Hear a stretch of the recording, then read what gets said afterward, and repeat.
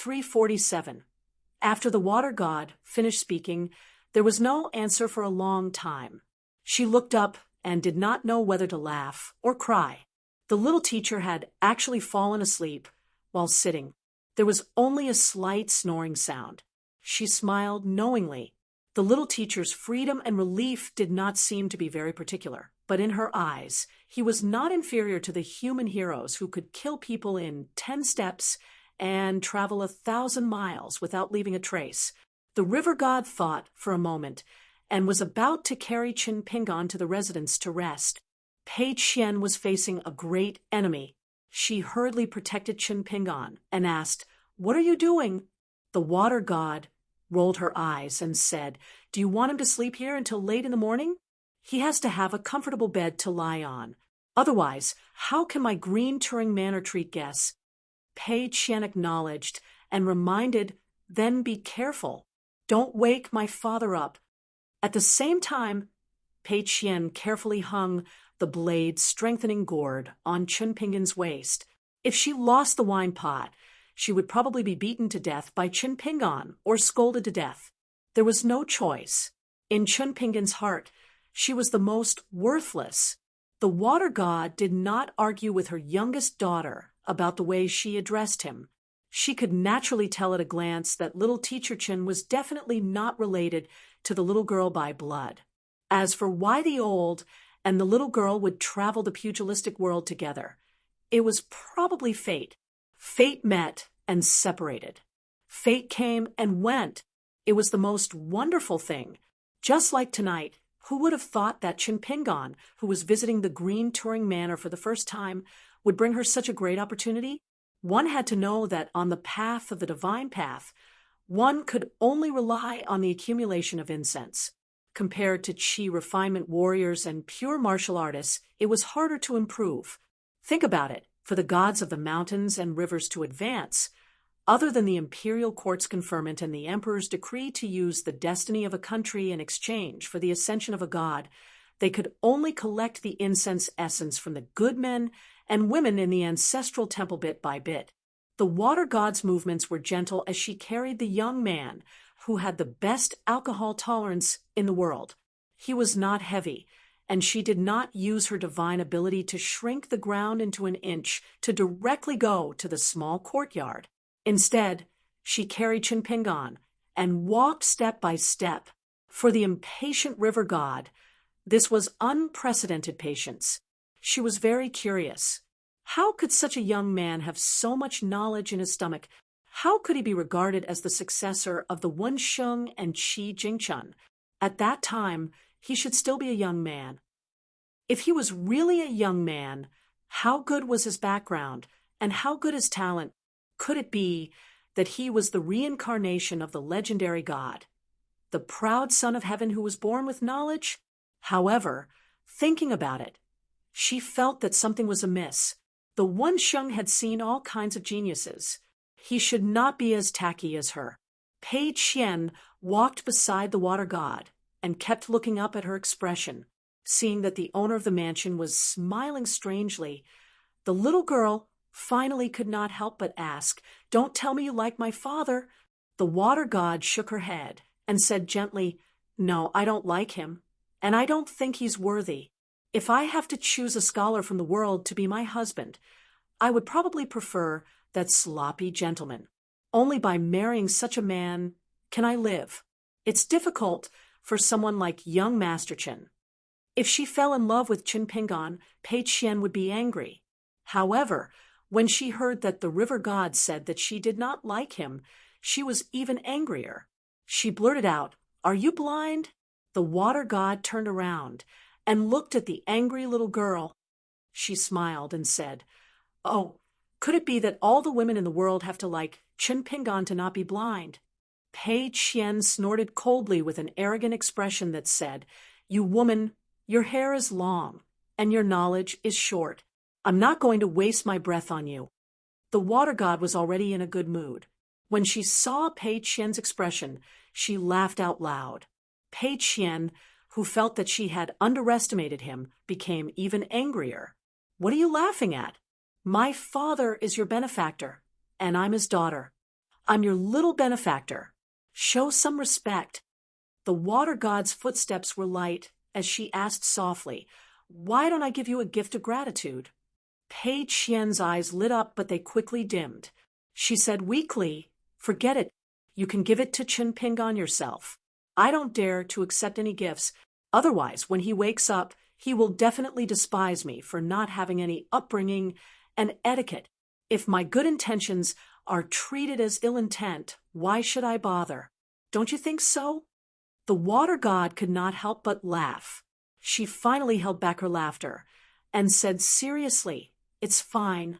I have something precious to give to Chen Pingon. As for you, since you're Chen Pingon's daughter, as half an elder, it's not too much for me to give you something for the first time. Even if you hide it secretly and don't let Chen Pingon discover it, it's actually not too much. It's not a big deal." Pei Qian was slightly tempted, but she quickly sneered and said, "Why don't you know that I don't do bad things? I'm very bad. If I obtain some extremely powerful immortal treasure or learn an impressive immortal spell technique, I'll kill whoever I don't like. Even Chen Pingon can't stop me. However, if Chen Pingon can't defeat me, I'll take care of his face. I'll only kill when I'm alone. Compared to that scoundrel surnamed Chu, that old thing, and that ugly woman named Right Hand, who always has a sullen face, I'm killing people faster. It's just like how I usually eat when I'm hungry. In the blink of an eye, Chen Pingon will give me a big bowl of white rice." The more the little girl spoke, the happier she became. The water god was shaken to the core. It was only at that moment that she realized what a little freak Chen Pingon had brought along. She made killing sound as if it was eating. Furthermore, it was not the kind of words that ignorant children like to pretend to be terrifying. The water god's expression changed as she observed Pei Qian carefully again. Pei Qian suddenly said angrily, "Goddess, water god, you're really evil. You repay kindness with ingratitude. Are you deliberately tricking me? Do you want Chen Pingon to see that I've made a huge mistake and chase me out of the house? Then you can take the opportunity to be a good person and take me in. You want me to be a maidservant who serves tea and water to you in the green touring manner?" The water god remained silent. As she carried the sleeping Chen Pingon, she lowered her head and sized up the tanned and petite girl. She deliberately made her gaze turn cold. She deliberately concealed it and revealed it. She smiled and asked, "Is that how you look at me?" Indeed, Pei Qian immediately took a step back and pretended to smile casually. "Water god, I'm just joking with you." The water god understood. This little girl, who had a golden heavenly appearance, definitely had a powerful background. Furthermore, there was almost no need to hope to control her personality. For some reason, the water god recalled that when Pei Qian had brought water over, Chen Pingon had said something softly. The little girl had immediately returned and placed the water essence back. Furthermore, she seemed to be following her heart and did not have any intention of disobeying him. The water god finally figured out something. Then she praised the young man behind her in her heart. Pei Qian was amused. "You were scaring me just now." The water god was a little helpless. Does this little girl really have a sharp intuition that can see through the ups and downs of people's hearts? If someone were to spend time with her day and night, how tiring would it be? After sending Chen Pingon to the most elegant courtyard in the green touring manner, the door to the courtyard opened automatically. After placing him on the luxurious bed, Pei Qian shouted and moved aside. She helped Chen Pingon take off his boots and cover him with a blanket. Only then did she sit by the bed and stare at the water god. The latter smiled and said, "You have a place to sleep. I'll bring you there now." Pei Qian shook her head vigorously and said, "I have to keep watch for my father and guard against bad people." The water god joked, "All right, stop trying to flatter me. Chen Pingon is already asleep." Pei Qian was skeptical. He turned around and looked at Chen Pingon. Only then did he stand up and say with a smile, "Then take me to sleep for a while. I'm so sleepy. However, You must remember to greet me immediately when my father wakes up. We still have to hurry on our way. We agreed to catch up with the group after dawn. My father has always kept his word. The water god was completely convinced by this little rascal. After leaving the house with Pei Qian, she asked curiously, "Large group? What's going on?" Pei Qian hesitated for a moment and roughly explained the situation of the Yao family's team. The water god nodded. "No problem. Sleep in peace for 4 hours. When the time comes, I'll send you to the upper reaches of the buried river, just like last night."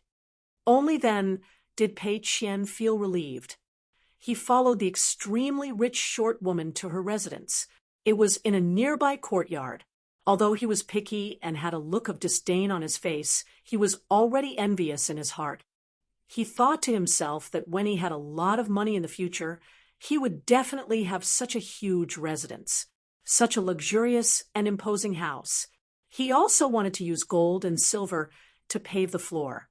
Then he would paste the yellow paper talisman in the house, after settling down Chin Pingan, and the mischievous little girl, Green Jade Immortal Gate, opened. Water Goddess arrived outside Green Turing Manor's entrance in a single step. She looked up at the plaque and fell into a daze. She took another step back and instantly arrived at the Water God Temple, where her golden body was enshrined.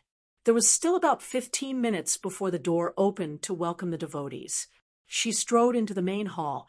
Previously, when she formed the Golden Core realm, there was a natural phenomenon. It caused the hundreds of devotees outside the door to bow their heads and worship with extreme sincerity. She also sensed it in the distant Green Jade Immortal Gate and gained some understanding of the divine Tao's incense. The clay statue of the golden body on the altar in the main hall had already returned to its original state.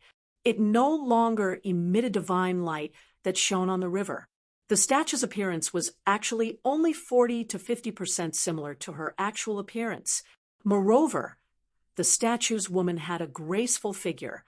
Her sleeves fluttered and her lines were agile. She was like a deity wearing heavenly clothes. She had always felt that it was not her at all. She had overly beautified her description and beauty. However, this was the rule of the mountain and river deities and the statues in the ancestral temple. The earliest temple attendant was a woman who was hell-bent on being saved by her from drowning. She gave up her wealthy status in the secular world and became a temple attendant in the Water God Temple. She worked for 50 years and slowly turned from a young woman to a white-haired old woman because she did not have the talent for cultivation. She only lived to the age of 80 before passing away.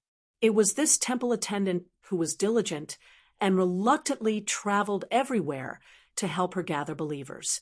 Year after year, she opened a porridge shop to help the people. On her deathbed, the old woman held the water god's slender hand that was like fine jade and laughed hoarsely. The goddess was still so beautiful. The golden statue's craftsmanship was not good enough and could not compare to 1,000th of the goddess's looks. In the end, the old woman's eyes were filled with tears as she asked the water god a question. It was only 4 words. "Has it disappeared?" Before the water god could give an answer, the old woman had already passed away. When she was young, her husband was a merchant and often went out. She couldn't stand the loneliness and hooked up with another man. After her affair was exposed, she colluded with another man and killed her husband. Later, she successfully remarried and seized all of her ex-husband's property. She bullied and humiliated him. After a few years of happiness, they met because of bad karma and separated because of bad karma. During a spring outing, she was beaten half to death by a fickle man and thrown into a river. Only then was he saved by her, who was a small water god, who was buried in a temple in the river. With all these things, the water god could not solve her doubts.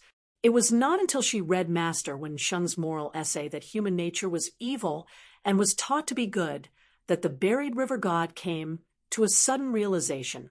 As the buried river god, She could use incense to illuminate people's hearts. Originally, she hated the ugliness of people's hearts and would even reject the curling incense. She always felt that every time she let people's wishes come true, she would have an additional trace of evil karma. After that, her state of mind began to change. She ruled the buried river and suppressed it with her might to intimidate evil thoughts. At the same time, she joined forces with several city gods on both sides of the river to appear several times. She also prayed to the imperial court for rain and spared no effort to use her supernatural powers. Even if her cultivation was weakened and her golden body dimmed, she had to strive to grant all requests, regardless of whether the incense was good or greedy. At least she had to make herself have a clear conscience. However, after hundreds of years, there would always be a time when her patience was exhausted. She began to walk into the water god temple less and less. She became more and more fond of staying in the bayou manor that refused guests. She wholeheartedly relied on the immortal's incantation to refine one weapon after another in order to pass the boring life of a god. There was an even more important inside story. It was because the incantation passed down from ancient times could not only be used to refine weapons, it could also refine the water of the buried river, and even refine incense in the human world. It was truly a great supernatural power of immortals that could be used to refine everything. She originally thought that since the young lady named Pei Qian was fated to come here and had such good qualifications, it might be the will of the heavens that Pei Qian could inherit her deity position and this supreme incantation. Unfortunately, it seemed that this was not the case. She could only wait. The inheritance of deity position was the same as the qi cultivator taking in a disciple. It was never a small matter. If one was not careful, not only would the disciple suffer a disaster, the master would also be implicated and die. Otherwise, she would teach an ingrate who was not familiar with the teachings and betrayed the teachings, deceiving the master and destroying the ancestors. For example, the master Wensheng that she admired the most. How knowledgeable was he? Didn't he still teach at Chui Dong? The morning sun shone into the main hall through the window. The water goddess retracted her gaze and sighed softly. The old woman in charge of the temple stood at the door. Her wrinkled old face was filled with tears of excitement and joy. It was truly a piece of great news. The water goddess had ascended the deity position. Naturally, everyone in the temple buried by the river would follow her.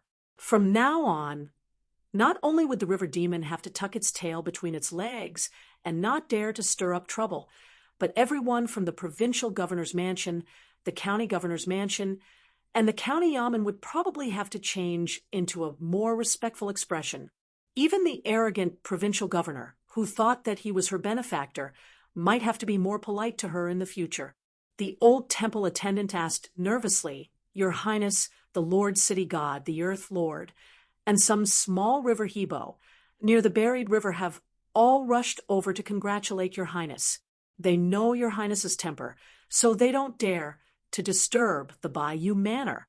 They have all prepared valuable gifts and are waiting outside the temple. Will you see them or not? If you're tired, I can help to reject them. They won't dare to say anything." The water goddess said indifferently, "I still have some time. Let's meet them." Protecting the fate of the mountains and rivers and educating 900,000 people in the area isn't something that our water goddess temple can do. We need to work together. The old woman was extremely surprised. She didn't know why the mischievous water goddess had changed her personality. However, it was still a good thing. She immediately turned around to pass down the order.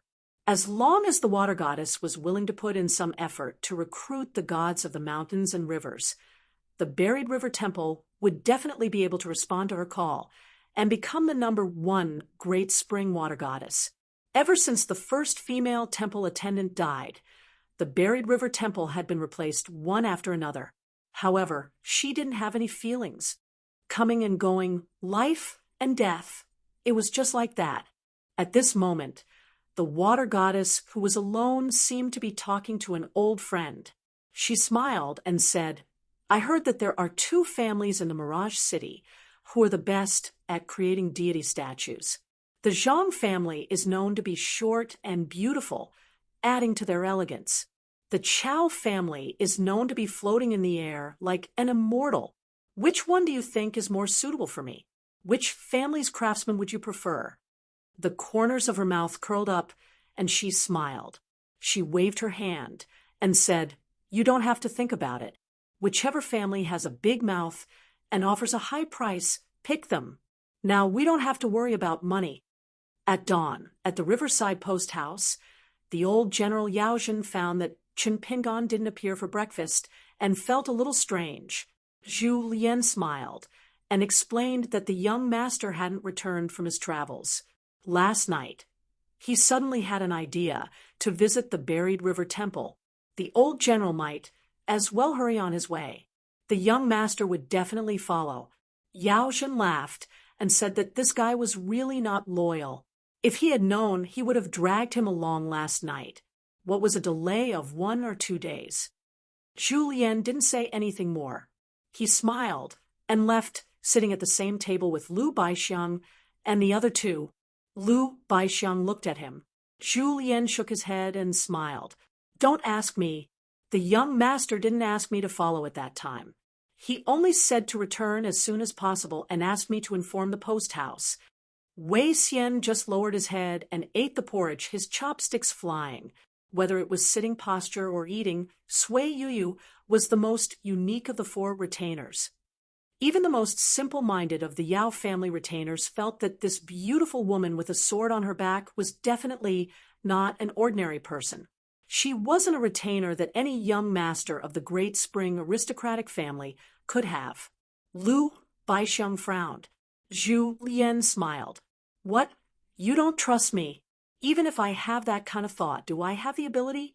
Seeing that Lu Baixiang wasn't willing to talk to him, Zhu Lian's smile deepened. The Taoist master and disciples sitting in the corner, Yin Miaofeng and Xiao Yuanran, looked at each other and didn't say anything, but in the lake of their hearts, each of them had a voice. Xiao Yuanran drank a bowl of porridge and asked telepathically, could the phenomenon in the latter half of the night at the buried river temple have something to do with this person? Yin Miaofeng answered, maybe. Logically speaking, it shouldn't be possible. After all, the reaction of the water goddess was the great phenomenon of forming a jindan. Even the gentleman Zhong, Kuei, might not have the ability to help her. But this Mr. Chen of unknown origin really can't be judged by common sense. We don't need to pay attention to him. As long as he doesn't cause any trouble, we can already report to the Great Spring Lu family.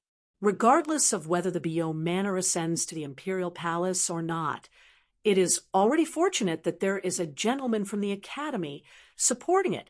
Now that the buried river deity has advanced through his own ability, we can actually talk about our visit last night and benefit from it. Perhaps I can help you get some benefits. Xiao Yuanran nodded.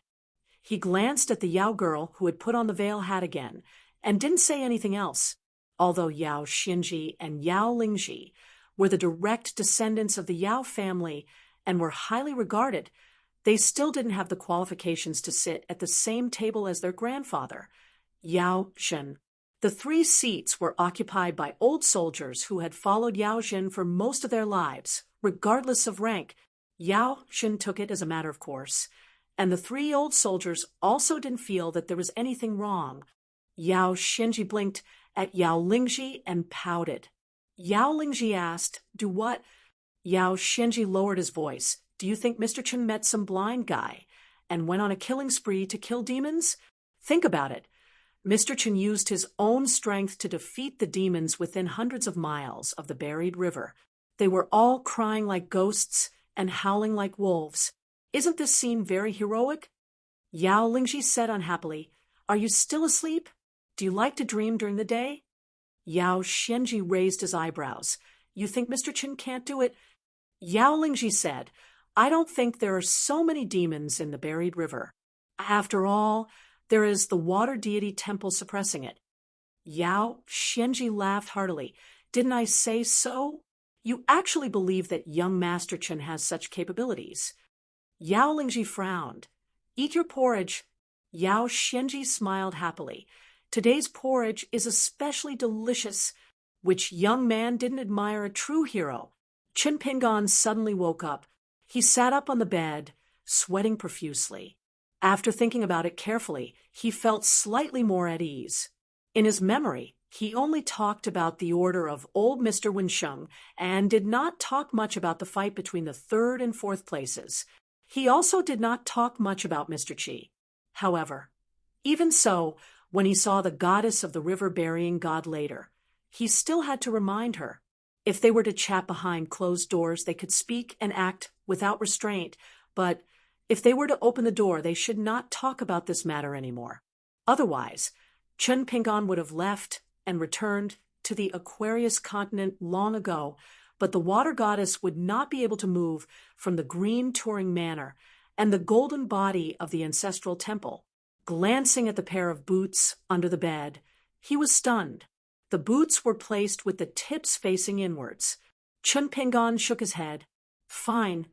Are you afraid that I don't know that you helped me take off the boots? She was really clever. Why didn't she spend more time on her studies? After leaving the house, Chen Pingon stood in the middle of the courtyard. It was about the end of the 7 o'clock in the morning. The Yao family's entourage should have already set off. He and Pei Qian needed to hurry on with their journey, not to mention the 300-li buried river route to the courier station. They had already been delayed for more than 2 hours. But after drinking the 100-year-old waterflower wine last night, he felt refreshed. His body had more or less recovered from the battle at the inn, and his state of mind was more relaxed. It was like an old house that had accumulated too many miscellaneous items. Even if the owner treated them as treasures, but if he tidied them up one day, it would definitely be more pleasing to the eye. At the entrance to the courtyard stood a young female servant. It was the water ghost of the mansion that had led Pei Qian to see the projector wall last night. She smiled sweetly at Chen Pingon. Chen Gongzi, Nyang wants me to wait here. Once Gongzi wakes up, I will lead you to the hall where you drank last night. Chen Pingon smiled and walked over quickly. He asked, the little girl I brought with me? The servant girl pursed her lips and smiled. She carefully worded her words and explained that young lady woke up earlier. She slept for less than 2 hours before waking up. Then I brought her around by Yu Manor. The young lady is lively and cheerful. Everyone in the manor likes her very much. Chen Pingon hesitated for a moment, but still asked directly. She didn't ask for anything from Bayou Manor, right? The servant girl quickly shook her head. No, she really didn't. She also didn't know how to lie. Chen Pingon said helplessly, what did she ask for? If it's too valuable, we won't take it away. If it's something ordinary, I can pay for it. The servant girl said nervously, she only asked for some paper and brushes that Bayou Manor bought from the marketplace. She said that from today onwards, she will learn how to draw talismans. She also said that she will return the money to Bayou Manor sooner or later. Young Master Chen, it's just some ordinary paper and brushes. It's really worthless. Please don't blame the young lady. Why don't you take it as a gift from me to the young lady? Young Master, you don't know that I haven't dealt with people for many years. I'm very happy that the young lady is willing to talk to me. It's just like when I was still alive during the New Year. Chen Pingon smiled. Then I'll take it as a gift from you. But when the time comes, I'll ask her to thank you. The servant girl smiled and curtsied sideways. Young Master is very understanding. I hope you can visit Bayou Manor often in the future. When she saw Pei Qian, she smiled brightly. Chen Pingon asked, don't you have anything you want to say? Pei Qian glared at the female ghost behind Chen Pingon.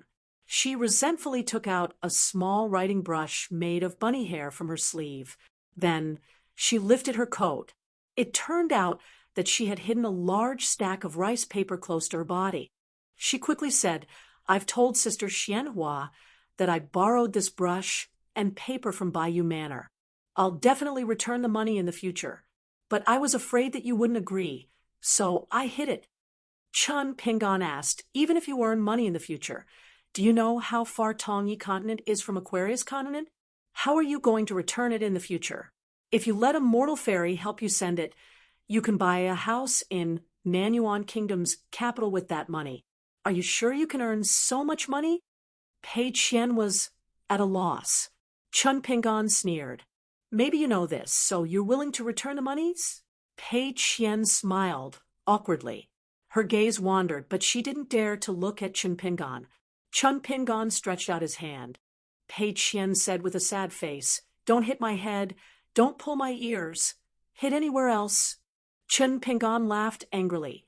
Keep the brush and paper. This sister said that she gave it to you as a parting gift. Pei Qian passed the brush and paper to Chun Pingon. She looked at the beautiful female ghost who was covering her mouth and laughing. She had a grateful expression. Sister Xianhua, you're such a good person. No, you're such a good ghost. You should be the water goddess. Chun Pingon kept the item in the blade-strengthening gourd and glanced at Pei Qian. Pei Qian immediately woke up and bowed to thank the servant girl. The two of them and the female ghost came to the main hall. The water goddess had been waiting for a long time. Compared to the carefree and heroic buried river deity from before, she finally had the bearing of the water goddess today. She changed into a brocade robe that was similar to the imperial court's titled madam. After the maidservant Xian Hua left, the water god went straight to the point. She said solemnly, Chun Pingon, the kindness of a drop of water will be repaid with a gushing spring. What's more, this kindness is greater than the heavens. I have to give you something, or else I'll feel uneasy. I've thought about it for a while. There's nothing in the Jade Turing Manor that can catch your eye. The weapons that I've refined myself are passable in terms of quality, but these two magical weapons are my natal items, so I can't give them to you. As for the rest of the weapons, their quality isn't high enough. Speaking of which, even if I give you everything, it's still not enough to repay your kindness. Therefore, I want to give you the immortal refining incantation on the rain prayer tablet outside the ancestral temple. Ooh, the water goddess took out a jade slip. I hope that after you memorize this Tao incantation, you'd better destroy it immediately. It's not that I'm stingy, but what's recorded on the tablet is related to the foundation of an ancient immortal's Tao. It's a great opportunity and karma. It might not be a good thing if it's leaked out easily. Once it can't bear it, it'll be a disaster. Without another word, Chun Pingon nodded and took it with a smile, keeping it in Flying Sword 15. The water goddess said in surprise, Aren't you going to refuse and be polite with me? If you exchange gifts, it'll show your true feelings. Chun Pingon held back his laughter. To tell you the truth, I really do need a top-notch refining incantation. Back then, I inexplicably wandered the night as a Een spirit. Once the thought came to my mind, I went straight to your water goddess temple. The opportunity that Zhong Kuei mentioned should be this. If I don't take it, I'll be punished. The water goddess scratched her head. That's the logic, but I keep feeling that something's missing. If you reject it righteously and say that you're a gentleman and don't ask for anything in return, I'll cry, throw a tantrum, and insist on giving it to you. You'll have no choice but to accept it. In the end, the host and the guest will part happily. How interesting would that be? Chun Pingon smiled and did not say anything. After that, the water goddess brought the two of them to the buried river. She still used the previous mystical ability to send the two of them to the vicinity of the post house upstream of the buried river. The mountains and rivers moved in a single thought. This was one of the divine Tao spells that Qi refinement cultivators were most envious of. The other should be that as long as a god was in his own ancestral temple, he would have an additional power similar to the scholarly sage presiding over the academy and the perfected one in the Taoist temple. The water goddess probably did not want to part too quickly. She brought them to the gate of the Green Turing Manor. As they approached the gate, she suddenly asked, "Chin Pingon, do you have the works and manuals of the Sage of Literature? It's best if it's the kind that the Sage of Literature personally gives you. Don't worry, I won't openly enshrine it in the Water Goddess Temple. That would be too reckless.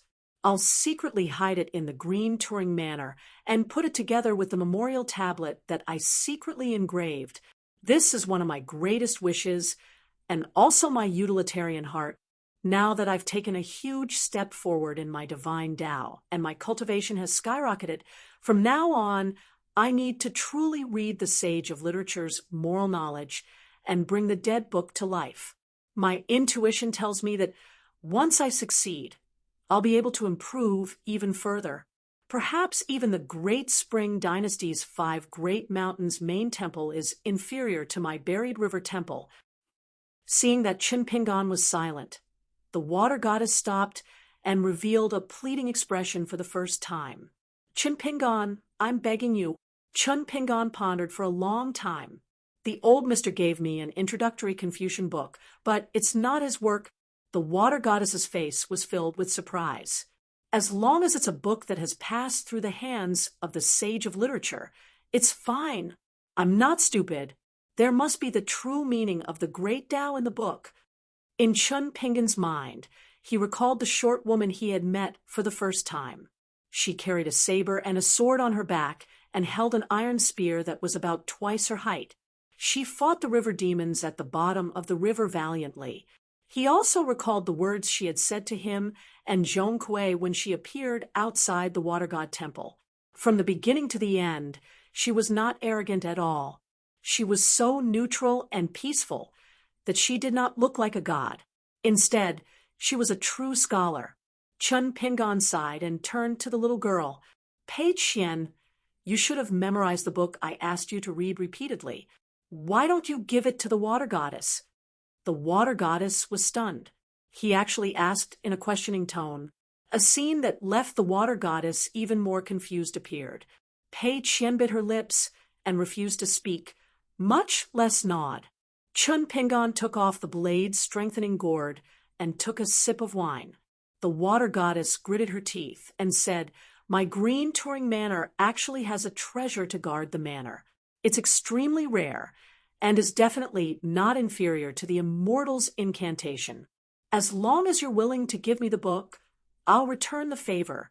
Then she smiled at Pei Qian. "Apart from repaying Chin Pingon, I'll also give you something good. I don't dare to say that it's priceless, but it's a top-notch rare treasure."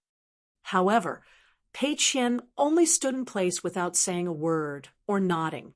Her 2 small hands clenched the corner of her shirt tightly.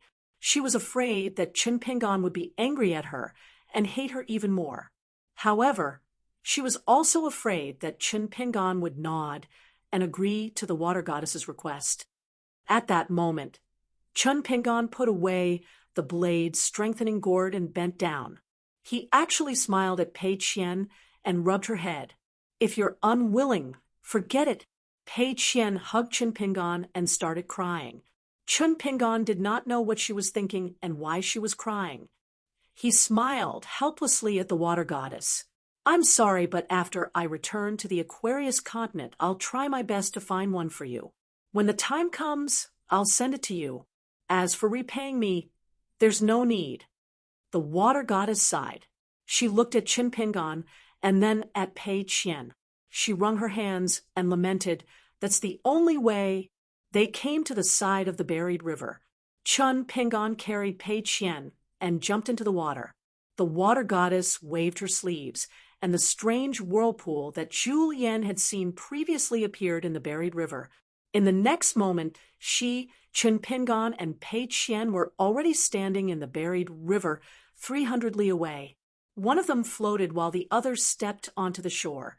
The water goddess stood by the shore. Chin Pingon bade farewell and left. After walking for a distance, he probably said something to Pei Qian. The crying little girl turned her head and waved goodbye to the water goddess. The water goddess smiled and waved back. They walked further and further away. Pei Qian, who was behind him, was still sobbing. Chun Pingon laughed. You didn't do anything wrong. What are you crying for? The little girl leaned her head against Chun Pingon. I'm sorry, Chun Pingon. The little girl was heartbroken. You're right. I'm just a money loser. Chun Pingon laughed angrily. What nonsense are you talking about? Remember to study hard in the future. You have to be diligent. Pei Qian sniffled and nodded his head. Chun Pingon said in annoyance, Don't wipe your snot on me. Pei Qian leaned back and helped to wipe the tears and snot on Chun Pingon's back.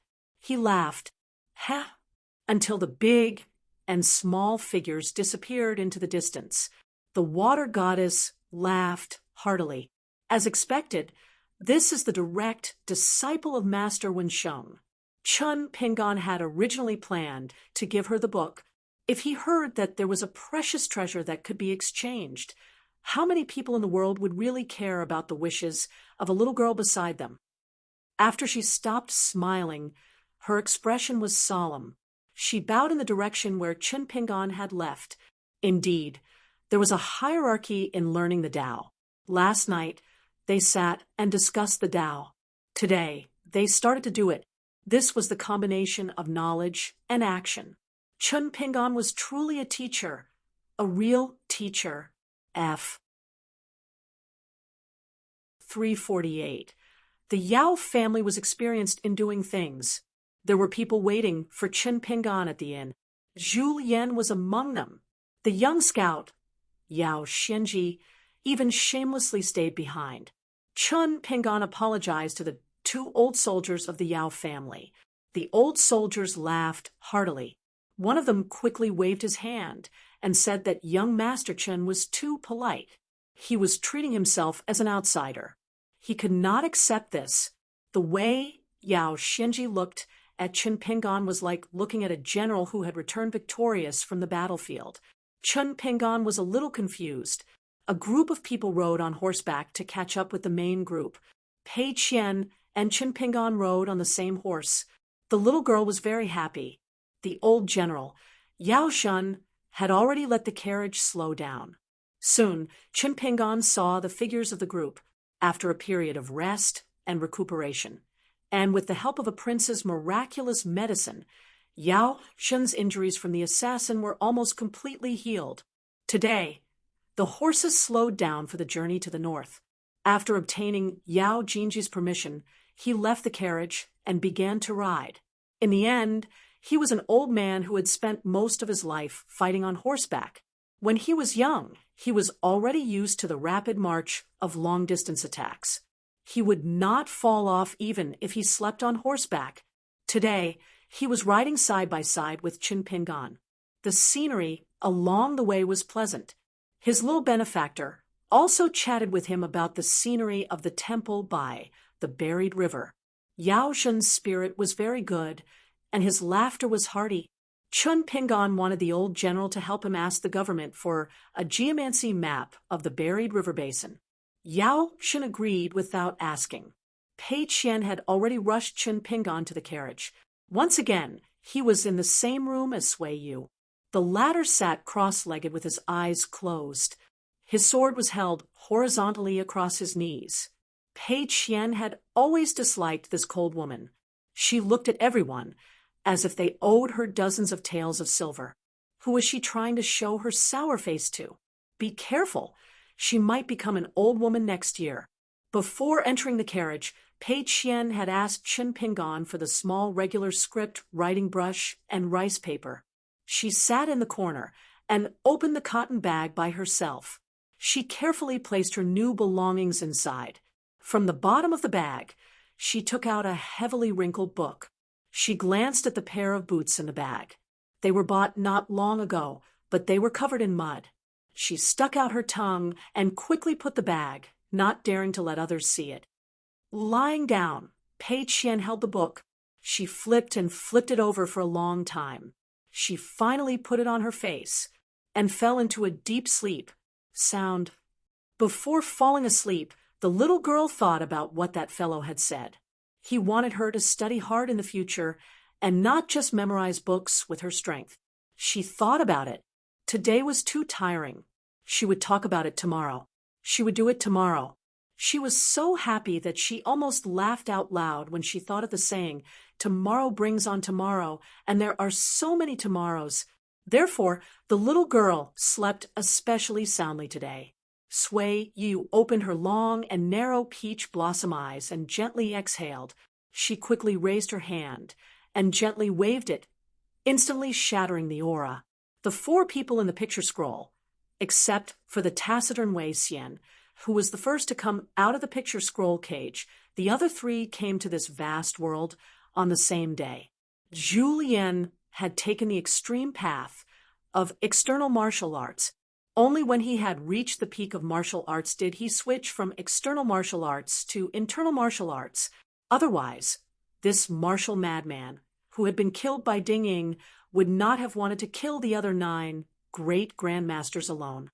In that tragic, chaotic battle, the most terrifying thing about Zhu Lian was that the more seriously injured he was, the more powerful his killing power was. Although Ding Ying was lucky enough to survive to the end and obtained the lotus crown on Zhu Lian's head, Ding Ying, who was known as the first person in history, had never mentioned the Battle of Nanyuan Kingdom to anyone. Perhaps there was a great mystery behind it. Lu Baixiang was extremely talented. He learned everything quickly and well. Therefore, on the path of martial arts, he could accept hundreds of rivers into the sea. This was roughly the same as Ding Ying, the first person in the later generation of lotus flower-blessed land. However, Lu Baixiang's ambition, or aspiration, was not as crazy and pure as Ding Ying's. Therefore, when he founded the Devil's Sect, he was still alone. He liked to wander around, so he was surrounded. Only in that battle, he participated in the bloody encirclement and fell into a state of decline. Deep in his heart, there was a trace of admiration for Lu Baixiang. As for the one thing that was destined not to remain in Jianghu, it was that in that great battle, the 2 people who fought to the death the most were both fairies from famous sects who adored Lu Baixiang. They probably had the mentality of dying for love. Wei Xian's martial arts was the rarest. He was born to be a match for 10,000 people on the battlefield. He was good at dealing with encirclement and killing situations. In history, there was almost no record of this Nanyuan Kingdom's founding emperor catching and killing people, and Sui Yu, whether it was talent or temperament, was actually more like a cultivator of the vast world. She was not a pure martial artist who longed for some end. Although Sui Yu had been in the abbot's land recently, her real sight was still not the human world, but the heavens. She was now trying out an unconventional swordsmanship. In lotus flower-blessed land, where the spiritual energy was thin, it could only be a pavilion in the sky. In the vast world, it had great potential. The current step was somewhat similar to a martial artist filling the sea, but she was different. She was fanning the flames between her waist and ribs. She made a sword furnace and nurtured a breath of sword aura, imitating a pure martial artist's breath of vital energy. It was like a fire dragon patrolling everywhere. Once Sui Yu succeeded, not only would she cultivate her body and spirit, she would also cultivate a wisp of sword aura into a sword embryo. It was almost the embryonic form of a sword cultivator's life, flying sword. And now, Sui Yu had no chance to come into contact with anything related to sword cultivation. Sui Yu's talent in swordsmanship could be imagined. These days, she only heard some private discussions in the border army of the Yao family. It was the heroic feat of the Yao family's benefactor, Chun Pingan, as an assassin. Among them, they mentioned the elegance of sword cultivation, the fierce and powerful killing power, the mysterious appearance of flying swords, which made her fascinated. This was good. Lotus flower-blessed land was too small to accommodate her sword. This world was big enough. One day, she must go to the highest place to use her sword. Sui Yu continued to close her eyes. When it came to cultivation, she would never lose to anyone. Her opponents were never Wei Xian and the other 2. Outside the carriage, the sound of horse hooves could be heard. The Great Quan dynasty was at the peak of its prosperity. Along the way, many children in the countryside would stop to watch. The couples in the village were not afraid, only curious. Chun Pingon rode the horse looking at the people of the Great Quan dynasty. Back then, when he brought along the little boy in green and the little girl in pink to pass through the border during the snowstorm, he once met an elite border army scout from Li Dynasty. The scout was well-trained and extremely capable. After reading his customs clearance document, he jokingly suggested that they go to Beacon Fire to seek shelter from the wind and snow. Chun Pingon did not have a good impression of Emperor Dali, King Song Jianqiang, and his neighbor Song Jisun. But because of that encounter, Chun Pingon did not have any prejudice against the Dali dynasty. That day, at dusk, the team stayed in a big inn near the city. The inn was very elegant, and there was a small garden with green bamboos. That night, Yao Zhen personally delivered a map to Chun Pingon. At that time, Chun Pingon was carefully examining the jade slip in his room. Pei Qian was yawning across the table with a demon suppression pagoda talisman pasted on her forehead. Her reason was that she had heard that it was easy for there to be female ghosts in the bamboo forest. When the wind blew, the leaves rustled, and she always felt that there would be female ghosts floating around the bamboo forest. After Yao Zhen knocked on the door, Pei Qian immediately ran to open the door. When the old general saw the talisman on her forehead, when the little girl asked the reason, she laughed and said that there was no need to be afraid. Even if there were ghosts in the bamboo forest, the soldiers of the Yao family were all full of yang energy. It was the ghosts that should be afraid of them. Pei Qian said, "Oh, take off the talisman." She put it on the table and went to sleep in her room. Yao Zhen gestured with his hand, indicating for Chun Pingon to sit down and talk. When the two of them sat down, Chun Pingon naturally had to thank them. The map was something that the imperial court had always prohibited from flowing into the public. It was even stricter than weapons like bows and crossbows. Yao Zhen smiled. "It's not a big deal." The local provincial governor agreed, very readily. "As an official, you don't have to care too much about this kind of thing. Don't think that you owe me a big favor. Speaking of which, when Governor Liu first saw me, he was very uneasy. He had no choice. He has a relative who works in the Ministry of War. Didn't he fall into my hands? When he heard that I wanted a map, you don't know how his expression was then. It was as if a heavy burden had been lifted off his shoulders." Chun Pingon smiled. "Then I won't stand on ceremony." Yao Zhen pointed at Chun Pingon. I just don't understand. After 2 battles, life and death are the most important thing. Benefactor is such a straightforward person. Why is it that when it comes to daily interactions, you're so unstraightforward and unheroic?" Chun Pingon was speechless. Yao Zhen said softly, "That grandson of mine, Yao Xianji, is shy and doesn't dare to open his mouth. He begged me to tell you that he wants you to give him some pointers in martial arts. What do you think?" Chun Pingon thought carefully. "If it's just a friendly exchange of pointers, I don't mind. But if Yao Xianji wants to gain something, I recommend him to look for Wei Xian. I'll help him greet Wei Xian." Yao Zhen said in all seriousness, "That kid just wanted to be polite." Chun Pingon said helplessly, "Then I'll spar with him tomorrow." Yao Zhen stroked his beard and smiled. "After that, I'll have him look for Wei Xian." Chun Pingon nodded. "I'll go talk to Wei Xian later.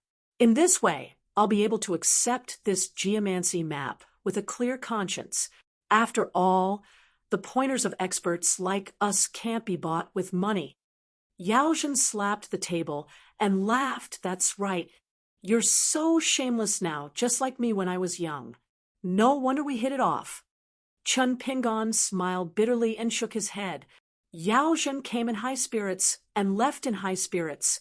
Chun Pingon opened up the geomancy map and took out the water word seal from the fengcuan item.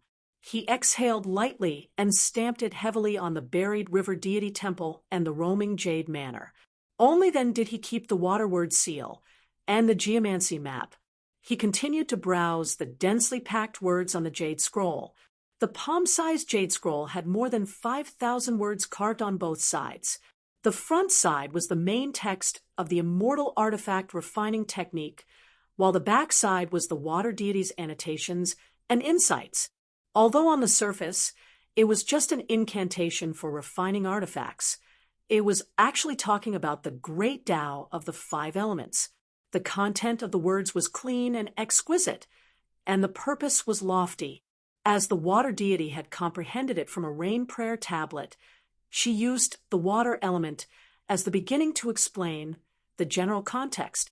Water, the 5 organs, the kidneys, the 5 senses, the 5 fingers, the 5 liquids, the 5 sounds, the 5 consciousnesses, the 5 fears, the 5 worships, and the main god, the black tortoise of the north. The meridians were clear, and the acupoints involved were involved. As for how to refine them, the water deity had a detailed explanation on the back of the jade scroll. She could be said to have told Chun Pingon everything she knew. She even told Chun Pingon clearly on the back of the jade scroll that this immortal artifact refining technique could refine the golden body and incense flame. Chun Pingon was shocked to the core. Only then did he know that the words "a drop of water from a golden bottle in the sky" on the tablet had a deep meaning. It said that after the cultivation of the incantation was completed, it was equivalent to the effect of melting the entire golden core into water essence, moistening the internal organs. The flying thread in the sky was the relay road that connected the meridians in the human body. As for the 4 days and the turning into the 4 cool days, sweeping away the heat of the world, it was also related to the Taoist heavens. The 4 floors of the Baek Ok Kyung building could help cultivators subdue their inner demons with 4 different Taoist techniques. This was no longer an unorthodox method, but the most orthodox method of Taoism.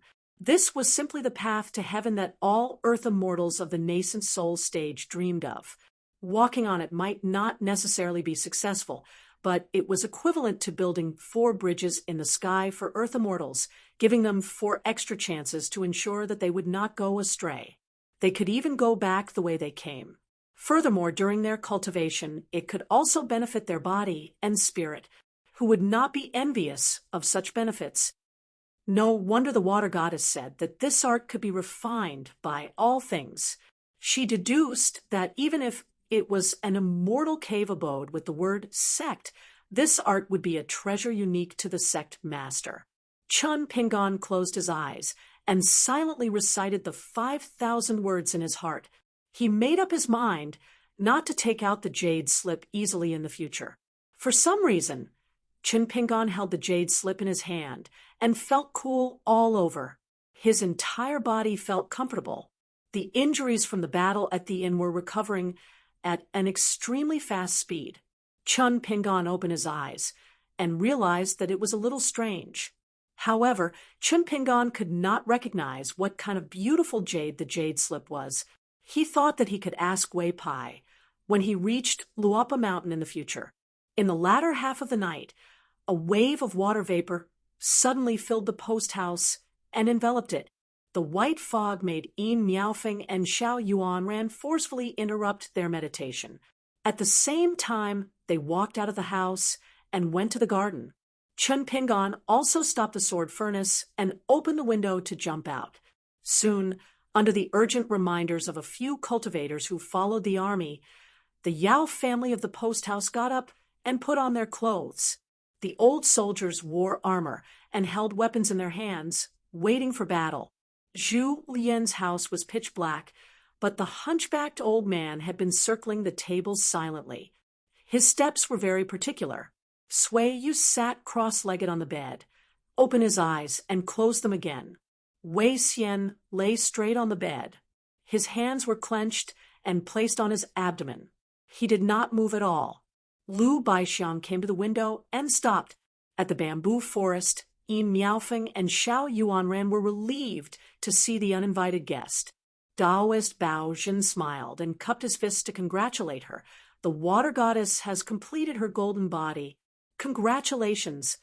The person standing in front of them had a short stature. She wore an unusually beautiful noble attire. She was the buried river deity who rushed over from the roaming jade mansion. From now on, even if the master of the Golden Peak Temple came here and saw the buried river deity whose cultivation had skyrocketed, he could no longer look down on her. It had to be known that in the buried river, especially near the roaming jade mansion and the water goddess temple, this short woman was equivalent to the strength of an earth immortal of the nascent soul realm.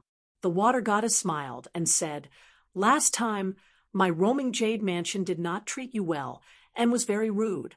This time, other than a private matter, I also want to invite Jinren to my mansion as a guest. I apologize to Jinren and Jinren Little Xiao." Taoist Baozhen was really flattered. Firstly, her cultivation was different from the past. Even if she was here, she could be considered half a nascent soul realm big shot. Secondly, the roaming jade mansion had already established a relationship with the sage-to-be Zhong Kui. Even if she ignored the Lu family of the Great Spring, the imperial court could only pinch their nose and accept it. Thirdly, the upper echelons of the Great Spring knew the bad temper of the buried river deity. She was willing to express her attitude. Yin Miaofeng was just one of the Lu family's consecrators in the Dragon Gate realm. How could he not be surprised? Even the arrogant Xiao Yuanran had a sincere smile on his face. Chun Pingon came to the side of the master and disciple and greeted them first before looking at the water goddess. Yin Miaofeng and Xiao Yuanren left tactfully. At the same time, they told the old soldiers of the Yao family and the cultivators accompanying the army not to be so vigilant. Yin Miaofeng took the opportunity to expose the identity of the buried river deity. Yao Xin smiled and cupped his fists at the water goddess from afar. There were many rumors about the buried river deity at the border.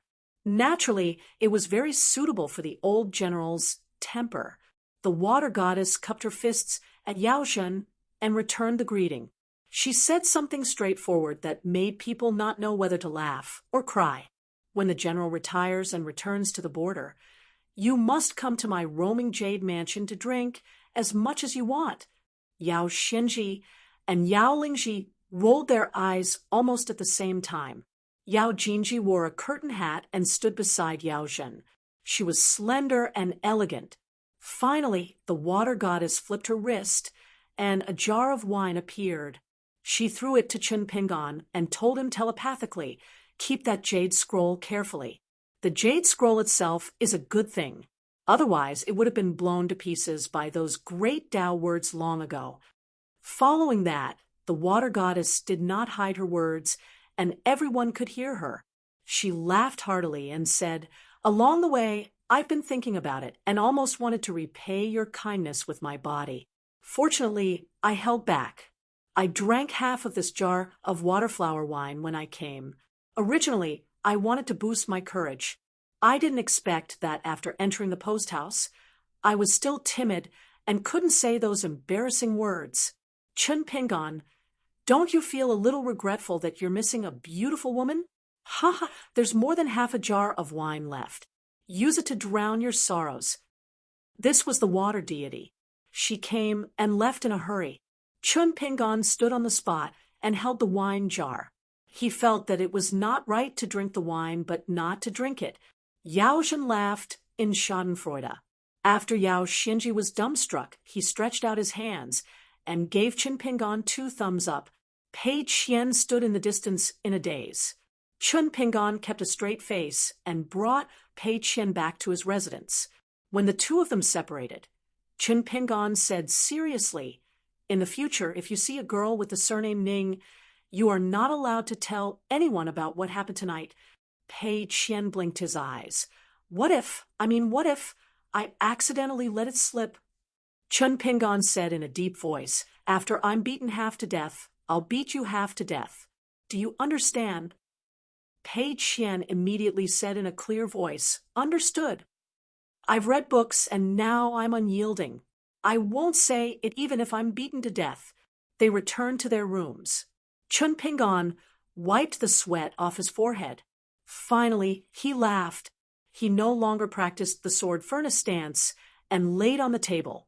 He took out the small whetstone and engraved it with the beautiful word naive and the cute word Ning Yao. Miss Ning, I'm fine. Along the way, they walked for a long time and encountered many people and things. I miss you a little. No, I miss you a lot. 1. 349. 10,000 words chapter. A short woman in a noble dress appeared out of thin air on the bank of the buried river and walked slowly. With the rapid rise of her cultivation, the goddess of the buried river became more adept at controlling the water transportation on both sides of the river. She was like a general who was expanding the territory. The buried river was a large river that almost traversed half of the Great Spring Empire. Previously, she relied on the refined weapons to barely maintain the power of the buried river. It was already difficult for her to deal with a river demon that had not reached the Jindan realm. If she suddenly promoted the Azure Mansion to the Azure Palace, the Great Spring Imperial Court would not be willing to give up part of the fate of the nation to Kinyangian cultivators to bring it to the Water God Temple. This was also one of the reasons why the Water God was unwilling to agree. Once the plaque of the mansion was changed to the Azure Palace, everyone would be envious and covetous. Perhaps the 2 plaques of the Gong Mansion would be burned as firewood one day. She was naturally forthright and irritable. That was true. However, she was able to guard the buried river for hundreds of years and firmly grasped the opportunities in her hands. Naturally, she was not a fool. She squatted down and scooped up a handful of water from the buried river. Under the moonlight, the water rippled slightly in her palm. Compared to the past, the spiritual aura was much more abundant. In front of the post house, many of the Water God Temple could not withstand the essence of incense and flowed backward into the ancestral temple. The originally silver-white essence of incense turned pale gold and floated toward the clay golden body in the main hall. The golden body was not a gold-plated craftsmanship of a sculptor, but the foundation of the divine path of a god of mountains and rivers. It was a manifestation of the great Tao. The pale gold incense slowly bathed the golden body of the god on the altar. In the divine path, it was known as drawing gold. There were only 2 situations where such a phenomenon would occur. One was when a Kinyangian cultivator carried the emperor's decree and acted according to the decree. He used an imperial brush to draw the golden body of a certain god. Most of the time, it was just been lightning. The other was when the Confucian sage pointed at the golden body. These Confucian sages must be at least the masters of the 72 academies. Apart from the buried River Divine Temple receiving such a great fortune, the Green Touring Manor was even more blessed by the rising water fate. Auspicious clouds gathered to form a canopy. It could almost be considered a paradise for cultivation. This move was regarded as a title bestowal. He was truly recognized by the orthodox heaven and earth. No matter how magnanimous River Goddess was, she knew that this unexpected favor was not inferior to the first time Qin Xiaofu taught her. At the post house, she had joked that she would devote herself to him. The reason for this was because she really didn't know how to repay him. The jade slip itself was actually the so-called treasure of the Green Touring Manor. In ancient times, the buried river used to be the main branch of one of the 3 great blasphemy rivers of the Tongya continent. After that, the sea changed into mulberry fields, the river changed its course, accumulated silt blocked, and other unforeseen events. The rule of the great blasphemy became smaller and smaller. In the end, there was only one section left, which was the buried river. The predecessor of the Green Touring Manor was the ruins of the River Blasphemy Dragon Palace. The jade slip was the most precious treasure she found in the dilapidated Dragon Palace. Its color did not change even after 10,000 years. It was the essence of the river water that condensed into a substance. It was also the manifestation of the water fate of the heaven and earth. It was then refined into a jade slip by the old Dragon King, presumably in the distant years of the Dragon Palace. This jade slip was also a treasure that the Dragon King loved so much that he could not bear to part with it. She wanted Chun Pingan to immediately destroy the jade slip after he memorized the immortal Tao formula. In fact, she had the intention of teasing him. Unless Chun Pingan was an immortal of the upper 5 realms, he would not have the ability to destroy the jade slip. However, if he refined it into his natal item, he would possess the Tao formula of ascending to immortality in a single step. She believed that as long as Chun Pingan was diligent, there was a high chance of success. She took a step into the buried river and walked on the surface of the water like a goddess in a supernatural novel. The only flaw was that the river demon must have colluded with a nearby mountain god. It went ashore and hid in a certain mountain fate, disappearing without a trace. The water goddess fell backward and laid on the surface of the buried river, drifting downstream with the current. The drowned water ghosts in the river followed the water goddess at the bottom of the river and floated towards the water god temple. She suddenly covered her face with her hands, looking as if she didn't have the face to see anyone.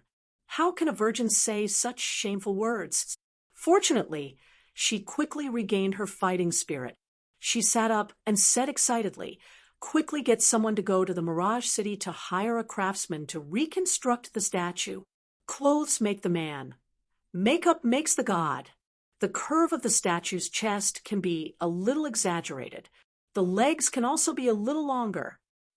Some of the water ghosts wandering at the bottom of the river, who had gained intelligence, really widened their horizons. There was actually such an interesting water goddess in the world. On the Yao family's journey north, they encountered many things that made them not know whether to laugh or cry. A slightly famous Jianghu hero brought an 8 treasures exquisite spear made of fine iron and came over saying that he wanted to have a taste of the Yao family's spear that shook the border. This person called for his friends, and more than 10 horses whizzed over and stopped on the official road. He sat high on the horse's back and waved his spear in a fancy manner. It couldn't be said that his skills were mediocre. As a second or third-rate martial artist, he still had dozens of years of practice. It was just that the skills of these martial artists were naturally not on the same level as the Yao family spear. The latter could determine life and death in the blink of an eye.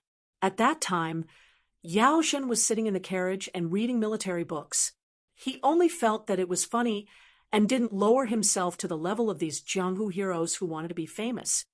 Under Yao Jinji's order, the Yao family's cavalry silently took off their light crossbows, scaring the group of people who immediately fled off the official road.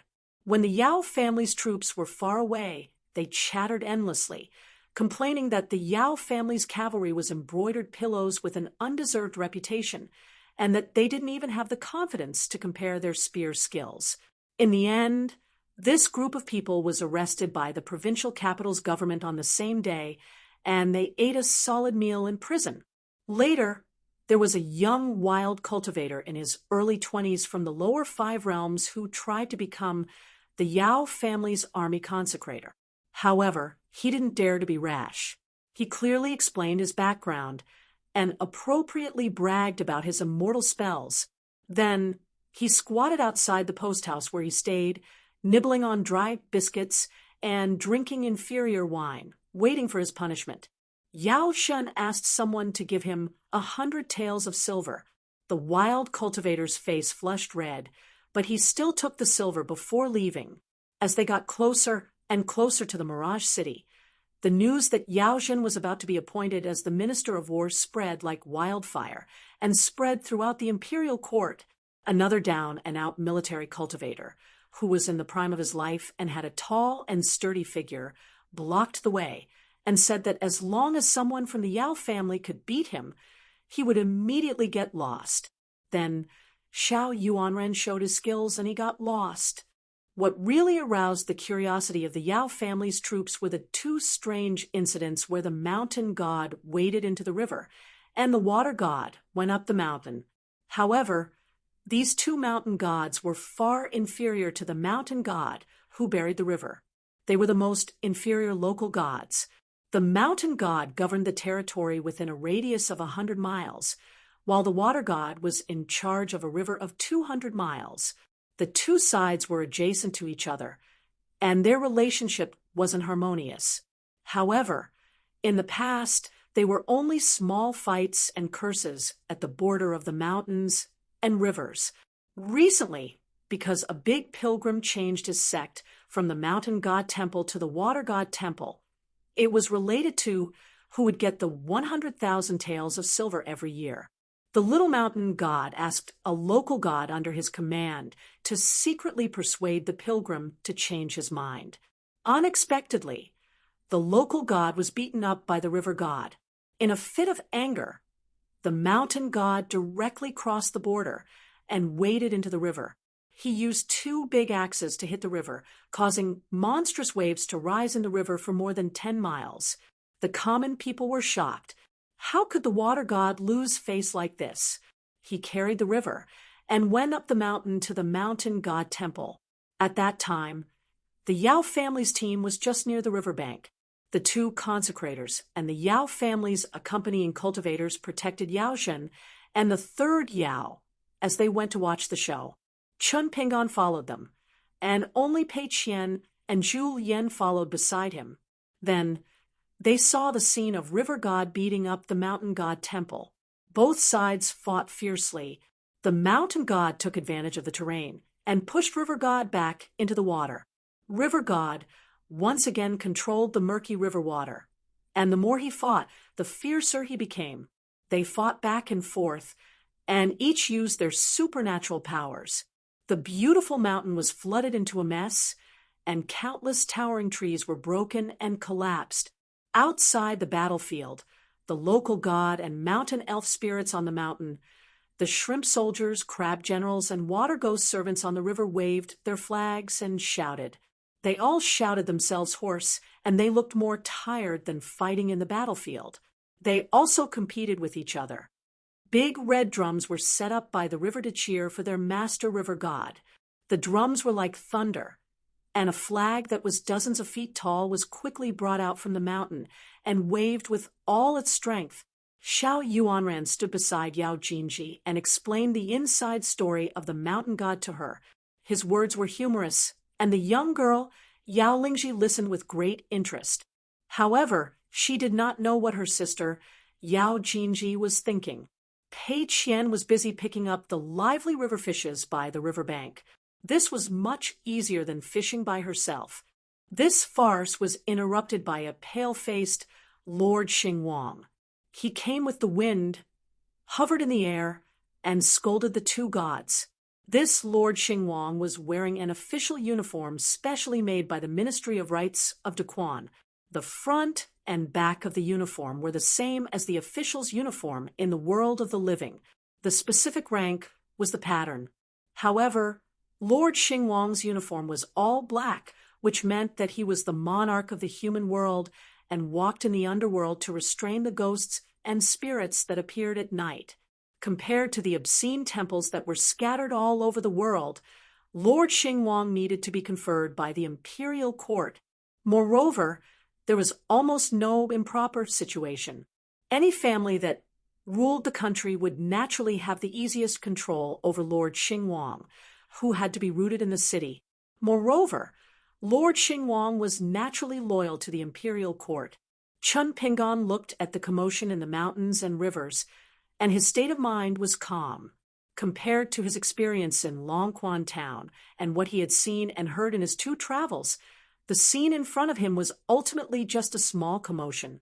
It could not be said to be laughable, but it was very difficult to climb his hometown's cloud-covering mountain again and see the magnificent river for the first time. Zhu Lian stood beside Qin Pingan. Among the 4 retainers, the Yao family had a deep impression of this person. This was because compared to the other 3, this stooped old man was really too much like a retainer. In addition, they had heard about the performance of the 4 people in the fight at the inn. They vaguely knew that the beautiful woman with the sword on her back was a sword master.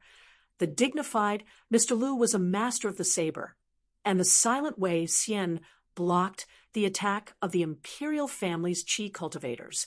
As for this little old man with a kind expression, his attacks were the most ferocious. When the battle ended, the ground around the old man was filled with broken limbs and bones. Zhu Lian did not look at Qin Pingan. Many times one did not need to look at a person's heart. Zhu Lian was more and more curious about that Longquan County, and the Longquan Grotto heaven before it. What kind of hidden dragons and crouching tigers were there that could make such a young Qin Pingan seem to have seen the great winds and great waves of the human world, and it was difficult for his state of mind to rise and fall. He was young and unperturbed. It was inevitable that he was lethargic and shrewd. However, Zhu Lian did not think so. Qin Pingan, who was kind to others, gave him a vague feeling, as if in the depths of the ancient well of his state of mind, there was vaguely an evil dragon swimming at the bottom of the water, and its shadow was everywhere. It was just that this unknown dragon was probably tightly bound to the bottom of the well by etiquette and rules the distinction between good and evil, and so on. It could not even float to the surface of the water and stick its head out. Zhu Lian did not dare to speculate about other things, but he was sure of one thing. In the depths of Qin Pingan's heart, there must be one or two great obsessions that he could not let go of. This time, Lord Xingwang was in a bad mood, and he wanted to flatten the River Earl Temple and the Mountain Deity Temple by stepping on the clouds for hundreds of miles to mediate the fight. The matter of the mountain and river deities overstepping their boundaries without permission was extremely sensitive. Once it was reported to the capital's Ministry of Rites, Lord Xingwang, who was sitting at home and causing trouble from the heavens, would not end up any better than the two idiots who did not know the severity of the matter. Lord Xingwang sent away the two trembling bastards who returned home. When he saw the group of Yao family people by the river, he used the aura viewing technique. With just one glance, he felt that it was somewhat dazzling. He was shocked and immediately wanted to descend to check it out. However, those people were domineering and lawless. Two cultivators directly pulled out their swords and pointed them at him, saying that he could not get close, or else it would be regarded as an assassination. Lord Xingwang was so angry that he almost wanted to call back the two subordinate deities. Fortunately, after eating incense for hundreds of years, he still had some patience. In the end, he only firmly remembered those unfamiliar faces and returned to the city with a gloomy face. On the way back to the main group, Yao Jin came to Yao Jinji's side and asked softly, "Why are you so unreasonable?" Yao Jinji said helplessly, "Along the way, it's inevitable that there will be social interactions and toasts. However, if it involves Xingwang and deities, it's not clear. Grandfather doesn't want to be impeached by the 6 imperial censors before entering Mirage City, right? Even if His Majesty treats it as a joke, from the officialdom to the marketplace, there is bound to be a storm of evil in the capital. Then, who doesn't like to watch a good show? Are we here to watch a good show? Would we care about the rights and wrongs of the two deities?" Yao Zhen understood immediately and deeply agreed with him. The old general felt that it was a pity. If Yao Jinji was a man, he would be relieved to stay at the border. Pei Qian picked up a lot of river fish, but in the end, Qin Pingan was unwilling to accept them.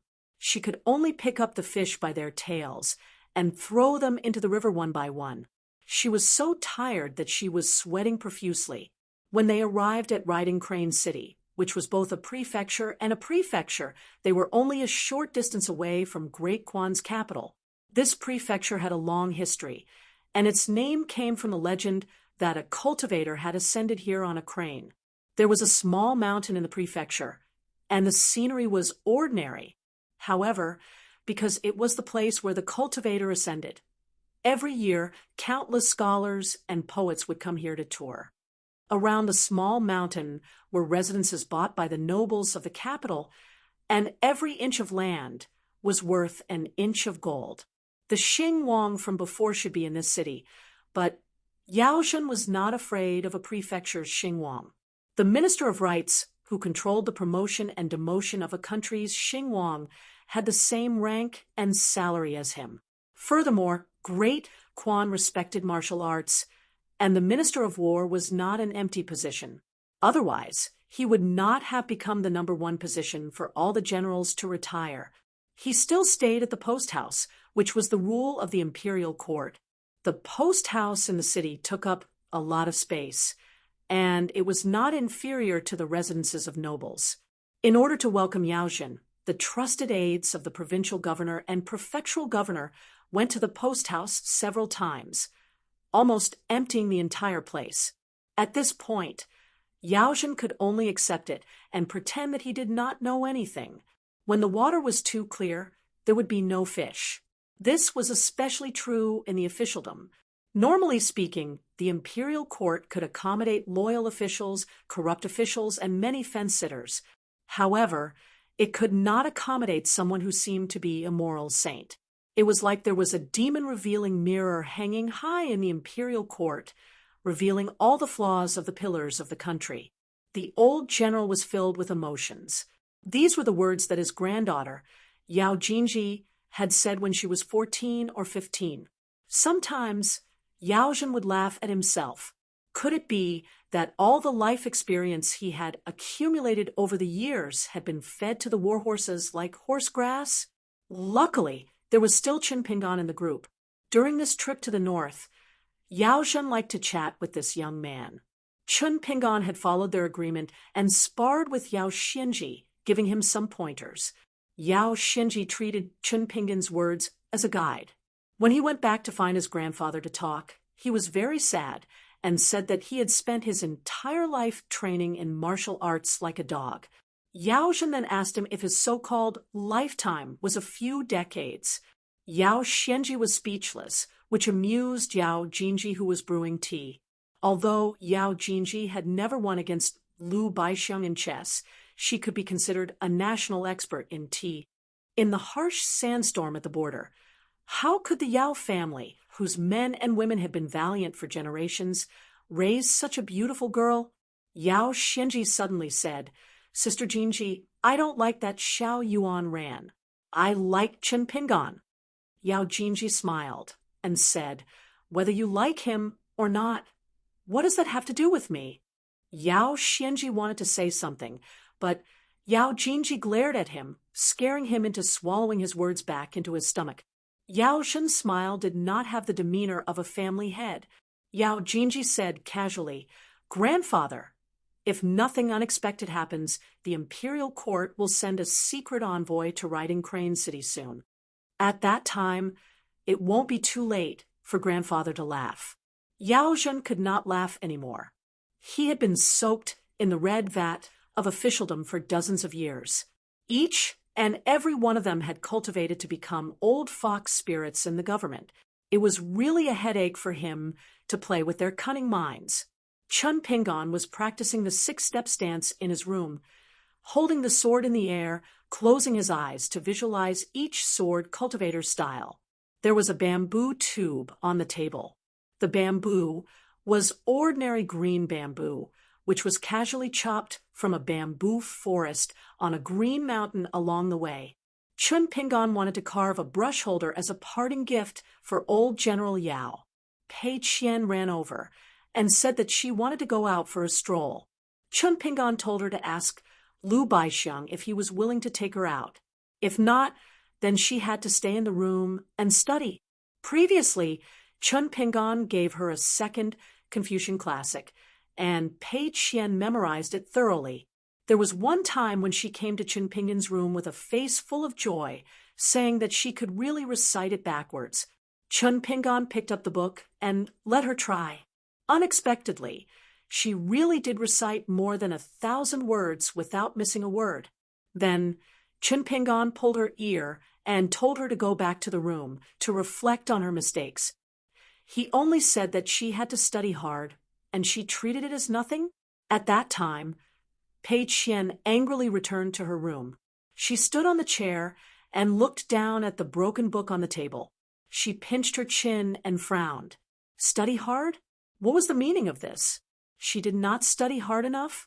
In order to memorize a book backwards, she spent an incense stick's worth of time. She squatted down and looked at the name of the sage who wrote this bullshit book. She remembered it. When she mastered the sword and fist techniques, she would definitely beat this old bastard until he cried for his father and mother. She stood up again and blindly pondered for a long time, but she still couldn't think of an answer.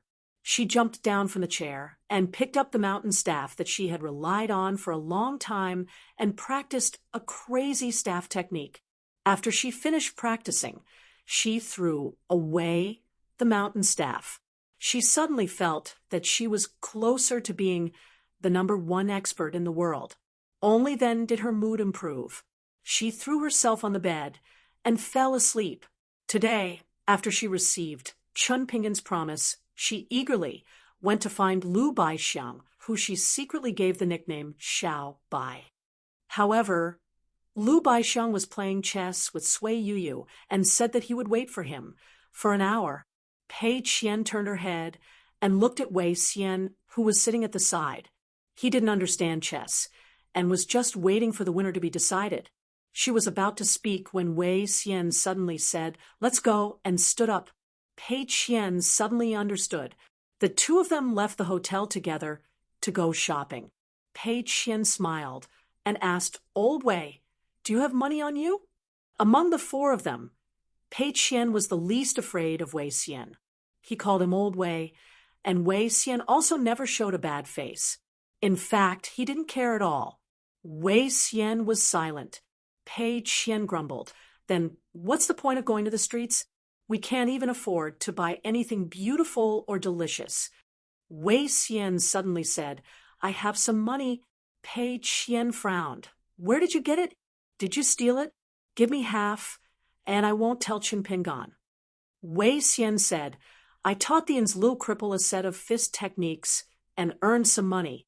Recently, I taught Yao Xian the fist stance and earned more than 10 taels." Pei Qian's face was full of envy. "Old Wei, you can earn big money wherever you go. I admire you for this." Pei Qian put his hands behind his back and walked with his chest puffed out. Soon he clicked his tongue and said, "But Old Wei, you still cheated little cripple of his money. That's not kind of you.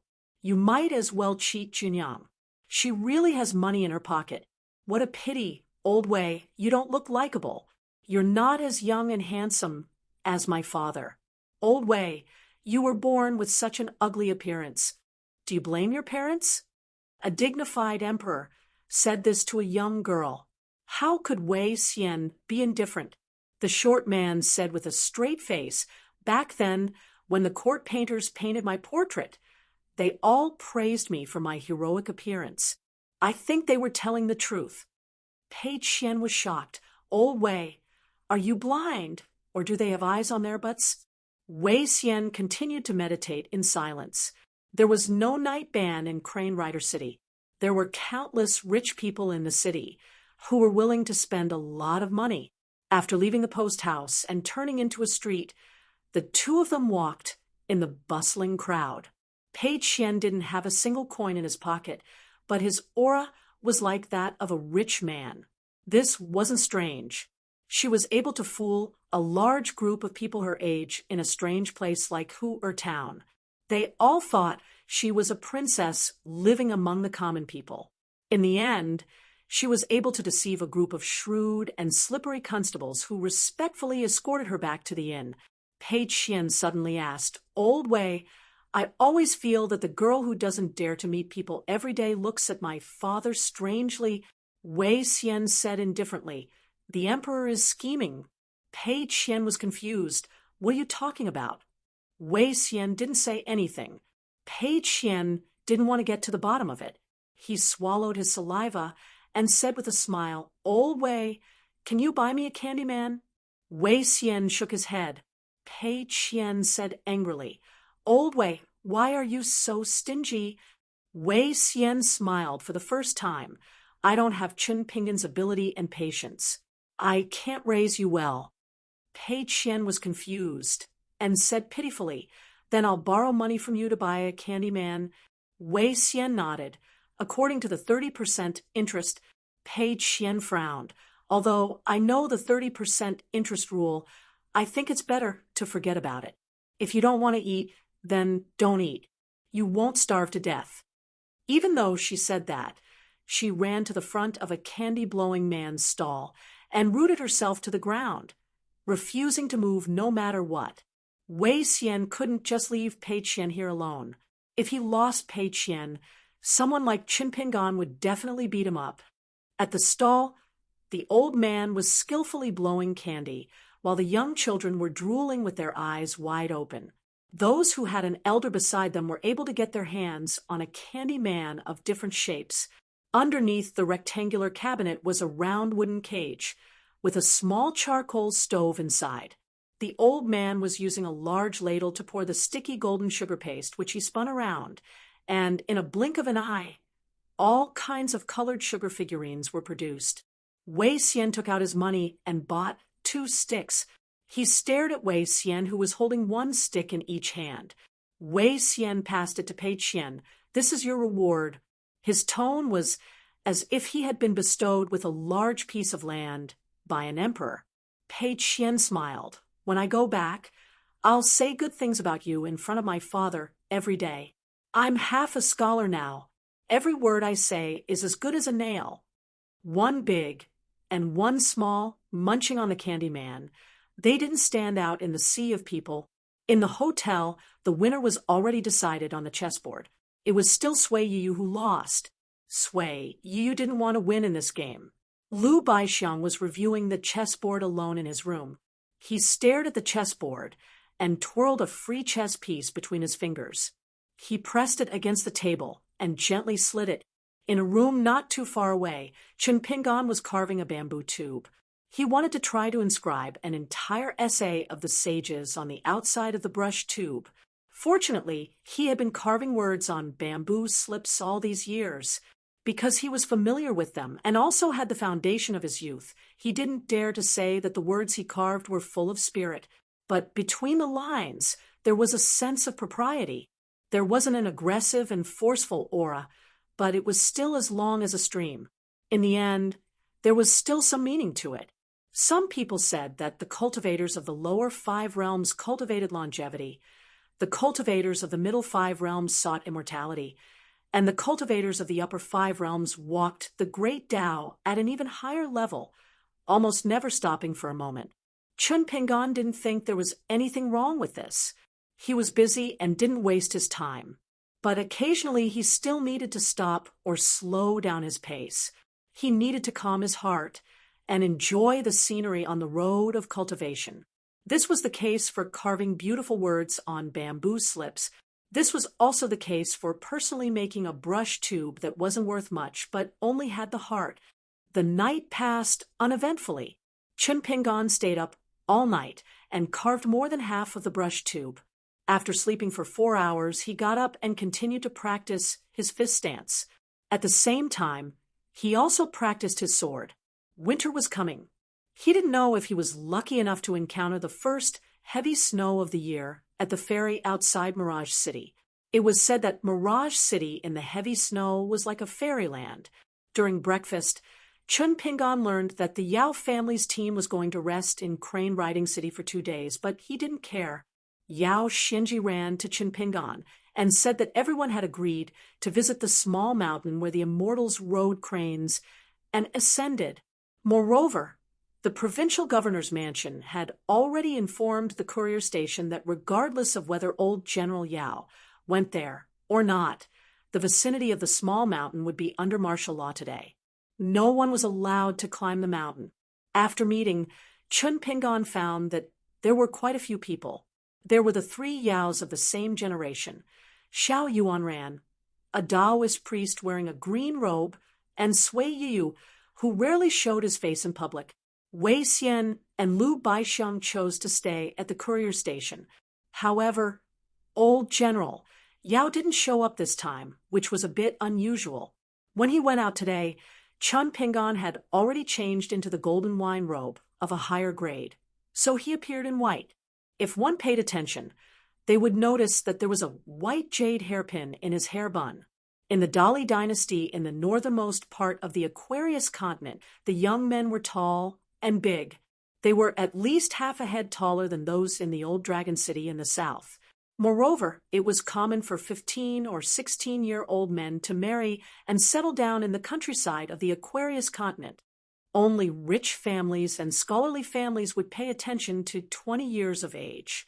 After Chen Pingan started practicing his fist dance, his height kept growing. Unknowingly, he already had the appearance of a proper young man. Behind him was the dark and skinny Pei Qian. As long as she was with Chen Pingan, she was not so afraid of Julien. The group went to the small mountain in the center of the city. When they passed by the martial temple in the state capital, they saw a strange person. Something strange happened. It was a tall and strong young man with bloodstains on his body. He barged into the martial temple and was quickly thrown out of the gate by the martial temple's attendant. The civil and martial temples in the state capital were not places where random people could cause trouble. After the young man was thrown out of the gate, he kowtowed towards the martial temple, banging his head loudly, begging the martial temple. The attendant was a tall and skinny old man. He stood at the top of the stairs and spoke sternly to the young man. How can the blade of the martial temple's saint be tainted by ordinary people? Seeing that you are young and ignorant, I will not pursue the matter of you barging into the martial temple. Quickly leave. Don't be delusional. So it was a young man who barged into the martial temple, wanting to borrow the blade of the saint. The young man kowtowed until his forehead was red and swollen, and there were already traces of blood. He raised his head, and his face was filled with tears of despair. He said with a hoarse voice, "For the sake of the people of this county, Master wholeheartedly killed demons and evils. Now he is trapped in the fog of the forest, and his life is at stake. After Master sent me out of the fog, he said that only by borrowing the long blade from the martial temple's master can I have a chance to kill the ferocious big demon that has been wreaking havoc. Master Priest Zhu, I beg you, this is a virtuous deed. The martial saint won't be angry." The dignified old man sneered. "Whether the martial saint will be angry or not, is it up to you? According to the laws of the Great Spring, do you know what kind of punishment you will receive for using the weapon of a martial temple saint without permission? Local officials will be removed from their posts on the spot. The prefect will be demoted by 1 rank, and the provincial governor will be fined 3 years of salary."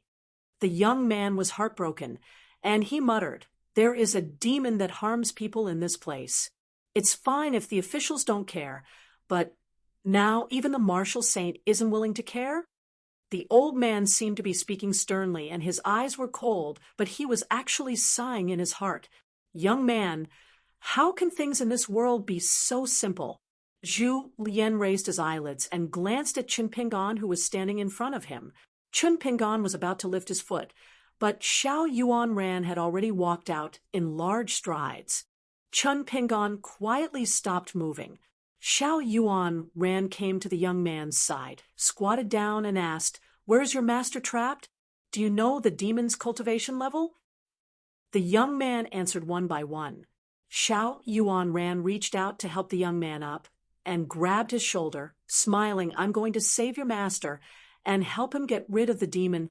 Xiao Yuan Ran turned his head and looked at Yao Jinji, who was wearing a veil hat, and said apologetically, "Miss Yao, I'm afraid I can't go to the small mountain." Yao Lingji nodded lightly, and her face couldn't be seen clearly. Xiao Yuan Ran grabbed Xiao Yuan Ran and ran away, leaping onto the roof ridge in the distance. After a few light touches, he disappeared without a trace. Yao Xianji was impressed, and her impression of Xiao Yuan Ran, this young consecrator of the Great Spring, became better. Pei Qian had been looking at Xiao Yuan Ran with narrowed eyes. She tilted her head and was speechless. With this incident, the subsequent trip up the mountain was not very interesting. Moreover, the small mountain was indeed too small, and there was nothing special about it.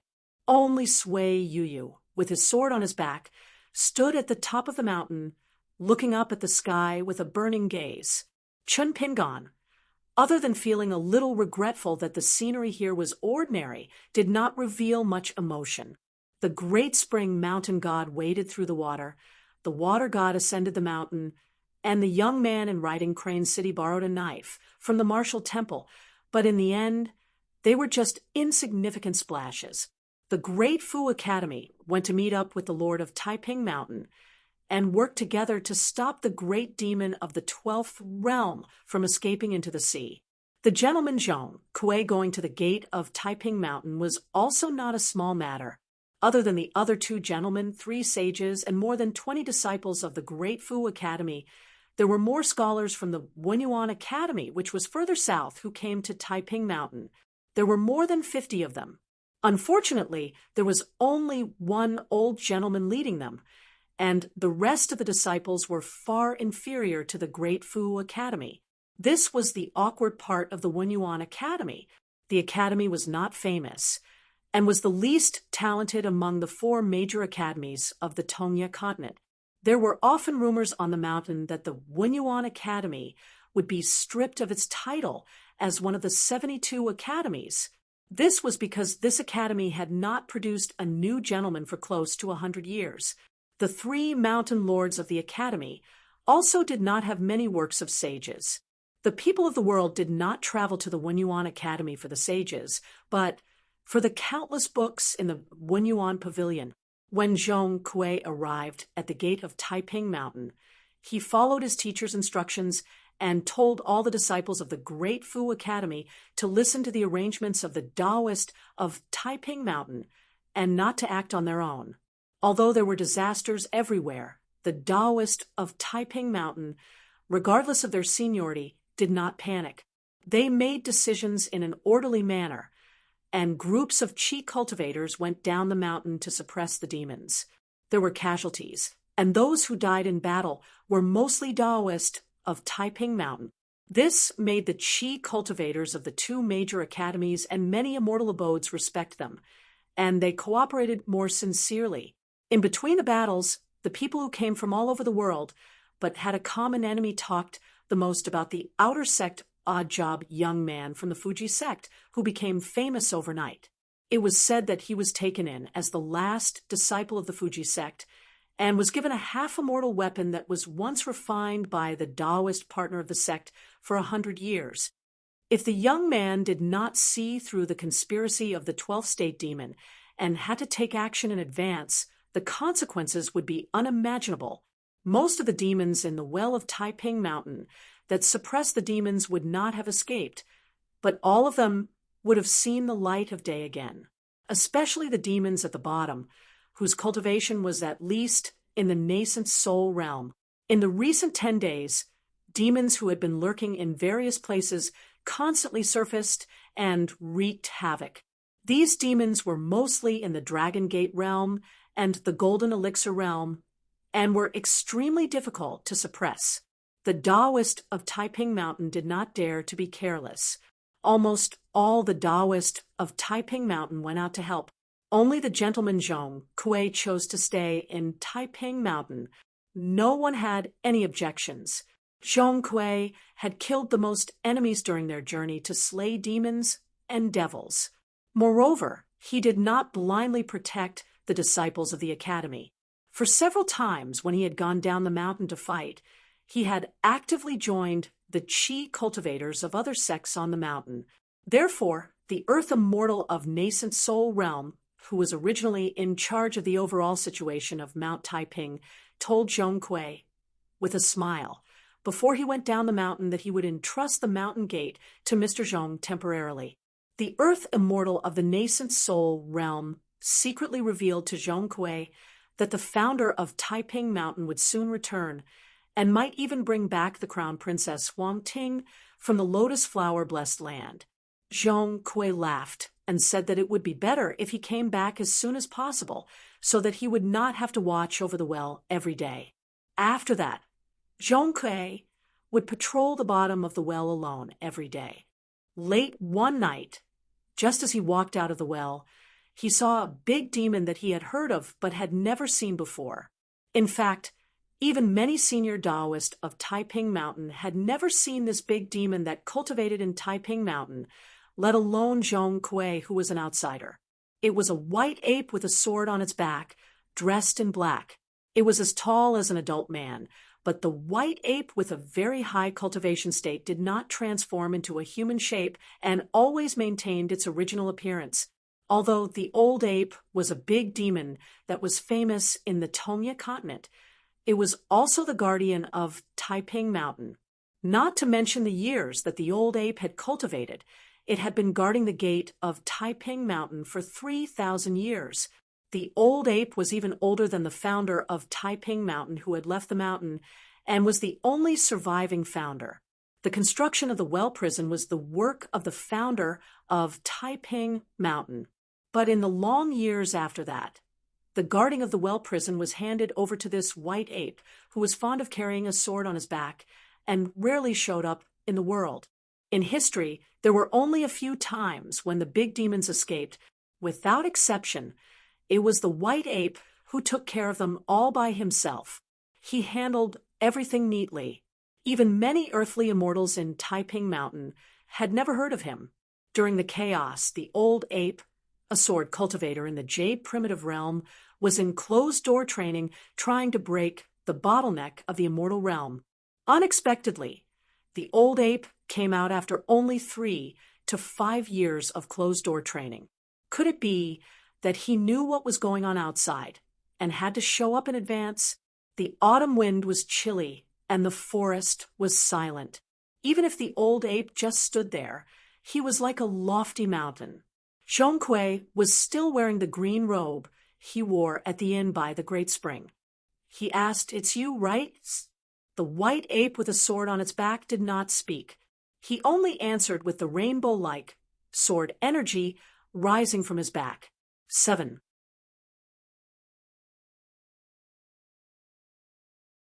$3.50. The readers who repeatedly subscribed to the 349 chapters yesterday have been refunded with double the amount in the form of vouchers. I still have to apologize to everyone. The updates in the middle and early part of the month were a mess. However, I still worked hard and managed to update nearly 140,000 words in the end. I have to praise myself. In life, there would always be a few storms. It was as if the heavens were reminding people that they were living under someone else's roof and had to lower their heads obediently. For example, Chun Pingon met Kai Chinchien in front of his house in Mud Bottle Alley. He met the original owner of the Robe Golden Wine in Flood Dragon Gully. He accidentally entered the depths of the lotus flowers and was surrounded by a group of grandmasters. It depended on whether he could endure it or not. If he could, it would be fine after the rain. If he couldn't, he could only be like a martial artist, shouting that he would still be a man after 18 years. The master led the way, but the cultivation depended on the person. That was the case for Zhong Kui today. Before today, Zhong Kui's cultivation was too good, too fast, and too amazing. He left everyone in the dust on the Great Tao, making all the Confucian scholars in the Tongyi continent unable to catch up to him. But today, the white ape appeared, a mortal enemy. Compared to Mr. Zhong Kui, the mountain master of the Dafu Academy had to intercept the great demon hiding near the Fushou sect. This went against the mountain master's original intention. Zhong Kui's current situation could be said to be a place of certain death. The white ape's eyes were indifferent as he looked at the young scholar, who was seen as having a chance to become the Grand Chancellor of a certain academy. Zhong Kui took a deep breath. Even if he had not broken through the bottleneck of the immortal realm, even if he was not a demon that was known for its innately strong physique, the white ape in front of him with an ancient sword on his back was also a true unpolished Jade realm sword cultivator. If Qi refinement warriors were the most rebellious thieves in the world, daring to challenge the cycle of life and death of the heavenly Tao, then sword cultivators were undoubtedly the most unreasonable existence among Qi refinement warriors. A gentleman would not give up his jade without a reason. The first strike of the white ape's unsheathed sword turned the protected jade pendant that the Dafu Academy had given to each gentleman into dust. Between the gentleman and the great demon, after the jade pendant containing the true meaning of the Confucian sage's essay was shattered, hundreds of golden characters slowly disappeared into the mortal world like a golden rain. In the blink of an eye, Zhong Kui retreated to the edge of a well several hundred feet away. His sleeves fluttered in the autumn wind. His two small sleeves were filled with the vigorous aura of an autumn soldier on the battlefield. The prison well on Taiping Mountain was a building that looked like a huge well. There was a staircase that led downwards in the wall of the well.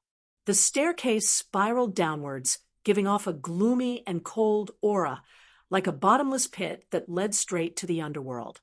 As long as the cultivators of the lower 5 realms approached the well prison, they would be disturbed by the evil qi accumulated in the well prison for countless years, and their bodies would be eroded. The Taoist apprentices of Taiping Mountain had a special training session, which was to sit and breathe near the well prison to strengthen their bodies. It was extremely painful. The reason why the female Taoist Huang Ting was regarded as a talented Taoist jade was that she approached the well prison with her senior brothers and sisters for the first time. When everyone was struggling to prevent the evil qi from entering their residence of qi, she did not notice anything strange and sneaked to the edge of the well prison. If it were not for the old Taoist of Taiping Mountain who was responsible for watching the younger generation's training, who hurried to grab the little girl's collar, Huang Ting might have already entered the well prison when she was 9 years old. After that, Huang Ting fought with the seniors of Taiping Mountain. Finally, when she was 11 years old, she successfully entered the well prison. However, she almost died in the depths of the well prison. She could not go down or out and fainted. In the end, she was thrown out of the well prison by a white ape in black. The old ape walked slowly and leisurely until he reached the edge of the well prison. The unsheathed ancient sword qi was so heavy that it could not be seen clearly. After the sword broke the jade pendant that was equivalent to an upper-grade magic weapon, the flying sword was no longer on Taiping Mountain. A white rainbow could be vaguely seen in the distance. It was as fast as lightning, like a slender white snake slithering on a large black screen. As a result, the mountain guarding formation of Taiping Mountain, which was about to be affected, suddenly stopped operating and showed an unusual disorder. Zhong Kui could not successfully control the formation to suppress the demon. When the founder was on his way to the lotus flower-blessed land to bring Huang Ting back, the master went to the fuming sect to stop the demon of the 12th realm. Before the earth immortal of Yuanying, who was in charge of the affairs of Taiping Mountain, went down the mountain, he gave the central control of the mountain guarding formation to Zhong Kui, an outsider, without reservation. It was not because he was a gentleman of the Dafu Academy, but because he trusted Zhong Kui. In fact, this kind of behavior was highly suspected of overstepping and was likely to reveal the secrets of Taiping Mountain. However, no one in Taiping Mountain objected to it. There was once a saint who said that the Taoist of Taiping Mountain was full of ancient chivalry. He was indeed worthy of this praise.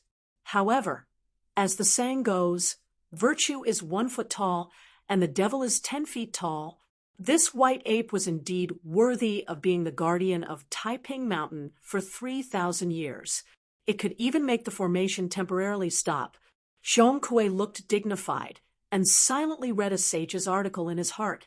The autumn wind in his sleeves was of a higher quality than the wind of flipping books that one could not get. When Zhong Kui was not yet 20 years old, he had become a sage of the academy. Due to his unrestrained behavior, he had a bad reputation in the Fu Academy and was not liked by many old-fashioned old teachers. If not for the hill master's doting and protection, he would have been stripped of his title of sage and become a sage and gentleman of the academy. However, this was not something that could be done once and for all. Every few years, there would be a major examination. Zhong Kui was drunk and slept for 3 days and 3 nights. He actually missed the examination. The older teachers of the Fu Academy either did not like Zhong Kuei's carefree behavior, were angry at his squandering of his talent, or had the original intention of being given a great responsibility and suffering. All the sages and gentlemen jointly wrote a letter asking the hill master to strip Zhong Kuei of his status as a sage. In the end, it was snowing heavily in winter. Zhong Kuei walked barefoot in the snow and loudly read a moral article written by a saint. He also looked up at the sky and asked the saint about the doubts in the article. In the end, Zhong Kuei asked and answered his own questions with a self-satisfied expression. When Zhong Kuei stopped, a gust of autumn wind in the cold winter carried the word kindness praised by the saint himself and resounded throughout the Fu Academy. The autumn wind entered his sleeves. That day, Zhong Kuei became a gentleman. No one dared to question him. It was said that when the saints created words, ghosts cried and gods wept. Words indeed had their own power.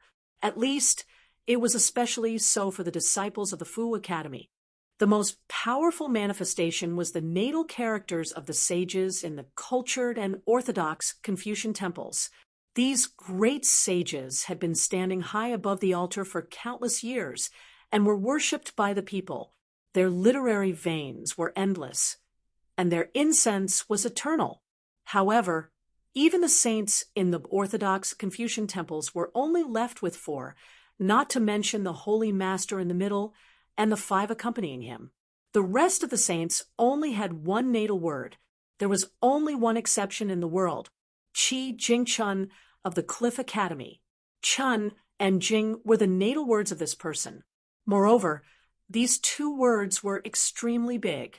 Then there were the masters of the Confucian academies and the gentlemen of the Confucian academies. Their mouths contained the heavenly law and were full of righteousness, which resonated with the heavens and earth. Then there were the sages who recited poems and attracted strong winds. They could make people shrivel up to their bones and disperse the souls of ghosts and otherworldly items. Only the white ape with a scabbard on its back stood in front of the well. It didn't say anything and only extended 3 fingers. It probably meant to say that it only needed 3 moves to kill Zhong Kuei. Zhong Kuei didn't say anything. He didn't want to argue. The jade pendant that symbolized the status of a gentleman had already transmitted the situation back to the academy. It was as if a snow-white waterfall had appeared all around Zhong Kuei. The white waterfall was made up of dazzling characters that were as small as the size of a fly. It was as if huge pages of ancient books were erected beside the well prison on Mount Taiping. The evil spirit emitted from the well prison was forcefully suppressed. The demons and ghosts suppressed in the well became ferocious and roared. Countless iron chains vibrated violently under the well prison, like thunder exploding. The white ape looked around. Mount Taiping actually had 2 mountain guarding arrays, one inside and one outside, the other bright and dark. The previous one was the mountain guarding array that everyone in the Tongya continent knew about. Once it was activated, a mirror would rise to the sky like a bright moon. The light would shine on Mount Taiping, making it impossible for demons and ghosts to hide. Being in the light, not only would one's cultivation be suppressed, but the demons and ghosts would also be suppressed. Those with shallow cultivation, such as those below the earth immortal realm, would be killed instantly. However, what the white ape was really afraid of was not the array that had been tampered with, but the real trump card of Mount Taiping. The bright moon mirror was enough to intimidate half of the continent. Outsiders couldn't figure out its real use. Its existence was just to help Mount Taiping find its opponents. That was all. In the Tongya continent, who was the 3rd largest sect after Tongya sect and Yugui sect, for thousands of years, the cultivators of Tongya continent said that the sect master's Taoist companions were from the upper 5 realms. However, no matter how much outsiders flattered and praised them, the sect master never admitted that they were the 3rd in Tongya continent. Regarding this debate, The sect master of Fuji sect only talked about it once. He laughed and said that if the sect master moved to the small place in the north, the Aquarius continent, it wouldn't be difficult to fight for the first place. The white rainbow that wandered outside Mount Taiping once again broke through a layer of invisible chi of mountains and rivers. It surged and fell from the sky, falling directly on Zhong Kuei's head. The waterfall-like pages slanted and flowed backward, forming a semicircular, snow-white array around and above Zhong Kuei's head. The tip of the long sword collided with the waterfall, bursting out countless electric sparks. The falling speed of the long sword was slowed down a little, but the chi of heaven and earth in the waterfall was rapidly dissipating. Even though the sparks were only sparks, they had already destroyed the towering ancient trees, pavilions, and residences of immortals near the well prison of Taiping Mountain. Countless birds and beasts were running away, shrieking and shrieking. Zhong Kuei ignored the ancient sword that would break the waterfall sooner or later. Instead, he stared at the unmoving big demon. The white ape looked calm, and there was a hint of playfulness at the corner of its mouth. It was obviously waiting to see what the academy gentleman, who was a must-kill, had up his sleeve. The sword above Zhong Kuei's head was only its second sword. It was not easy for demons to cultivate. It was even more difficult to become a sword cultivator. Therefore, all the sword cultivator big demons in the upper 5 realms were, without exception, worthy of the title of Lord in the Wilderness. The sword cultivator demons in the middle 5 realms had all kinds of special treatment in the wilderness. They were almost equal to the disciples of the academy in the vast world. Even if it was a legitimate revenge or an attack, the sword cultivator in the middle 5 realms could be exempted from death once. Those who did not abide by the rules and wantonly killed sword cultivators would be severely punished once they were discovered, no matter how high their status was. There were dead bodies hidden in my walls. The chi cultivators in the vast world might not be aware of the horror of a sword cultivator big demon. After all, although there were many demons, real big demons were rare. However, at the Great Wall of Sword Chi, a sword cultivator big demon was difficult to deal with. Countless human sword cultivators had sacrificed their lives to experience their terrifying killing power and bloody means. The reason why Alliance was so powerful and had so many admirers and supporters at the Great Wall of Sword Chi was that Alliance had been practicing his swordsmanship at the Great Wall of Sword Chi for 100 years. He was invincible against sword cultivator big demons in the upper 5 realms. Not only had he never been defeated, but he had also chased his opponents for tens of thousands of miles and even killed them on the spot. Therefore, when Alliance ascended and left the vast world to fight with the second brother of Tao in the strange place where the otherworldly demons ran rampant, the chi cultivators in the vast world felt that Alliance would be defeated honorably.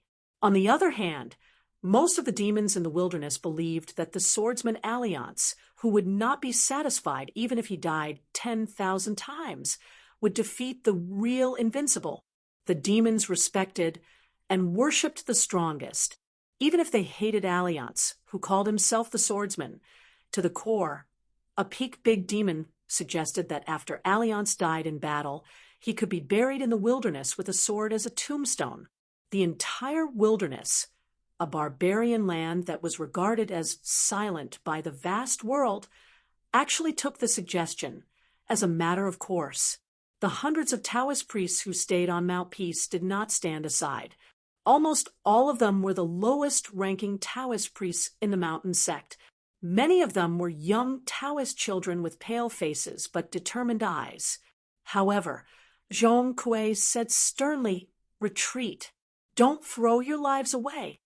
Although an old golden core cultivator among the Taoist priests had recognized the old ape's identity, he still blocked Zhong Kuei's and the others' reasoning with a single sentence: "We, the Taoist priests of Mount Peace, slay demons.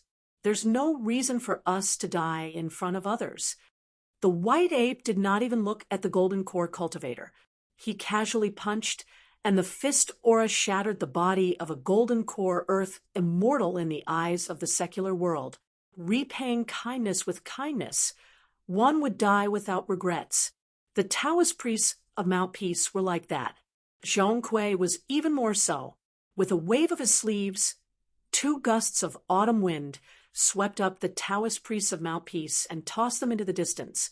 The white ape ignored them and allowed Zhong Kui to toss the Taoist priests out of the battlefield. 1 Zhong Kui was equivalent to an entire Mount Peace. The white ape's heart stirred. The unsheathed ancient sword accelerated its descent. Zhong Kui quietly pinched a green talisman between his fingers. The sage's manuscript was engraved with a small snow cone with the words "with spirit." It was Zhong Kui's original sword-suppressing talisman. The moment the long sword broke through the waterfall, the green sword-suppressing talisman appeared above Zhong Kui's head. Like a banished immortal falling into a blessed land, the ancient sword disappeared completely. Even the white ape, who had refined it for 1,000 years, could not sense it. The 2 protective arrays of Taiping Mountain were like bright mirrors rising to the sky. They were used to illuminate demons and search for devils. Even a cultivator in the pure jade realm could be trapped for a moment, and the real killing move would follow. They were the 4 imitations of the ancient fairy swords that the founder of Taiping Mountain, who was in the divinity realm, had made with all his manpower, material, and financial resources. Although they were imitations, each of them was a half-immortal weapon. After the 4 swords were combined into a formation, they were even more powerful and could be compared with a real immortal weapon of slaughter. However, the sword on the white ape's back happened to be one of the 4 swords. As the guardian consecrator of Mount Peace, he had not only hunted down the demon magnates who had escaped from the well prison for 3,000 years, but he had also snuck down the mountain countless times to kill the enemy, earning countless merits. In the end, 1,000 years ago, the Lord of Mount Peace stood his ground and bestowed one of the ancient swords to the white ape, who had already made outstanding contributions. Although the white ape could not completely control the 4 swords formation, it was too easy for him to take advantage of the loopholes. If an ordinary Earth immortal was forced to hold the formation in an emergency, the white ape was confident that the 4 swords would betray him. The ancient sword that was both a sword and a natal item was gone. The white ape narrowed his eyes slightly and twitched the corner of his mouth. His movement was subtle, but it was full of a bloody aura. Zhong Kui put one hand behind his back and held the small snow cone in the other. He stood in front of a desk and began to write the first word, saint. The second word, human. The third word, have. The fourth word, cloud. He wrote very quickly. Every word under the small snow cone hovered in front of Zhong Kui with great momentum. On Mount Peace, the wind was blowing and the clouds were surging. The white ape gently shook his head. It flashed away. The white ape held the knife with both hands and swept across most of the well mouth of the well prison, heading straight for Zhong Kui. He swept away. He did not give any hope to the young gentleman from the academy. It was not that the white ape could not deal with Zhong Kui after he finished writing. After all, when he came out of isolation, he was already a sword cultivator in the immortal realm. It had deliberately suppressed its realm for 500 years. Unless Zhong Kui in the nascent soul realm was the reincarnation of the Taoist ancestor or Buddhist ancestor, how could Zhong Kui survive with the unpolished jade realm and the chasm between the middle and upper 5 realms? If Zhong Kui could control 2 protective formations of Mount Peace at the same time, it would be a different story. Unfortunately, unless the sect master or the ancestral master personally came to take care of these 2 formations, the white ape would treat them as nothing. However, it would be very troublesome if he stayed in Mount Peace for a while longer. Really big trouble. When the white ape gently landed where Zhong Kui was standing, Zhong Kui was cut in half at the waist 100 feet away. The 2 halves of his body were dripping with blood. The 4 golden words and the small snow cone had been destroyed. A dignified and righteous golden elixir was long gone. An extremely high-ranking Mason soul had also dissipated. This was the result of a 12th realm sword cultivator going all out. The white ape reached out and pulled out a cracked green talisman from the void. He rubbed his fingers and grabbed the ancient sword that had broken free from its cage and put it back into the scabbard on his back. The white ape glanced at the green-robed scholar, who could not be saved even by immortals, and finally spoke with a hoarse voice. This was the first time he spoke. He said slowly, "It can be considered a generous sacrifice." He looked up into the distance and stomped his foot. The entire Mount Peace shook as he leaped to the peak of Mount Peace. With a turn, he flew towards the south. After the tremor of the mountain, the bottom of the well prison seemed to have lost its restraints. The murderous aura that filled the entire well suddenly rose. The demons that had been suppressed in the well prison for countless years laughed out loud after experiencing a brief moment of shock and confusion. The evil spirits who wanted to slaughter the entire Peace Mountain were about to rush out of the well prison. However, their imposing aura suddenly stagnated, and they started to hesitate. It turned out a speck of light appeared in the north of Mount Peace. Then there was the sound of rolling thunder. The sea of clouds was smashed into pieces. The mountain shook again. A tall and white-haired old man in a Taoist robe landed beside Zhong Kuei's body. His face was full of grief and guilt. A golden body Dharma form rose from the ground, almost as tall as the Taiping Mountain. It raised one arm high, and a full moon jade plate rose from the top of the mountain. It was held in the hand of an old Taoist who was as tall as a mountain, and shone it toward the south. At the same time, he shook his sleeve, and 3 sword lights rose from the east, south, and west of Mount Peace. They eventually stopped beside the golden figure. This Taoist was the ancestor uncle of the current master of Mount Peace. Back then, his senior brother insisted on giving one of the fairy swords to the white ape. He was the one who opposed it the most. Because of this, the 2 of them were strangers. What's more, there was an outsider, who was of the same seniority as their senior brother, who openly mocked him for being jealous of a beast's good fortune. The immortal realm ancestral master of Peace Mountain held the moonlight mirror, which seemed to be as bright as the moon in the sky. After looking around for a while, he finally caught sight of the fleeing white ape that was thousands of miles away. The voice of a golden body technique crosstalk exploded like thunder. "You ungrateful old bastard! I'm going to tear you into pieces." The words were the law. The 3 fairy swords of Mount Peace, 3 rays of light that illuminated thousands of miles as bright as day, pierced through the sky and chased after the white ape that was desperately trying to escape to the south. The white ape with the sword on its back was really decisive. It reached out and took out one of the 4 swords on its back and drove it towards one of the green rays of light. It only hoped that the 3 swords of Mount Peace would pause for a moment. The ancestor of Mount Peace was even more ruthless. He actually let the 2 ancestral swords burn together and exploded into a mass of shocking light in the sky. The old Taoist still did not hesitate to control the other 2 swords. One of the swords directly pierced through the white ape that could not avoid it no matter how it changed its route. However, the white ape did not let the sword pierce through its head. Instead, it pierced through its back. This forced the white ape to reveal its 1,000 feet tall Dharma form. Its feet stomped heavily on the mountains and rivers, while its hands held the second ancient sword tightly. The giant ape's hands were badly mutilated. Its huge body kept slipping backward. In the end, it could not hold on to the ancient sword anymore. It broke free from its restraint and pierced through its heart. The giant white ape that was severely injured twice could no longer maintain its Dharma form. It reverted to its human size and continued to escape to the south with all its strength. Before the giant ape's form disappeared, it sneered, Don't you want to save Zhong Kuei? You still have a chance.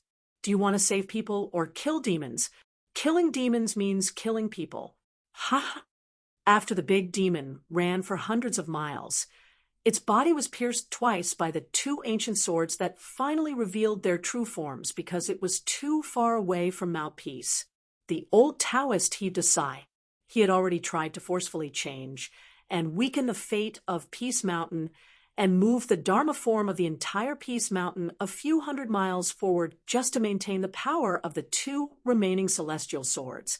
However, if he did that, the scholar beside the prison well on the mountainside would lose his last chance of survival. After all, after he had used the golden body Dharma form, his real body had remained where he was to help Zhong Kuei gather the remaining souls and try to reverse the universe and bring him back to life. This was an act that defied the natural order and would incur the wrath of Fengdu from the underworld. As long as the fate of Peace Mountain moved, Fengdu might take the opportunity to invade and directly take away the few remaining souls of Zhong Kuei, the medicine of the countryside and the farmer's wife. That was why that old bastard said that killing demons was killing people. Not completely destroying Zhong Kuei's primordial spirit was probably part of the White Ape's plan. Near the prison well, a wandering soul appeared in front of the old Taoist. It was the scholar in green with a pale face, Zhong Kuei. The old Taoist said in a low voice, "Mouthpiece has let you down, Mr. Zhong. I have no face to face the Dafu Academy." With the seniority of the old Taoist in the celestial realm, whether it was in the sect of Mouthpiece or the entire Tongyi continent, he was the immortal in the clouds who stood at the peak of the mountain. The old Taoist addressed the young Zhong Kuei as Mr. Zhong, which was a great recognition. However, the person was already dead, and there was only a weak soul that could disappear at any time. What was the point? However, the actions of the ancestor of Mouthpiece were indeed worthy of the title of immortal in Taoism. Zhong Kuei's soul smiled and shook his head. His lips moved slightly, but no words were spoken. However, the old Taoist naturally knew the content of his words. "Don't feel guilty, immortal. I deserve this. I can't escape it. If not in Mouthpiece, it will be in the Dafu Academy or anywhere in the Tongyi continent." Beside the well prison, there was a young female Taoist priest. Her lips were pursed and blood seeped out. She was Huang Ting, or rather Fan Wanner and Tong Qingqing from the Jing Xianzhai, who had to stay in the lotus flower-blessed land for 60 years. She was angrier than anyone else in the entire Mouthpiece.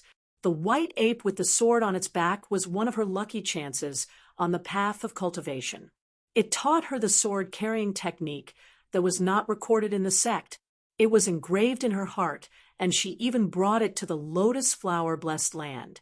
Therefore, there was a saying in the Jianghu, "There are two Fanwan, or whether you carry the sword or not." The old ape had brought her to the depths of the well prison time and time again to sharpen her sword heart and help her cultivate. She wanted to kill it with her own hands and ask it if it regretted betraying Mouthpiece. As for why it chose to betray Mouthpiece, Huang Ting would not ask. She was not willing to ask. When Zhong Kuei's real body died, a huge black vortex appeared on the peak of Mouthpiece. A huge figure with an emperor's crown on its head was vaguely looking down at Mouthpiece coldly. Zhong Kuei's soul looked up and smiled bitterly. The old Taoist originally wanted to withdraw his golden avatar. Without saying anything, the avatar bent its knees slightly and jumped up high. Its hands directly shattered the vortex. However, the old Taoist golden avatar also collapsed and shattered. The price was unimaginably huge. Zhong Kuei was just about to speak. The old Taoist waved his hand and smiled. When it comes to cultivation, realms, and whatnot are nothing. In the end, it's about making yourself feel good. After saying that, the old Taoist looked a little lonely. This Mr. Zhong, not to mention the great future of being a sage-to-be, or the Grand Chancellor, just with his temperament. A person with such a gentleman's demeanor should not die so prematurely. Huang Ting turned her head and spat out a mouthful of blood. She said to the old Taoist, "Grandmaster, I want to go down the mountain." The old Taoist nodded. "Before the white ape dies, you, Huang Ting, are not allowed to return to the mountain. You can either bring its head back or just die outside.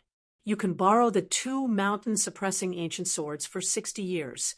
After that, you can hunt down the white ape with your own ability." Huang Ting said in a deep voice, "Huang Ting of Taiping Mountain accepts the Grandmaster's decree."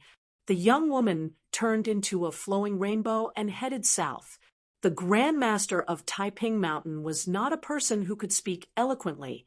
Moreover, he felt guilty and kept silent.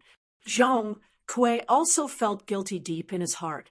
The old Taoist suddenly looked surprised. There were 2 gusts of wind near the well prison. They slowly drifted towards Zhong Kuei's soul and lingered around. Not only that, there was a small brush. It was crystal clear and was not a material object. It floated in front of Zhong Kuei. There was also a bright red robe that looked like an ancient official's robe. It floated down from the place where the vortex dissipated. Zhong Kuei looked at the small snow cone. He hesitated for a moment and gently held it in his hand. The bright red official's robe was draped over Zhong Kuei's body. 2 gusts of autumn wind rushed into the sleeves of the official's robe. At the same time, under the well prison, the demons and ghosts that were as obedient as chickens and dogs in the market not only obediently retreated to the prison, but also suddenly they involuntarily retreated until there was no place to retreat. Zhong Kuei thought of the prophecy. It was no longer the green-robed scholar, but the soul of Zhong Kuei in a red robe. He murmured, "Before Zhong Kuei goes down the mountain, all ghosts in the world are fearless." He turned his head and looked at the well prison. He blurted out, "Just kowtow." Countless kowtows were heard in the well prison. The old Taoist smiled while stroking his beard. It seemed that falling from the immortal realm back to the unpolished jade realm was not in vain.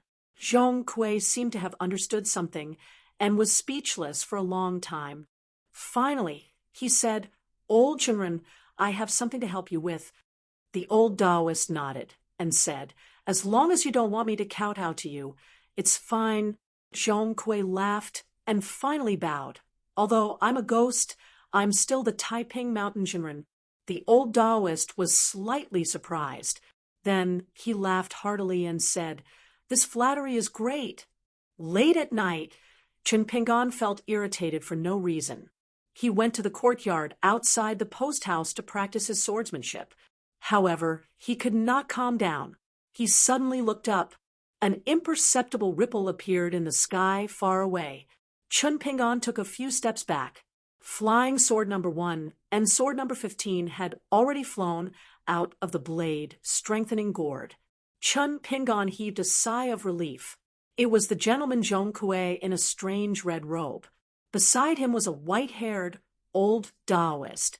The old Taoist looked at Chun Pingan and nodded with a smile.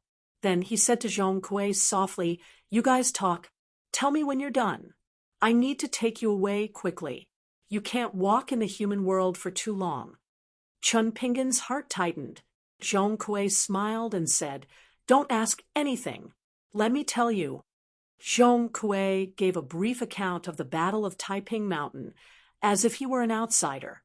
His account was not thrilling at all. Instead, it was boring. Moreover, his face was full of smiles. He talked about how he was unable to defeat the white ape monster and was killed by 2 swords and a knife. He became a lonely ghost and could not be a gentleman of the academy in the future. What nonsense was that? Chun Pingan said angrily. "That's it? Dead?" He pointed at Zhong Kuei's nose and said, "From a human to a ghost? Aren't you a gentleman of the academy? Can't your yin and yang spirits leave your body?"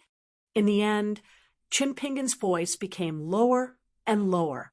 He looked absent-minded and asked softly, "How did you die?" At this point, Chin Pingan was already speechless. His mind flashed by and finally stopped at a scene. There was an unruly man squatting on the surface of the river. He thought that the female ghost was beautiful. He pulled her hair and wanted to see her.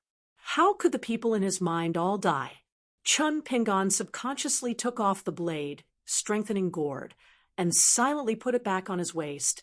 The little snow cone hovered in front of Zhong Kuei. It was obvious that it had merged with Zhong Kuei's soul. Zhong Kuei said carefully, "Chun Pingon, let me tell you in advance. I'm not being unkind. I deliberately want to take your little snow cone.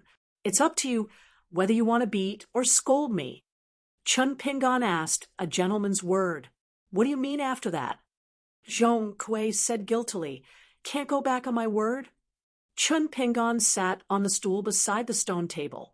Zhong Kuei scratched his head and sat beside him. Chun Pingon said, "You're dead now. You're no longer a gentleman." Zhong Kuei felt even more guilty. Chun Pingon raised his head and looked at Zhong Kuei. He said slowly, "But I'll keep my promise to others. It's the same for Mr. Qi and you." Zhong Kuei was confused. "Huh?" Chun Pingon's eyes were red. He said slowly, "If I say I'll lend it to you, I'll lend it to you. A year is a loan. 100 years or 1,000 years is still a loan." Zhong Kuei was silent. Chun Pingon finally asked, "If 1,000 years is not enough, how about 10,000 years?" Zhong Kuei nodded slightly. He stood up. Chun Pingon followed. Zhong Kuei smiled brightly again. "Tong Yi Continent, Ghost, Zhong Kuei, I have a friend. His name is Chun Pingon." Chun Pingon stared at him. He then smiled and said, "Aquarius Continent, swordsman. Chun Pingon, I know an upright gentleman. His name is Zhong Kuei." In the distance, the ancestor of Peace Mountain stroked his beard and nodded. He praised, 100 years or 1,000 years later, we meet again tonight. Is this a good story? HTTPS 2.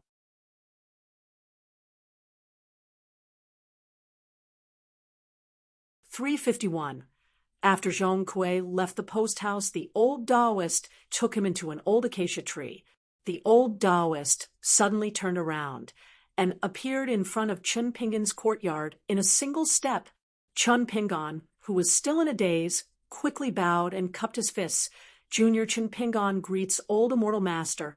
Zhong Kuei's narration of his death was light, but when he mentioned the Taoist of Tranquil Mountain, he did not hide his closeness. The old Taoist gestured with his hand. "No need to be so polite." Chun Pingon straightened his back and asked, "Old immortal master, why have you come back?" The old Taoist looked at Chun Pingon and nodded. "If you could be tied up, then you are a true hero. No wonder Huang Ting and Zhong Kuei look at you in a different light." Chun Pingon didn't understand, but he didn't ask. The old Taoist was in a good mood and asked with a smile, "You call yourself a swordsman. Where is your sword?" The old Taoist of Tranquil Mountain turned a blind eye to the Flying Sword 1 and Flying Sword 15 that appeared from the blade-strengthening gourd. Chun Pingon said honestly, "I used to practice fist techniques and just started practicing swordsmanship. Therefore, when I practice swordsmanship, I only hold the sword in the air and visualize it in my mind." The old Taoist muttered to himself, "If I knew this, I wouldn't have competed with others in divination. Not only did I lose, I also missed the chance to see your situation in the lotus flower paradise." The old Taoist was tall and wore a hibiscus crown that symbolized one of the 3 branches of Taoism. His robe was white and his hair and beard were white. He looked like an immortal. Chun Pingon did not know how to answer, so he did not speak. Facing an old immortal with sharp eyes, there was no need to pretend to be smart. Any disguise would be like an old woman putting on rouge or a child wearing an official's robe. It would only make a fool of himself. The old Taoist suddenly asked, "I can lend you a sword. 60 years or 100 years we can negotiate. You can exchange it with magic weapons or pay the guyu." Chun Pingon hesitated for a moment before shaking his head and saying, "Thank you, old immortal, for your kind intentions, but I actually already have a sword. Chun Pingon blushed a little. Besides, I don't have any Guyu money on me. The old Taoist didn't insist. The reason why he wanted to lend the sword to this young man was because he admired the promise between him and Zhong Kui. There was also a deeper layer of selfishness and kindness in it.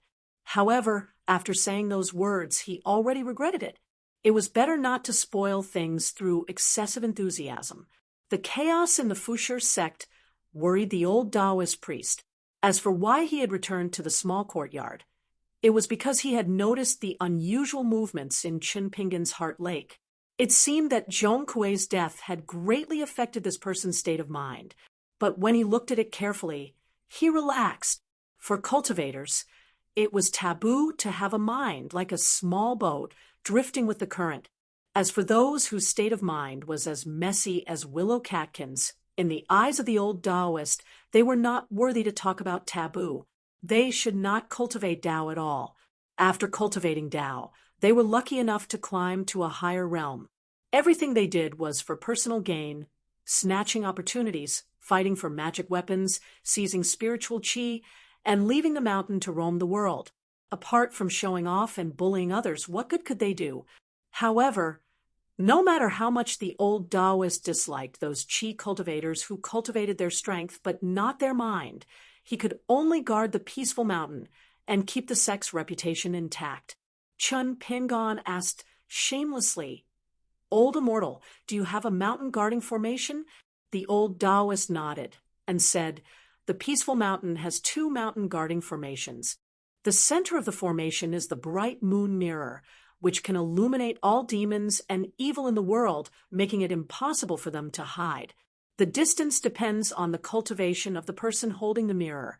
Once the mirror shines on you, you can temporarily drop your realm. After that, it will be the 4 sword formations' turn.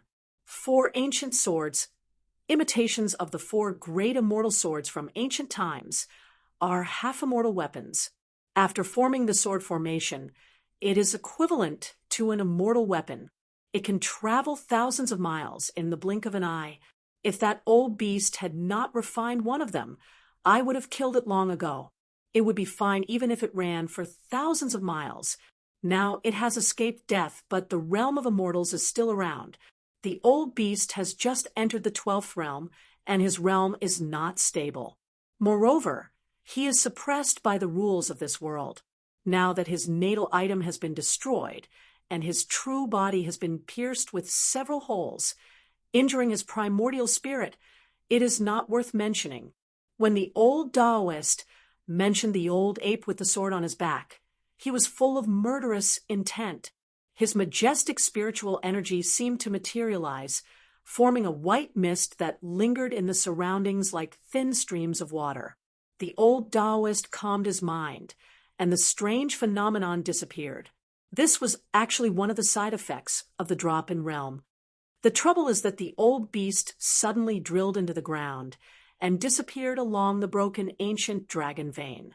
It was most likely a premeditated escape route. Ooh, the old Taoist pointed to the top of his head. Earlier, I fought with that old bastard, and then I beat back a big boss from the underworld.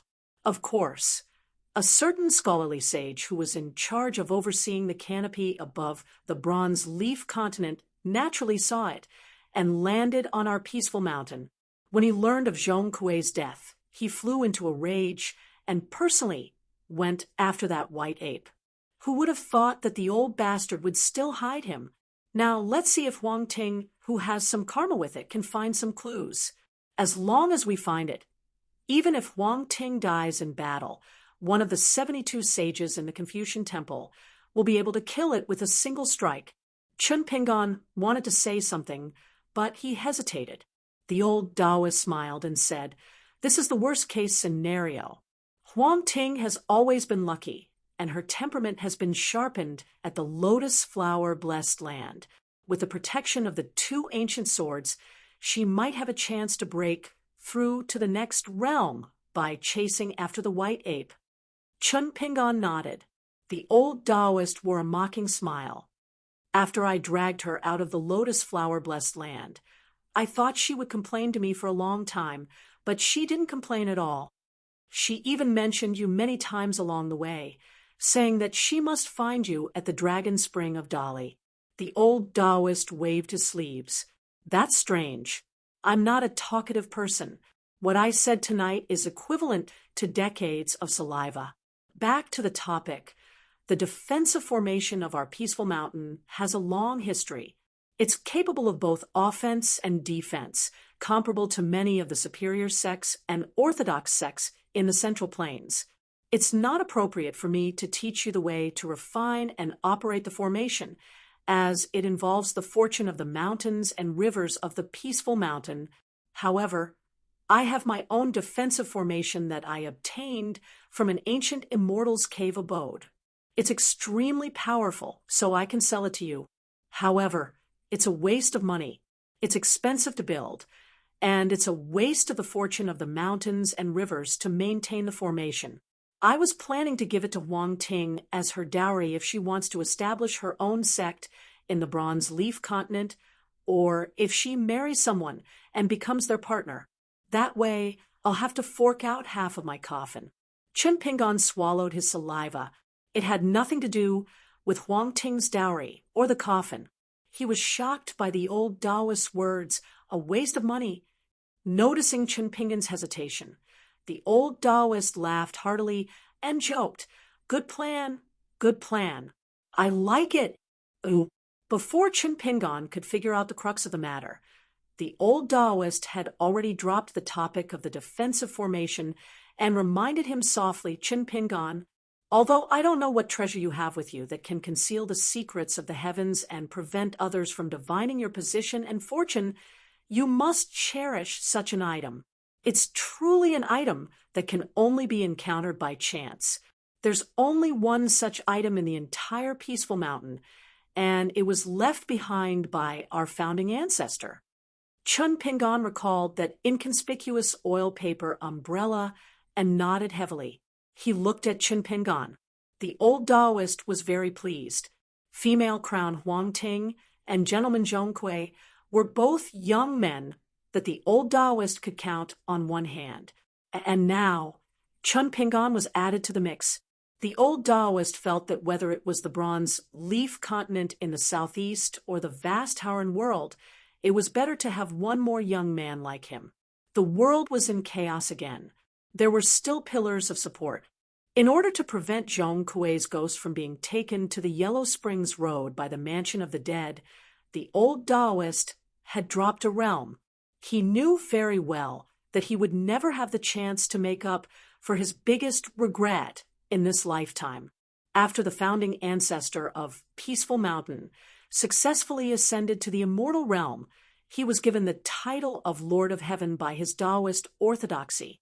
The biggest regret of the old Taoist was that in history, whether it was the Howren world of the Confucian school or the Qingming world of the Taoist school, as long as a Taoist ascended from a perfected cultivator to a heavenly lord, no matter which of the three sects they belonged to, they would be able to invite the sect master to come and hand over a Taoist robe, a Taoist crown, and a token. However, Lord of Heaven was the newest heavenly lord of the Howren world, yet he didn't get to see the grand sect master leave the Beko Keikyung building and come to the Howren world. The old heavenly lord didn't dare to speculate, but the people of Peaceful Mountain had been thinking about it. For this reason, the sect master of Peaceful Mountain even went to the northernmost academy of the Taoist school to ask if the Confucian saint, who had a statue in the Confucian temple, had caused trouble for their sect master. The mountain master of the academy was also a straightforward person. He didn't want to beat around the bush with the sect master of Peaceful Mountain, so he asked with a smile. The other two sect masters might have the same treatment, but with the relationship between the grand sect master of your Taoist school and the Confucian school, who would stop him if he wanted to come to the Howren world? After getting the answer, the old heavenly lord was even more depressed. After thinking about it, he could only think that his realm was high enough, but his grand path was still small, so the grand sect master was purposely beating him up. Before the battle at Peaceful Mountain, The old heavenly lord had thought that if he ascended to the ascendant realm, he would be able to meet the grand sect master. But now it was completely an extravagant hope. There was no more regret. It was inevitable. When the old Taoist was about to leave, Chun Pingan said, "Thank you, old Taoist master." The old Taoist asked with a smile, "Why are you thanking me? Are you talking about Zhong Kuei's fallen realm?" The old heavenly lord shook his head. "There's no need. Peaceful Mountain owes him." Chun Pingan said in a deep voice, "Thank you, old Taoist master and Peaceful Mountain. You want me to know that the immortals on the mountain also have a chivalrous heart that treats the human world kindly." The old Taoist was in a good mood. "Well, I didn't expect you to be almost the same as Zhong Kuei. You're very good at flattering people." Chun Pingan said helplessly, "Those are my sincere words." The old Taoist looked at the young man with a smile. "Sincere flattery. That's what makes people feel good." The old Taoist left in the wind. His little head was leaning against the window, staring at the courtyard in a daze. It was strange that no one in the courier hostel noticed the appearance of Zhong Kuei and the old heavenly lord. Only Pei Qian, perhaps by accident, was looking at Chun Pingan in the courtyard in the middle of the night. Chun Pingan looked back at Pei Qian. "Go to sleep." It would have been better if he hadn't said it. As soon as Chun Pingan gave the order, Pei Qian went to get a stool, climbed up the window sill nimbly, jumped down, and landed steadily. Chun Pingan asked, "Why are you sleeping? What are you doing here?" Pei Qian said fawningly, "I can't sleep, so I'll talk to you for a while." Chun Pingan waved his hand and said that he wanted to practice the fist dance, so he could stay if he wanted. Pei Qian felt sleepy after watching for the time it took for an incense stick to burn. He said something to Chun Pingan, then took a deep breath and sprinted toward the windowsill. He jumped high, probably trying to press his hands on the windowsill, and then use his legs to push himself up. He thought that he would look cool if he jumped up. In the end, his chin hit the windowsill. He fell backward. Chun Pingan turned his head, unable to look straight at him. Pei Qian sat on the ground and covered his mouth with his hand. He turned his head away, his eyes hazy with tears. Chun Pingan walked over, squatted down, and gently took her hand away. He looked at it and asked with a smile, "Are you still trying to act heroic?" Tears fell from the little girl's tanned face. Chun Pingan had to stop smiling and helped her stand up. "There's a little girl about the same age as you. She's also impatient, but she can endure pain better than you. If it were her, she would definitely smile at me, and maybe even comfort me not to worry." Chun Pingan added, "But everyone has their own temperament. You don't have to learn from her." The two sat at the stone table. Pei Qian only dared to open his mouth, slightly, and asked vaguely, "What's her name?" Chun Pingan said, "Her name is Li Baoping. She likes to wear red cotton-padded jackets and calls me Little Marshal Uncle." Pei Qian asked again in a low voice, "You like her a lot?" Chun Pingan nodded. Who in the world doesn't like Li Baoping's Little Marshal Uncle? She was right. Pei Qian was silent. Chun Pingan asked, "How was it when you saw me practicing my stance?" Pei Qian's face was blank. It wasn't an act. He didn't know why he was asking this. Chun Pingan was also puzzled. "You didn't think of secretly learning?" Pei Qian retorted, "Why would I imitate you and walk around?" She stood up in high spirits, baring her fangs and brandishing her claws. She pretended to draw her sword and poked around with her 2 fingers. She jumped a few times and even did a set of martial arts. After showing off for a while, she said, "Of course, I want to learn the most powerful moves." Chun Pingan didn't think it was funny at all. Instead, his expression was serious. On the main street of Lotus Flower Paradise, Lu Fong was riding on his sword, Chun Pingan's school dragon, and the drum-beating god form that forced Zhong Qiu to retreat. It was mixed with some scattered moves of the devil dinging. It wasn't exactly similar, but someone once said, if you practice the fist but don't practice the true meaning, you will be laughed at by ghosts and gods. But if you practice the fist and put aside all the moves in one step and practice the true meaning, in Chun Pingan's impression, there was only one person who could do it. Sure enough, Chun Pingan asked a question. What did you see when you stared at Taoist Master Xiao during the day? Pei Qian didn't dare to answer. Chun Pingan said, as long as you don't lie, it doesn't matter what you say.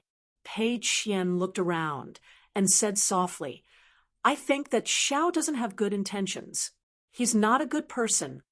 Chun Pingan asked a second question. Did you see the old Taoist master tonight? Pei Qian nodded vigorously. Chun Pingan felt helpless. That was the Grand Master of Mouthpiece who used the abbot's heaven and earth. Chun Pingan asked again, if you become successful in martial arts in the future, and you think someone bullied you, what would you do? Tell me the truth. Pei Qian hesitated. Beat him half to death with one punch? Seeing that Chun Pingan was about to get angry, Pei Qian decided to give up. He crossed his arms in front of his chest and said angrily, beat him to death with one punch. Chun Pingan asked with a smile, what if you're wrong? Pei Qian said confidently, I'm by your side every day. How could I make a mistake? Chun Pingan didn't know whether to laugh or cry. He said with a straight face, but you'll go out and travel by yourself one day. Pei Qian said resolutely, I won't. Why should I go out alone? There are so many bad guys out there. What if I can't beat them? Also, if I don't bring enough money and starve every day, you'll beat me and scold me if you find out I'm going to steal or rob. What can I do? Right? So I better not go out. Chun Pingan asked, what if one day you become so good at martial arts that you're even better than me? Pei Qian frowned and thought about it carefully. She shook her head desperately. I'm lazy. I like to sleep, and I'm afraid of pain. It's not like you don't know.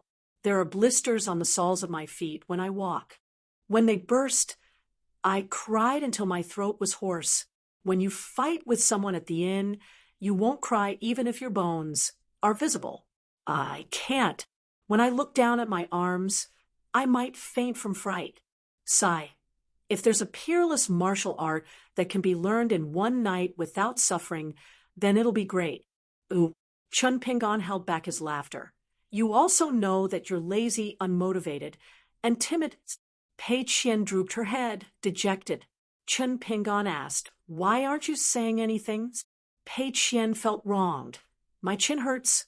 Chun Pingan smiled and turned around. He leaned against the stone table and looked at the night sky.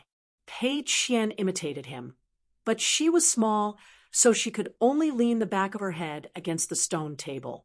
Chun Pingan said softly, after the new year you'll be 11, so you have to read more books and learn more principles. There was still a long way to go. It was more tiring than practicing a million punches, but it was good. It was rare for Chun Pingan to talk to Pei Qian. When I was in my hometown, I was a little older than you, and I never read books.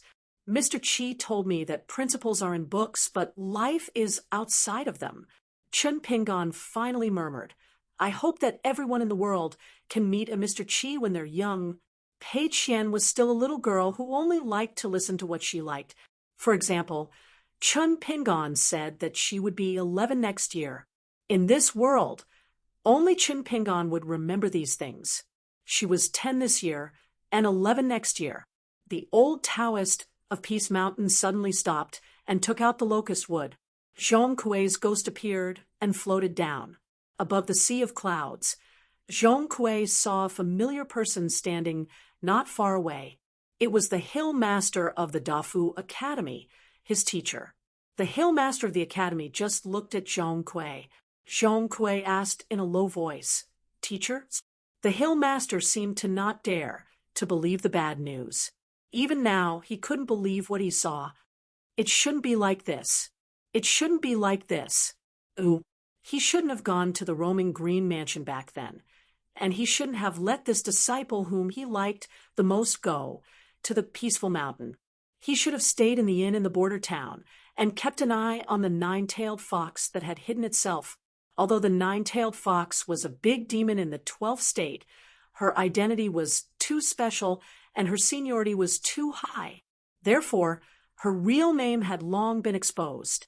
As long as Zhong Kuei knew the real names of all the ancient big demons in the world, he would have the power to protect himself. No one thought that the sword-bearing white ape of Peace Mountain was the culprit of the escape of the demons in Well Prison. Zhong Kuei couldn't stand the current atmosphere and said loudly, "Teacher, it's my duty." Scholars either use their knowledge to educate the common people and support the country, or they use their righteousness to get rid of evil and defend the Tao. The Hill Master was furious. "Do I need you to talk to me about these principles?" Zhong Kuei kept quiet out of fear. The old Heavenly Lord sighed. "If the Academy asks, we, Peace Mountain, will not shirk." The Hill Master didn't treat the old Taoist the same way. He treated Zhong Kuei. He said respectfully, "My elder brother is angry, but he won't ask for punishment. What's wrong with Peace Mountain?" When did the Heavenly Lord blame Zhong Kuei for not being able to protect Peace Mountain? Why couldn't he protect that Earth Immortal? Zhong Kuei added softly, "Teacher, the old Taoist is called Liang Su." The Hill Master was about to get angry again. Zhong Kuei shut up immediately. The old Taoist sighed. "After this disaster, the Tong Yi continent might be a little better, but the Sa continent and the Fuyao continent will be in chaos."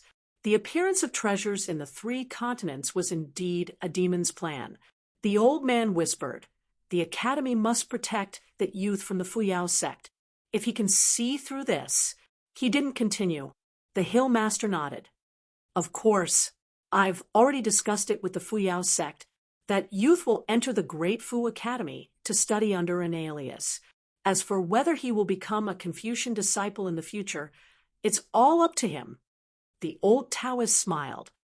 "If Ji Hai's disciple in seclusion goes to be a virtuous man, won't the Fuyao sect fight you to the death?" "Ooh." The Hill Master sighed when he mentioned the Fuyao sect and the great cultivator Ji Hai.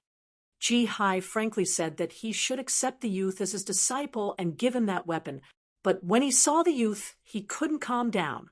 His cultivation will be hindered, and he won't be able to enter the immortal realm for the rest of his life. How will he go to the Great Wall of Sword Qi and kill the other 12th realm demons? The old Taoist looked regretful. The Tong Yi continent's only immortal Tao companions of the upper 5 realms. They are a rare match made in heaven. It's a pity that Ji Hai's breakthrough will be very difficult. The more stubborn he is, the harder it will be to get rid of his inner demon. The Hill Master smiled bitterly. "Some things can be persuaded, but some are not." The old Taoist sighed. The difficulty of cultivation was as difficult as ascending to the heavens. It was just that a long time ago, it was said that ascending to the heavens wasn't difficult, but cultivating was. Central Plains, at the peak of one of the most majestic mountains, a golden-armored deity was holding onto a sword with both hands. His face was covered with a mask, making it impossible to see his face. He stood beside a stone tablet on the peak of the mountain, and an old Confucian scholar was sitting cross-legged on top of the stone tablet. The old man pinched his fingers in his sleeves and slapped his thigh. "Great!" The golden-armored deity's lips twitched.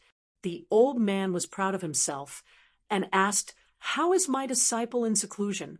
The golden-armored deity, who had been pestered by the old man for a whole month, said impatiently, "Good, good, good. Is that good enough?" The shabby old man pointed at the deity, who was almost as tall as the huge stone tablet, and laughed. "I like your unconvinced attitude the most." Then the old man started to talk about his past achievements. "Back then, when I quarreled with others and they lost, they all behaved like you. I felt good." The golden-armored deity was one of the 5 righteous deities of the Central Plains. He sneered.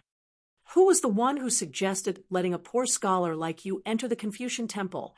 Tell me, I'll go ask him if he's blind." This was an unsolved case recognized by the Confucians. The old scholar smiled slyly and said, "Take a guess." No matter how good great god Sui Shan's temper was, he would feel irritated if someone nagged him for a whole month. Moreover, this old man was someone who wouldn't act until he saw the rabbit. How could there be anything good? He didn't stand on ceremony. Guess your grandpa. The old scholar raised his thumb and pointed at himself. Not my grandpa. It's the founder of our Confucian faction. I wish he was my grandpa. Sigh, what a pity.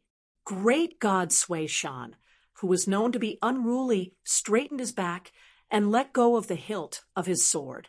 He cupped his fists and bowed to the heaven and earth as an apology to the holy master. The old scholar continued, "You should know that I am a very thin-skinned person. I always like to remind myself that I don't deserve a reward if I haven't done anything for it, but I am talented, I write well, and I speak well. Hence, our holy teacher found me and tried to persuade me with kind words. I was very touched. Our holy teacher told me many things that I thought were ordinary, but there was one sentence that I felt touched the bottom of my heart.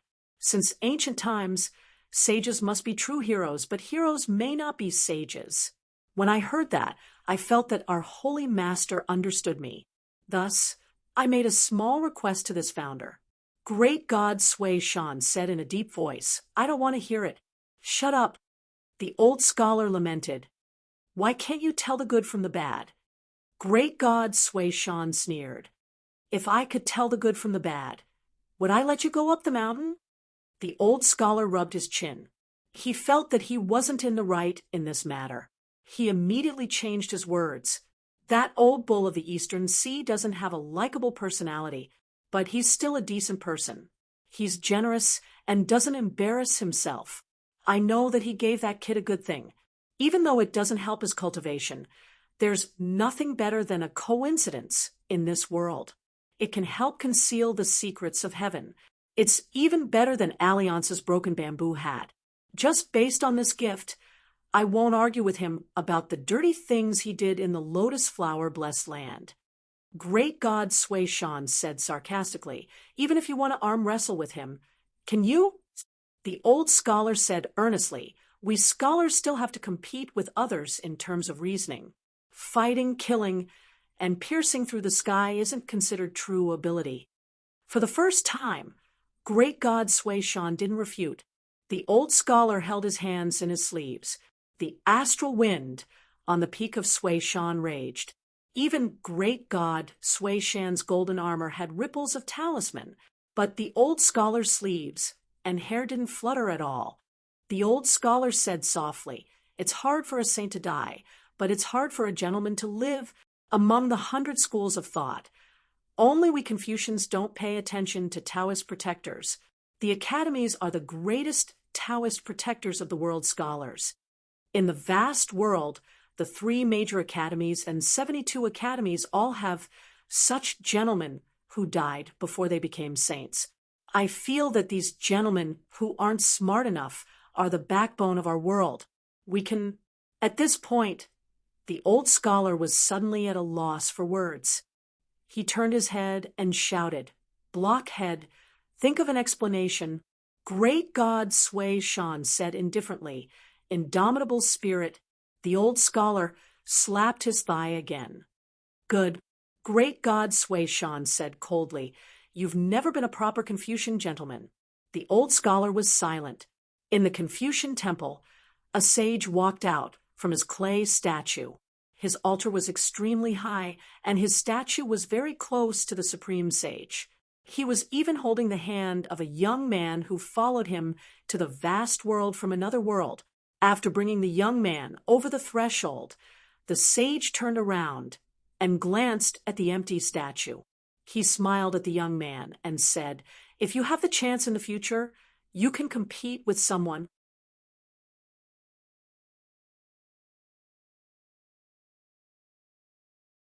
.352. The last sentence at the end of the chapter is a comment from a reader in the circle. It is really well written. After the old Lord of Heaven and Zhong Kuei left, nothing happened that night. Pei Qian, who was fighting to keep his eyes open, carried Chun Ping onto the windowsill and let him go back to sleep. Chun Pingon stayed alone in the courtyard. He didn't practice his stances or swordsmanship. He sat at the stone table and thought about his future plans.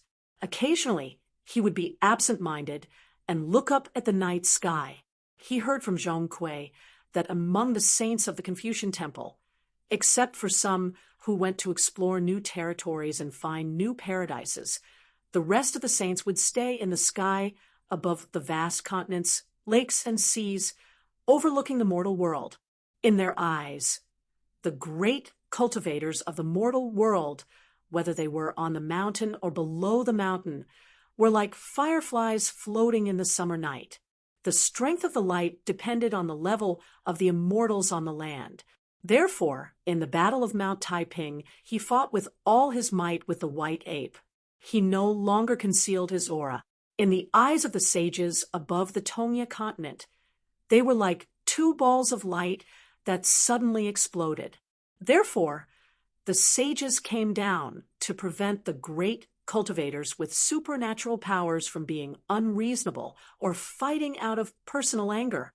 If they were to lose their scruples, they would destroy the mountains and rivers and cause suffering to the common people. Most of the time, Chun Pingon closed his eyes and rested, silently reciting the immortal formula on the jade slip of the azure Turing mansion. After reading it 100 times, the meaning would be revealed. All the methods in the world could not be separated from the origin.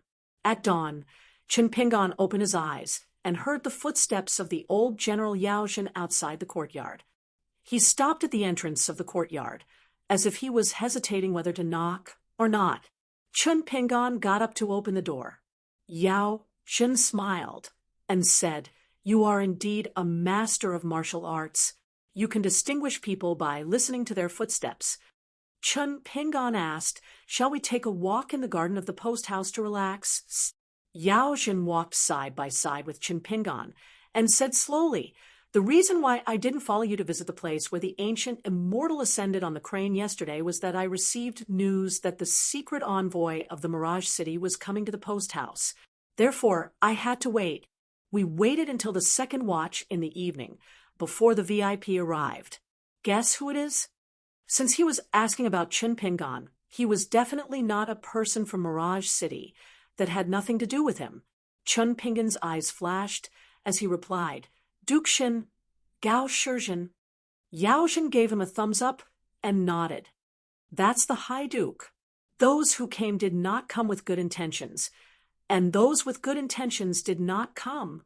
Since Duke Shin was appointed as a secret envoy to Riding Crane City before the Yao family's troops entered the Mirage City, it meant that in the Emperor's heart, Duke Shen was more important than the future Minister of War, Yao Zhen. As for whether the Lu family's emperor had given him orders before Duke Shen left the capital, Chun Pingon had never seen the emperor, so he couldn't guess.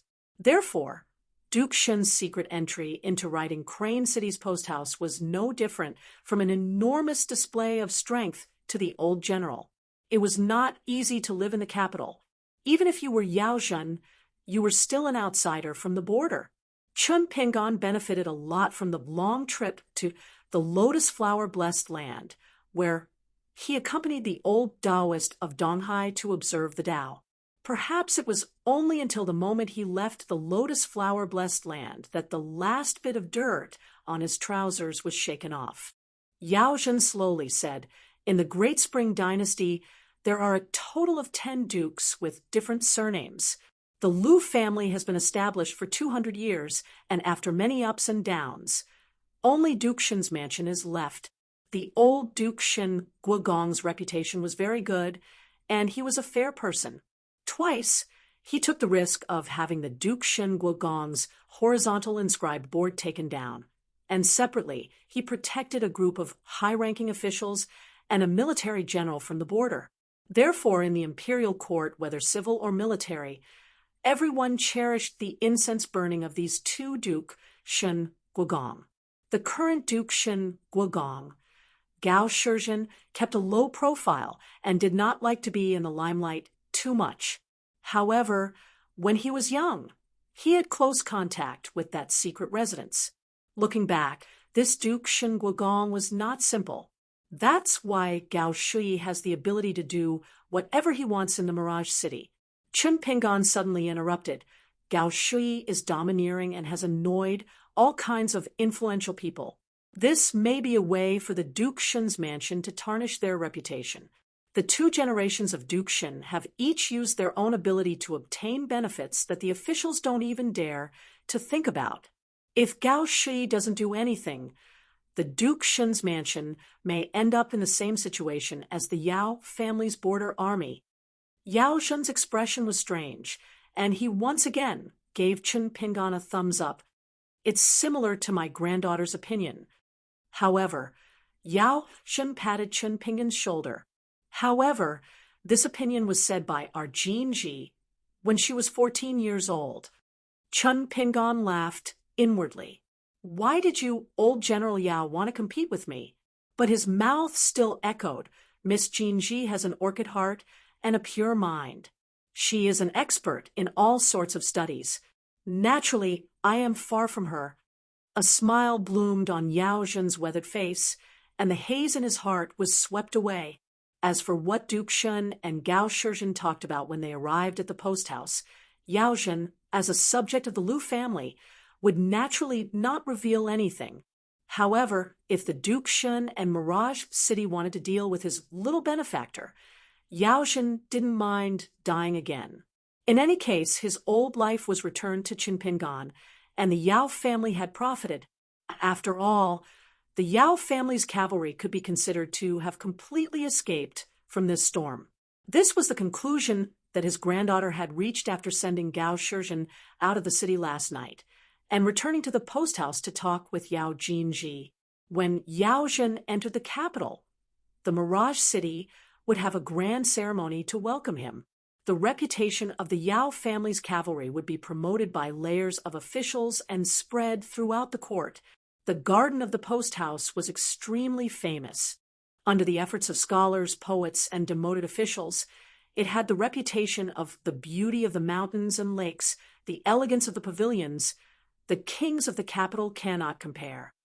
Under the shade of the trees, under a small bridge with flowing water, the two walked onto a wooden arch bridge. Chun Pingan's familiarity with the structure of the bridge was probably no less than an official from the Ministry of Works. Chun Pingan walked on the bridge, his footsteps sometimes light and sometimes heavy. He reached out his hand and lightly tapped on the railing. Yao Zhen only treated it as a hobby and didn't ask about it out of curiosity. The Yao family's troops would leave the day after tomorrow. Tonight, there was a banquet hosted by the provincial governor. Tomorrow, the governor would privately invite the old General Yao Zhen so they could still play around in Crane City for 2 more days. Chun Pingan remained in the courtyard to cultivate. The speed of his advancement in the martial path had far exceeded his expectations when he left the inverted mountain. There was no need to rush, and it couldn't be rushed. As for the matter of rebuilding the longevity bridge, there was a hint of urgency to it.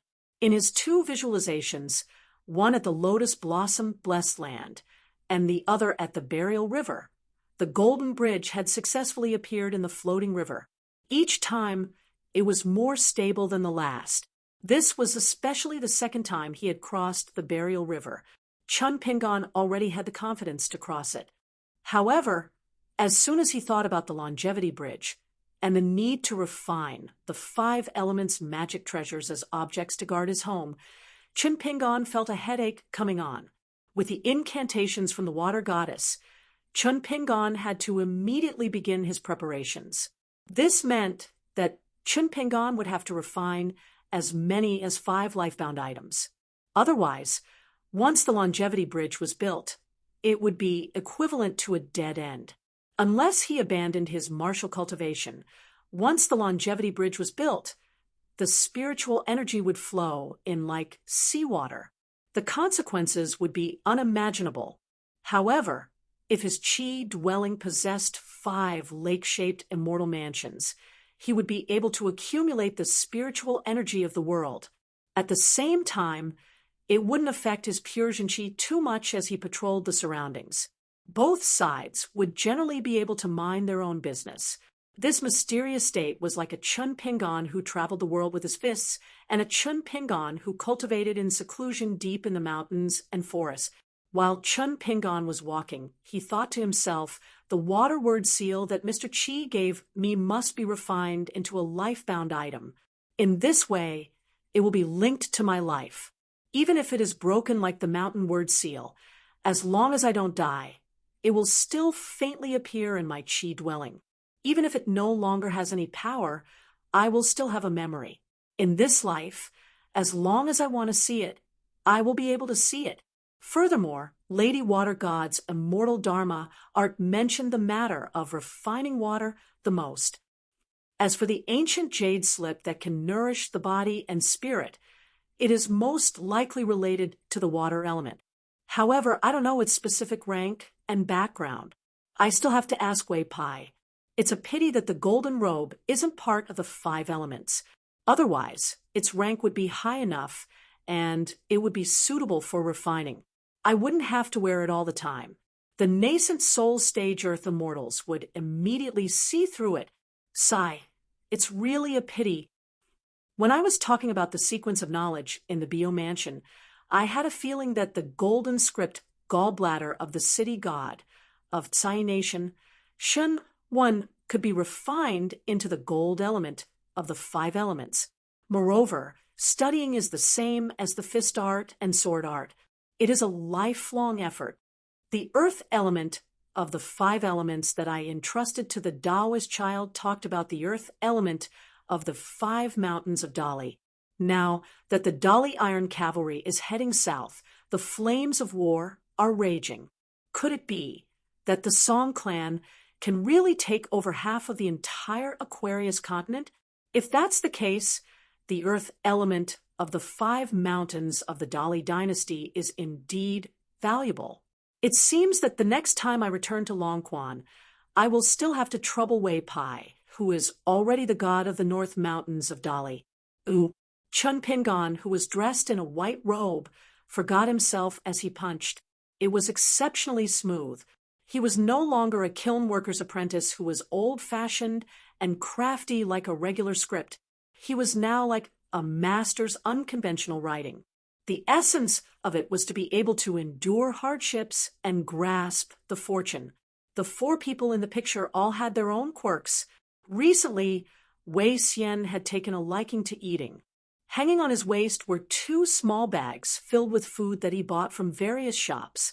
Lu Bai Xiang liked all kinds of elegant things. He liked to hold a few chess pieces in his hands. When he took a walk, the chess pieces would rub against each other. His palms would produce a slight squeaking sound. Zhu Lian did not like to be restrained. For example, he felt that it was troublesome to wear boots and socks. He bought a pair of straw sandals from somewhere in Crane Riding City and changed into a light yellow hemp robe. Furthermore, no matter which town they stopped at, Zhu Lian would buy a few novels about supernatural beings and demons, or novels about scholars and beauties. Whenever he had free time, he would flip through the books to pass the time. Other than comprehending the sword, every day, Sui, you did not seem to have any other hobbies. This was his biggest quirk. When Chun Pingon finished practicing, he returned to the house.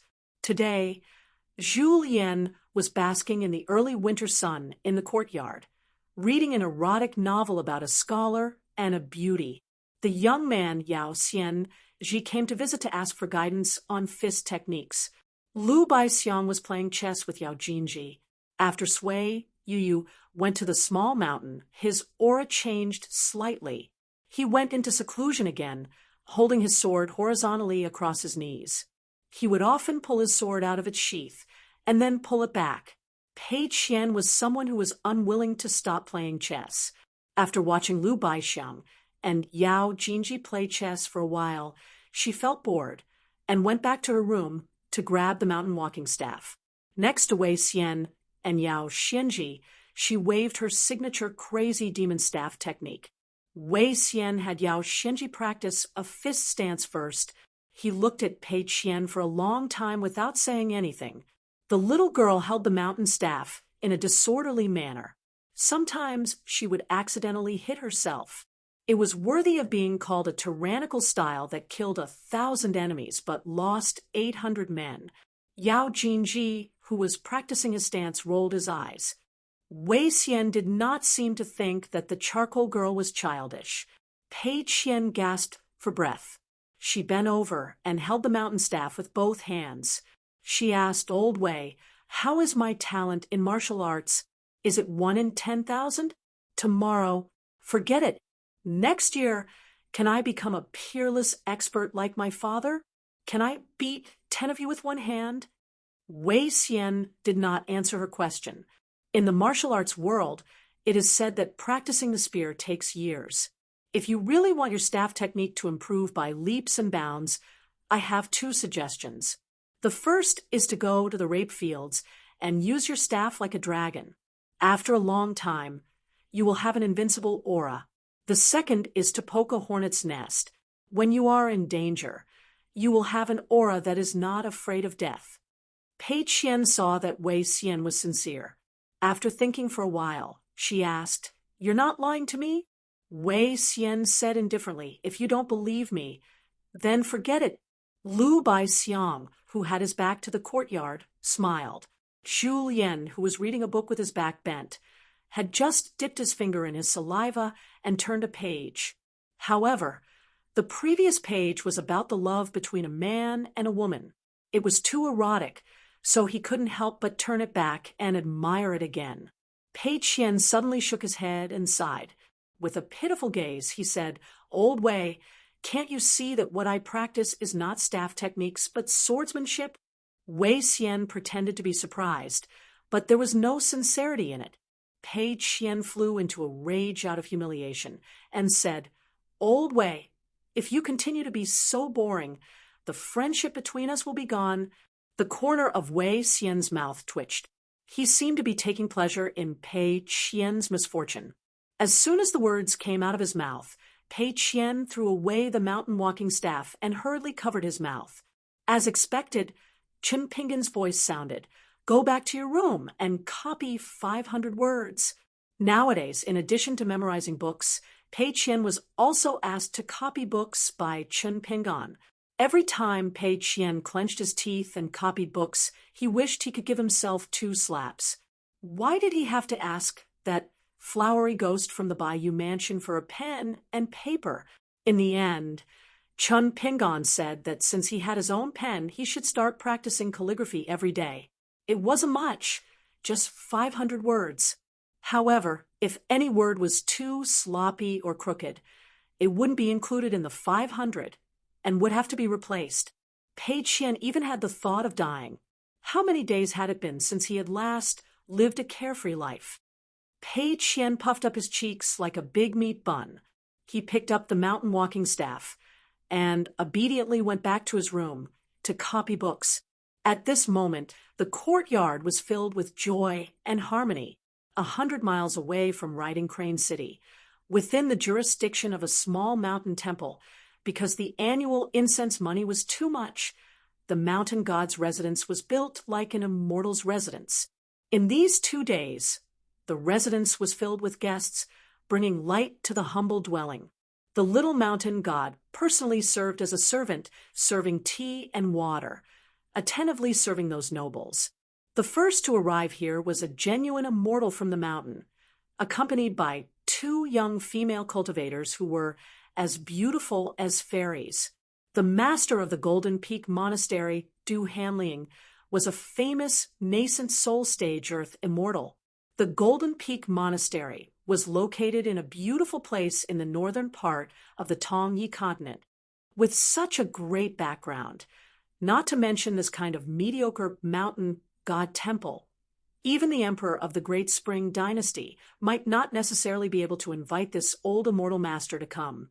At first, the mountain god was so scared that the golden body of the temple almost became unstable. However, after receiving the decree personally issued by Du Hanliang, he said that he was only borrowing this place to entertain a friend, and that he would return the favor after the matter was settled. The mountain god immediately felt at ease. Old Immortal Du would not play tricks on him. A small mountain god like him was not worthy. Soon after, an old official with an air of nobility and a few retainers came. They were all Qi refinement warriors who had achieved success in their cultivation. Then, a young Taoist priest with a jade-like face quietly climbed the mountain, followed by a pair of master and disciple. The old man's realm was not high, and he was seriously injured. The disciple was a tall young man with a simple and honest appearance. Finally, the immediate superior of the little mountain god appeared in the middle of the night. It was the Lord Xingwang of the provincial city's Xingwang Pavilion. His official position was similar to the provincial governor in the world of the living. He was in charge of all the Xingwang temples in a province. As for the civil and martial temples, they were an exception. They were directly under the Ministry of Rights of a country. The two temples and the Xingwang temple had never interfered with each other. As for who was higher in rank, who was more powerful, who was in charge of the affairs in an emergency, there were different situations in different places. The master of the Golden Peak Monastery, Du Hanling, the Great Spring Duke, Gao Shizhen, and the Lord Xingwang of Riding Crane City. In addition, there was Xiao Yuan Ran, who was both a disciple of the Golden Peak Temple and a consecrator of the Great Spring Lu clan. The winter day was warm and the scenery was pleasant. The four of them gathered at a viewing pavilion on the top of the mountain. The mountain god stood far away, waiting for orders. At the pavilion, they were chatting happily. After Duke Shen, Gao Shizhen went down the mountain. He returned to the Great Springs capital, Mirage City. He was no longer depressed and gloomy like he was on the way. Lord Xingwang quietly returned to the tallest building in the city, the Xingwang Pavilion. He stared at the post house with a cold gaze and a mocking smile. Du Hanling stayed on the mountain for one more day. Before he left, he summoned his disciple, Taoist Baozhen Yi Miaofeng, and his grand disciple, Xiao Yuan Ran. The master and disciple were now in the Dragon Gate realm. Therefore, they could not stay in Mirage City as first-class consecrators. Instead, they were stationed at the border to monitor the Yao family's cavalry for the Great Spring Lu clan. In addition to giving Xiao Yuan Ran an important treasure of the sect in advance, it could be considered as giving Xiao Yuan Ran the reward of entering the Golden Core realm in advance. The Earth Immortal Du Hanling also told him a secret. Xiao Yuan Ran, who had a calm temperament, could not hide his joy. Yi Miaofeng was grinning from ear to ear. He stood up and thanked his master respectfully on behalf of his disciple. Du Hanling praised Xiao Yuan Ran a few words and then flew to the north to return to the Golden Peak Temple. Before he left, he did not forget to give the mountain god a good quality spiritual weapon. The mountain god was naturally grateful.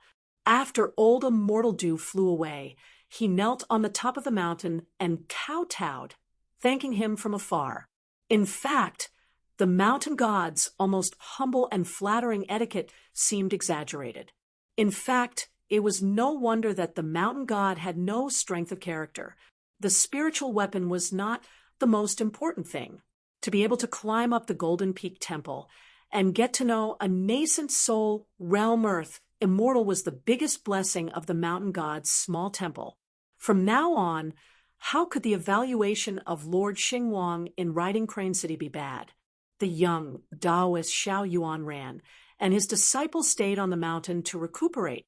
The old Taoist Yi Miaofeng and Xiao Yuan Ran did not enter the city at the same time. They returned to the city's post house one after the other. In a quiet house on the mountain, the tall teenager, who broke into the martial temple to borrow a knife, had a complicated expression. He sat on the beautiful stool next to the sickbed. His hands were clenched into fists, as if he was thinking about a problem that he could not figure out. His master was lying on the bed, recuperating. Although his injuries were not light, it was already an extravagant hope for him to fight and slay demons. However, it was not difficult for him to walk on the ground. The old man's face was slightly pale, but his spirit was very good. His eyes were bright, and he turned to look at his only disciple. It is difficult to accept a good disciple, but it is also difficult for the disciple to cultivate smoothly. It is not as simple as taking care of the children in the family. I have no children, and you are my only disciple. Moreover, your talent is much better than mine. If I do not plan for your future as your master, I will not die in peace." The old man smiled and said, "I've already explained the reason and the process to you. As for how Master knew about the Golden Peak Temple and why you met Spiritual Master Xiao just now, don't ask too much. From today onwards, just focus on cultivating diligently. Old Immortal Du personally helped you break the bottleneck, allowing you to enter the middle 5 realms. You must remember this kindness in your heart. To put it bluntly, the Golden Peak Temple is a big immortal's cave. Even if you sincerely want to repay the kindness, do they need it? However, you still have to have this intention. Otherwise, you will not be qualified to be a dog of the Golden Peak Temple." The tall teenager's eyes were moist. He lowered his head and said, "I am useless. I have wronged you, Master." The old man sighed and stretched out his finger to point at the blockhead. "You still haven't been enlightened. Forget it. If not, I wouldn't have only accepted you as my disciple. To be honest, even if I had seen Immortal Xiao Zhao's amazing aptitude earlier, I might not have dared to accept him as my disciple. Once he encounters the wind and clouds, how can I, a practitioner of the Viewing Sea realm, control him?" The tall teenager was still competitive. "Master, I also have some hope of entering the Dragon Gate realm at such a young age." The old man laughed and scolded, "Idiot, go out and cultivate. I have to be injured. I don't want to play the lute to a cow." "Oh," the tall youth said, stood up, and left. When the teenager walked to the door, the old cultivator comforted him softly. On the road of cultivation, some grievances are inevitable. I am afraid that you can only accumulate grievances for a lifetime. Therefore, you must go higher and further than your master. You can let yourself suffer less grievances. The mountain temple and viewing pavilion here are not high. It is also not far from the Tongyi continent to the great Quan dynasty. In this world, the gods are only at higher places." Ooh, the tall teenager turned his head and nodded. "I will remember." The old cultivator smiled. "If it is possible, when your realm is high in the future, there will be a day when you can be on equal footing with someone like Old Immortal Du at that time. Remember to treat the ordinary people at the foot of the mountain better." The teenager, who had been unhappy all this time, smiled brightly at this moment. He followed his heart and nodded vigorously. The old man laughed. "You are really an idiot." The day before leaving for the Mirage City, someone came to visit Chun Pingan. It was a young Taoist wearing a Taoist robe and a hibiscus crown. He was travel-worn and was drinking a bowl of herbal tea in Chun Pingan's room. He said that he was the closest to the Riding Crane City. Fortunately, he received a decree from his ancestor to send something to Chun Pingan. The young Taoist from the Peace Mountain carefully took out a jade plate. After putting the jade plate on the table, he explained the origin of the jade plate to Chun Pingan. The young Taoist said bluntly, "My ancestor asked me to tell you that young Master Chen does not need to worry that the Peace Mountain will do something to the jade plate and leak your whereabouts, which will be known by us. The restriction on the jade plate has been removed by my ancestor. Young Master Chen is just an object made of good material. Of course, it has a special meaning to outsiders. Therefore, I hope that before you leave the Tongyi continent, young Master Chen can be a little troublesome and hang it on your waist every day." Chun Pingan stood up and thanked him. The Taoist of the Peace Mountain quickly stood up and bowed back. Chun Pingan put away the jade plate and hung it on his waist, one on the left and one on the right of the blade strengthening gourd. They sent the young Taoist, who announced his name, and walked into the post house to the gate. The Peace Mountain did this with good intentions. The jade plate on Chunpingan's waist was a direct disciple of the Peace Mountain Ancestral Master Hall. The words Peace Mountain cultivates me and Ancestral Master Hall continues incense were engraved on both sides. Even the golden core and nascent soul earth immortals of the Peace Mountain might not be able to hang it, because it had nothing to do with cultivation and age. In the entire Peace Mountain, there were only 5 or 6 people who wore the jade plate. The oldest one was already 300 years old. He was in charge of the Taoist book collection in the Peace Mountain. He was only in the Dragon Gate realm. The youngest one was a 7 or 8-year-old Taoist child. He was very talented. But the most famous one was definitely the female Taoist Huang Ting, who went down the mountain alone with a sword. Therefore, from this moment on, Chunpingan's protective talisman in the Tong Yi continent was the entire Peace Mountain, and the ancestral master of the Peace Mountain, the old heavenly lord, had just performed an impressive immortal divine power. The golden body Dharma form appeared, holding the bright moon mirror and riding the immortal sword to kill the enemy from 10,000 miles away. At this moment, who would dare to provoke the Peace Mountain? Chunpingan felt very emotional and walked back to the courtyard. He was wearing a white robe with a jade hairpin in his hair and a jade plate hanging on his waist. The official of the post house saw Chunpingan on the way and thought that he was a scholar. The Yao family's team set off for the Mirage City in the early morning. The closer they were to the famous ferry in the Mirage City, the closer it was to the departure time of Chunpingan and the Yao family's team. One evening, the Yao family stayed at the last post house for this trip. The post house was simple and unadorned. It was very different from the post house in the Riding Crane City that was surrounded by gardens. Walking along the official road outside the post house for more than 10 miles, there was a Xiaoping Peak.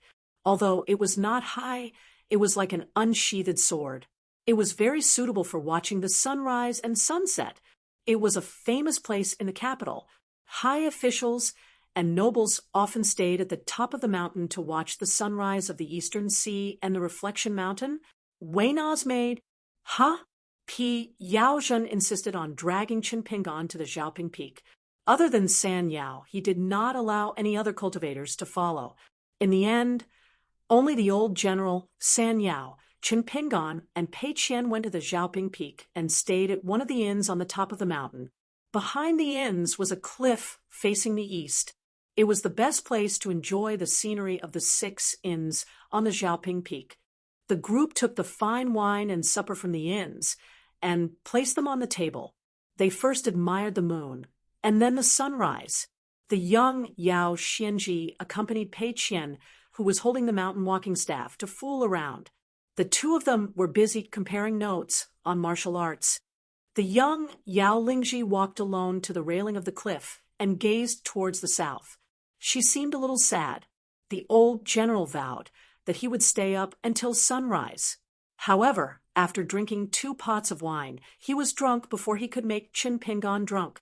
Yao Jinji and Yao Lingji could only support their grandfather back to the inns. Pei Qian and Yao Xianji were in good spirits. They would definitely be able to wait until sunrise. Chunpingan sat alone at the table. He took the mountain walking staff that Pei Qian had thrown to the side and drew circles on the ground beside his feet in boredom. A small circle, a big circle, an even bigger circle, and then an even bigger circle, layer by layer. The circles wound around each other. Chunpingan's mind was immersed in it. Yao Jinji was already standing behind Chunpingan. After watching for a long time, she asked, "Why aren't you continuing to draw?" Chunpingan put away the mountain walking staff and leaned against the stone table. He smiled and said, "I can only draw up to here." Yao Jinji sat down and poured herself a cup of wine. After entering the inns, she took off her veiled hat. As she drank, her face was wrinkled. It seemed that the wine was very difficult to swallow. After drinking, she glanced at the ground and said, "It is very difficult to continue drawing." I'm guessing that even a Confucian gentleman wouldn't be able to continue. Chun Pingon shook his head and didn't say anything. He only looked at the railing of the cliff. Yao Xianji and Pei Qian, one adult and one child, were sneakily discussing something. Yao Jinji smiled and asked, "You're not going to ask me if I really know what you're drawing or if I'm just pretending?" Chun Pingon said softly, "Miss Yao probably knows." Yao Jinji hesitated for a moment, but still poured herself a cup of wine. She drank it in one gulp. Her face was crimson and became more dazzling. She slowly said, "Between you and me, between the sects, between countries, between continents, between literary lineages, between the three sects, between hundreds of schools of knowledge, between the world and the world, between the human race and the demon race. You, Chun Pingon, are thinking about the principles, you know. How many circles can the word principles contain? Then you will go around the outermost circle until you determine the boundary of the next circle. Then you will cross it and continue to walk. Only in this way can you walk with a clear conscience. Although it will be very tiring to deal with people, your heart will not be tired at all. Therefore, as long as you use your fists and sword, you can go forward with indomitable will. Only you, Chun Pingon, are qualified to speak to the gentlemen of the academy and the inn and ask your conscience." Chun Pingon turned his head and looked at the girl. He nodded and said, "Miss Yao, you're one of the smartest people I've ever met." This was the truth. If he didn't say one of the smartest, it would be boasting against his heart. After all, not to mention others, just his own disciple Cui Dongshan was not comparable to Yao Jinji now. Yao Jinji had probably drunk 2 cups of wine and was not very strong. In her words and expression, there was a different kind of flirtatious feeling. She stared at Chun Pingon and asked softly, "In your eyes, is there only intelligence?" Chun Pingon was stunned and scratched his head. "Miss Yao, I have a girl I like." Yao Jinji covered her mouth and smiled. She was not angry at all. Instead, she asked, "Is she beautiful?" All of a sudden, Chun Pingon was in high spirits and said without hesitation, "All the beautiful mountains and beautiful rivers in the world added together are not as beautiful as her." Yao Jinji didn't seem to have any grudges. She smiled and drank a mouthful of wine. After sitting with Chun Pingon for half an hour and chatting about the local customs of Mirage City, she got up and left. After turning around, this beautiful girl walked to the inn, her eyes dark and gloomy. Chun Pingon didn't turn his head. He always put his elbows on the table and smiled at the distant moon. His eyes were gentle, as if he was looking at a girl and couldn't tolerate any more beauty in the world.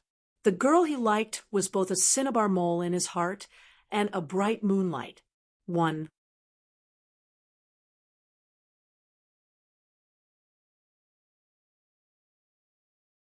$3.53. In the end, only Chun Pingon, Pei Qian, and Yao Xianji saw the sunshine screen peak. Pei Qian's eyes were wide open. He leaned on the railing and stared at the sun. It was as if he had seen a huge piece of gold and wanted to put it in his pocket. Yao Xianji was stunned for a moment and didn't look much. After all, he had seen it countless times. The moon's surging river and the stars hanging over the plains in his hometown weren't inferior to this sunrise. This genius youth was a little surprised. Why didn't Pei Qian's eyes hurt after staring at the sun for so long? Chun Pingon lightly jumped and sat on the railing. Yao Xianji had wanted to do this for a long time, but last night his grandfather and sister were present, so he didn't dare to be rash. Later, Chun Pingon, who he admired the most, was sitting at the stone table, so he was embarrassed. Now that Chun Pingon took the lead, Yao Xianji hurriedly followed and accompanied Chun Pingon to look at the East Sea. It was as if their mental state had opened up and they were filled with longing and hope for their future life in Mirage City. When they went down the mountain, the old general's face was full of annoyance. He complained that Chun Pingon was not kind. Before sunrise, Chen Pingan didn't even greet him. He missed the magnificent scenery and walked so much up the mountain in vain. Chen Pingan ignored Yao Zhen. Yao Jinji said, "Grandfather, I made an exception and allowed you to drink last night. Are you still not satisfied?" The old general immediately stopped. Whether it was Yao Zhen or Yao Xinji, they were the closest to Chen Pingan. They knew that they would have to say goodbye to him soon. When they were about to leave, there were other worries in their hearts. It's just that the old and the young were both warriors and generals who were used to drinking the wind and sand of the battlefield. They were a little worried about parting, but they could just relax. In the future, they would have the opportunity to meet again, to drink wine. Imitating that young lady's pretentious act would be laughable. Finally, they arrived at the Peach Leaf Ferry outside Mirage City. The Yao family stopped the carriage. Chen Pingan was carrying the bamboo box. The saber-wielding girl, Yao Lingji, cupped her fists and thanked Chen Pingan. "Young Master Chen, I wish you a smooth journey to the north. I wish you the best of luck." Chen Pingan nodded with a smile and reminded her, "You can't be impatient when it comes to martial arts. The more talented you are, the more you can't just focus on breaking through to the next realm. Fist techniques are all about being able to retract and release freely. If you want your body to be light and your fist intent to be heavy, you have to have a good foundation. Dripping water can penetrate a stone, and the stone is a great enemy. This dripping water is the true meaning of your martial arts. Miss Lingji, as long as you can settle down, you will definitely be able to achieve great things." Yao Lingji snorted coldly, but there was a smile in his eyes as he said, "You're not much older than me, but you act like an old man." The girl shook her head and left.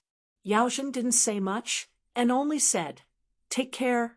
The bamboo brush holder engraved with the sage's essay had been carefully put away by the old man. He had made up his mind to keep it as a family heirloom. Yesterday, Yao Xinji had shamelessly asked Chen Pingan for a copy of his calligraphy, treating it as the world's #1 treasure. Today, the young man did not say much. He only said that he hoped that young Master Chen would come to Mirage City in the future. Yao Jinji, who was wearing a veil hat, unexpectedly said that he wanted to walk with Chen Pingan alone on the Peach Leaf Crossing. Yao Xinji whistled and was hit on the waist by Yao Lingji. The young man was in so much pain that he broke out in a cold sweat. Yao Jinji's eyes were sharp. He saw the jade token on Chen Pingan's waist. It was slightly different from before. It was flipped over. Before leaving Riding Crane City and arriving at the Peach Leaf Crossing, Chen Pingan's jade token only showed the side Ancestral Hall Continues incense. Today, it showed the 6 ancient words, Taiping, Mountain cultivates me. Yao Jinji's thoughts moved slightly. He looked deeply at the young man who came from Beijing country to the capital of Great Spring. She said some polite words. There was nothing special about it, but it made people feel that her feelings were sincere. It was especially moving. However, Chen Pingan did not appreciate her kindness. Only the two of them knew the meaning behind it. In the end, Yao Jinji casually talked to Chen Pingan about the origin of the Ji in the name of the Yao family. It turned out that there was a fortune teller who wandered the border in the early years. Unfortunately, he encountered a war and was saved by his grandfather, Yao Zhen. Then he did a divination for the Yao family. In the divination, he mentioned that among the ancestors of the Yao family, there was an extraordinary person. The Ji character was that person's natal character. Moreover, it was naturally compatible with Yao Zhen's grandchildren. As long as everyone had the Ji character, they could benefit from the glory of their ancestors. They could help to hide the wind and gather water. Maybe one of the juniors could rely on the protection of their ancestors and have an unimaginable future. Yao Zhen did not think too much about it. He just thought that it was a good idea. Therefore, he added the Ji character to the names of Yao Jinji and the other children. In the Yao family, there were more than 20 people. Everyone had the Jeet character. Yao Zhen was not biased. Among them, the 3 Yao family members by Yao Zhen's side were the most outstanding.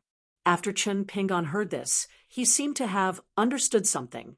Yao Jinji finally gave Chen Pingan a curtsy, graceful and charming. Chen Pingan cupped his fists in return. After hesitating for a moment, he said sincerely, "Miss Jinji, in Mirage City, other than helping the old general to come up with plans and strategies and guarding against all kinds of villains, you also have to pay attention to your own safety. I'll say something offensive, but if in the future you encounter a hurdle that Miss Yao thinks you can't overcome, you might as well ask the old general and let him make the decision. You don't have to take everything to heart and bear it alone." For the first time, Yao Jinji took off her veil hat and smiled sweetly. However, she did not say anything. She just looked at Chen Pingan. Chen Pingan cupped his fists in farewell again. Yao Jinji was a lady from a big family, but she also cupped her fists in the same manner as the people of Jianghu. Her pair of watery eyes were filled with a strange brilliance. She said in a clear voice, "The green mountain does not change. The green water flows forever."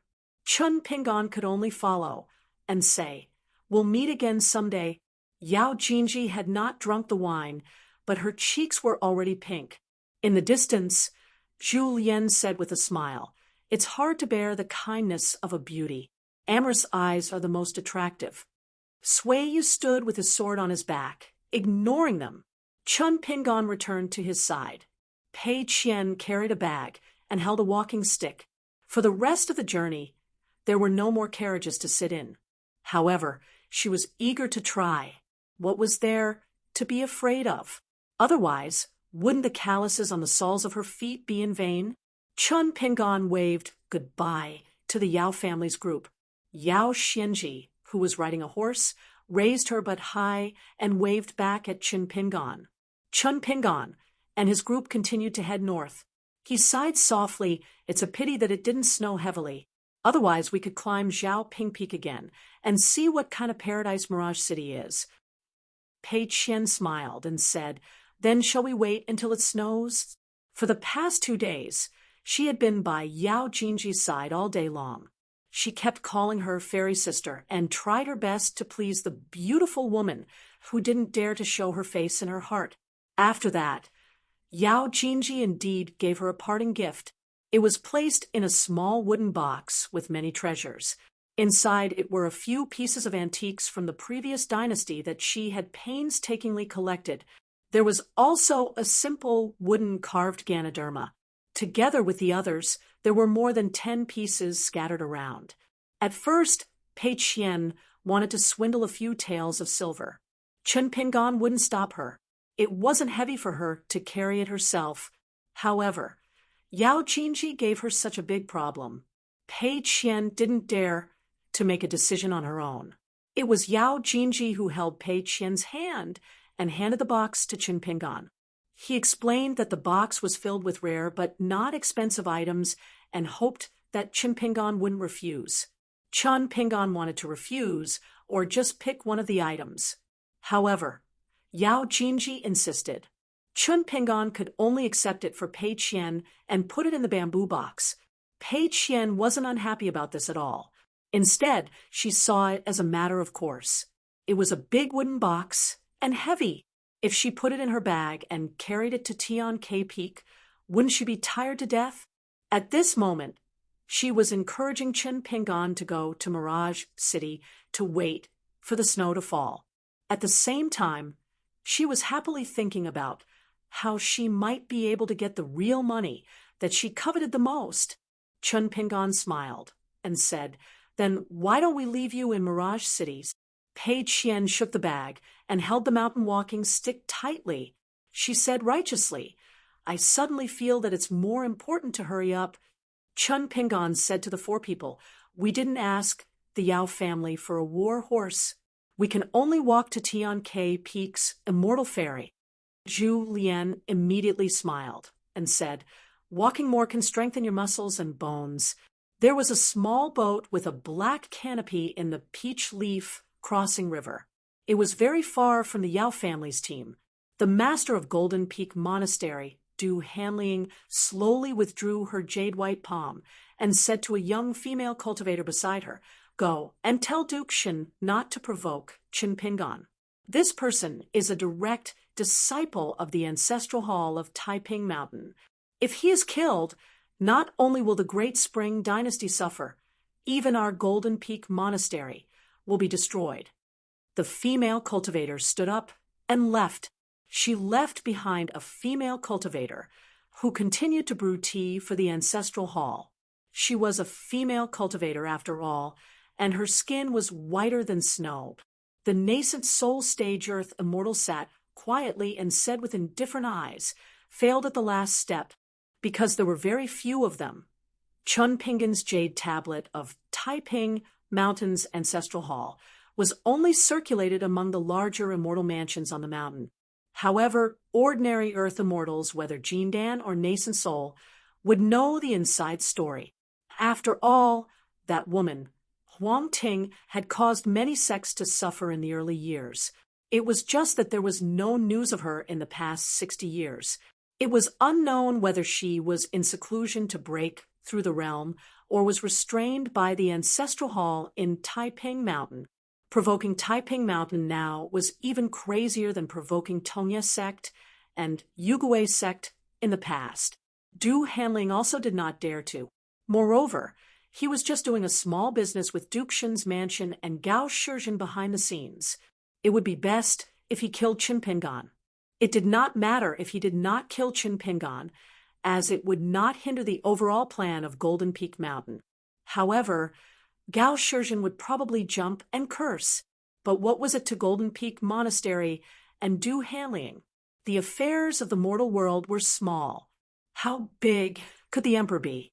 The earth immortal of nascent soul realm pondered for a brief moment.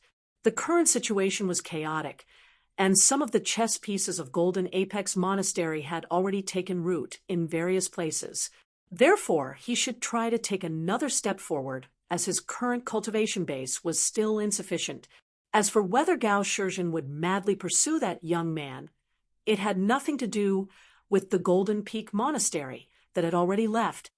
Ancestral Master, should I secretly remind Qin Pingan? The young female cultivator asked softly, but quickly denied herself. Drawing legs on a snake, going too far, is as bad as falling short. Du Hanling smiled and shook his head. It's not that you can't, it's just that the time is not right. And even if you want to be a good person, it should be Xiao Yuanran, not you. The female cultivator smiled. Ancestral Master is wise. Du Hanling dismissed it with a smile, without needing Qin Pingan to say it himself. Yao Qin gave Qin Pingan a geomancy map of the Great Spring North region, as well as 2 more detailed maps of the provinces and counties. Thus, Qin Pingan already had a rough idea of the route to Heavenly Fault Peak. The group left the official road and walked on a yellow dirt road. Pei Qian had a yellow paper talisman on his forehead. Holding a walking stick, he walked like the wind. Pei Qian had nothing to do. "Old Wei, after you eat too much, do you fart?" Wei Xian ignored him. Pei Qian went to bother others. "Little Bai, why haven't I seen you shit before? It's not good for you to keep it in your stomach." Lu Baixiang was speechless. Pei Qian ran to Sui Yu's side, raised his head, and said with a flattering face, "Sister Sui, can you fly?" I often listen to the storytellers under the overpass tell stories. They say that not only can immortals leap over roofs and vault over walls, but they can also cast beams to form soldiers and ride the clouds. That old man cheated me of my wine. I don't believe him, but I believe you, Big Sister Sui. I've seen someone fly on a sword. Big Sister Sui, you're so pretty, so you must be able to do it too, right? When I grow up, if I can be half as beautiful as Sister Sui, I'll be happy to death.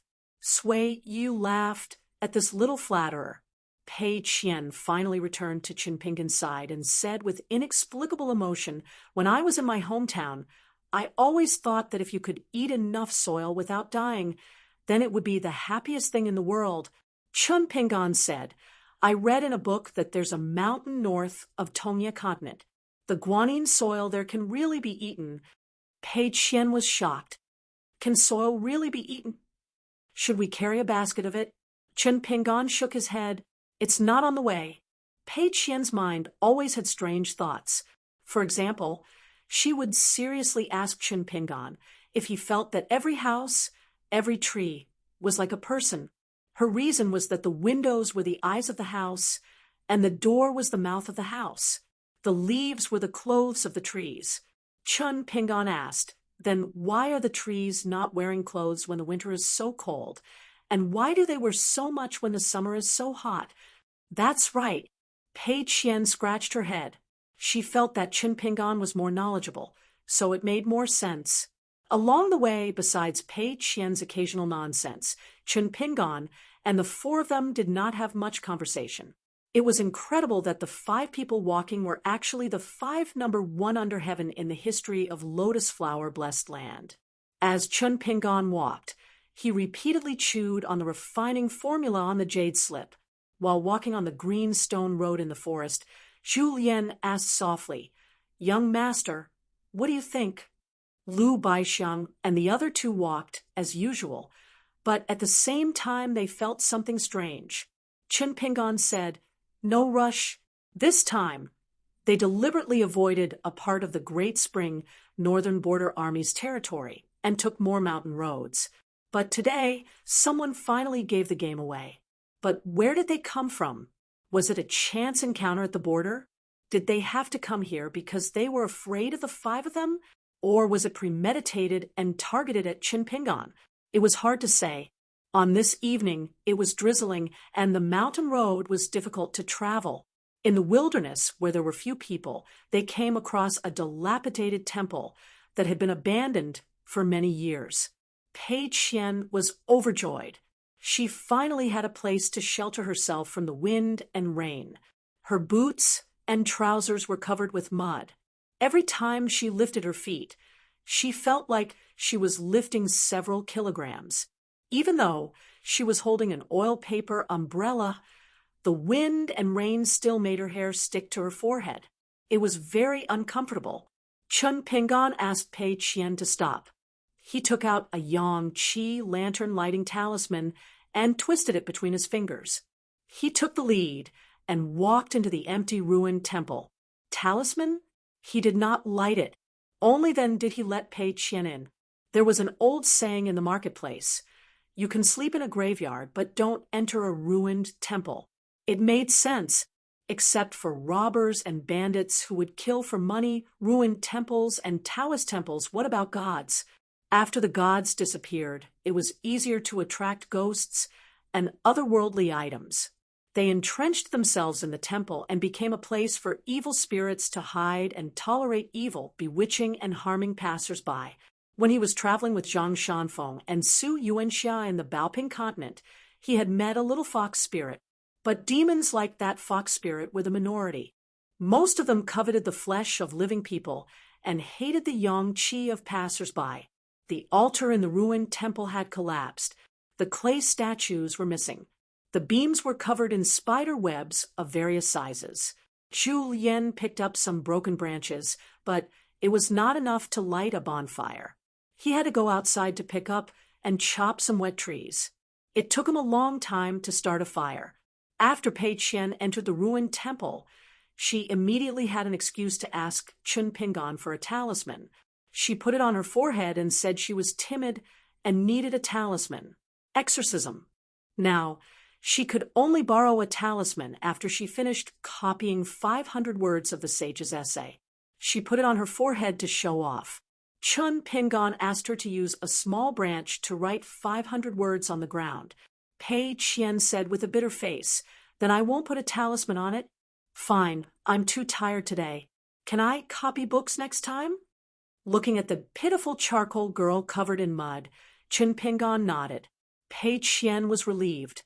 She moved closer to Chen Pingan and asked if she could take a look at the small wooden box that Yao Jinji gave her. It was originally hers. It was just that it was always in Chen Pingan's bamboo box. Chen Pingan asked her to take it from the box.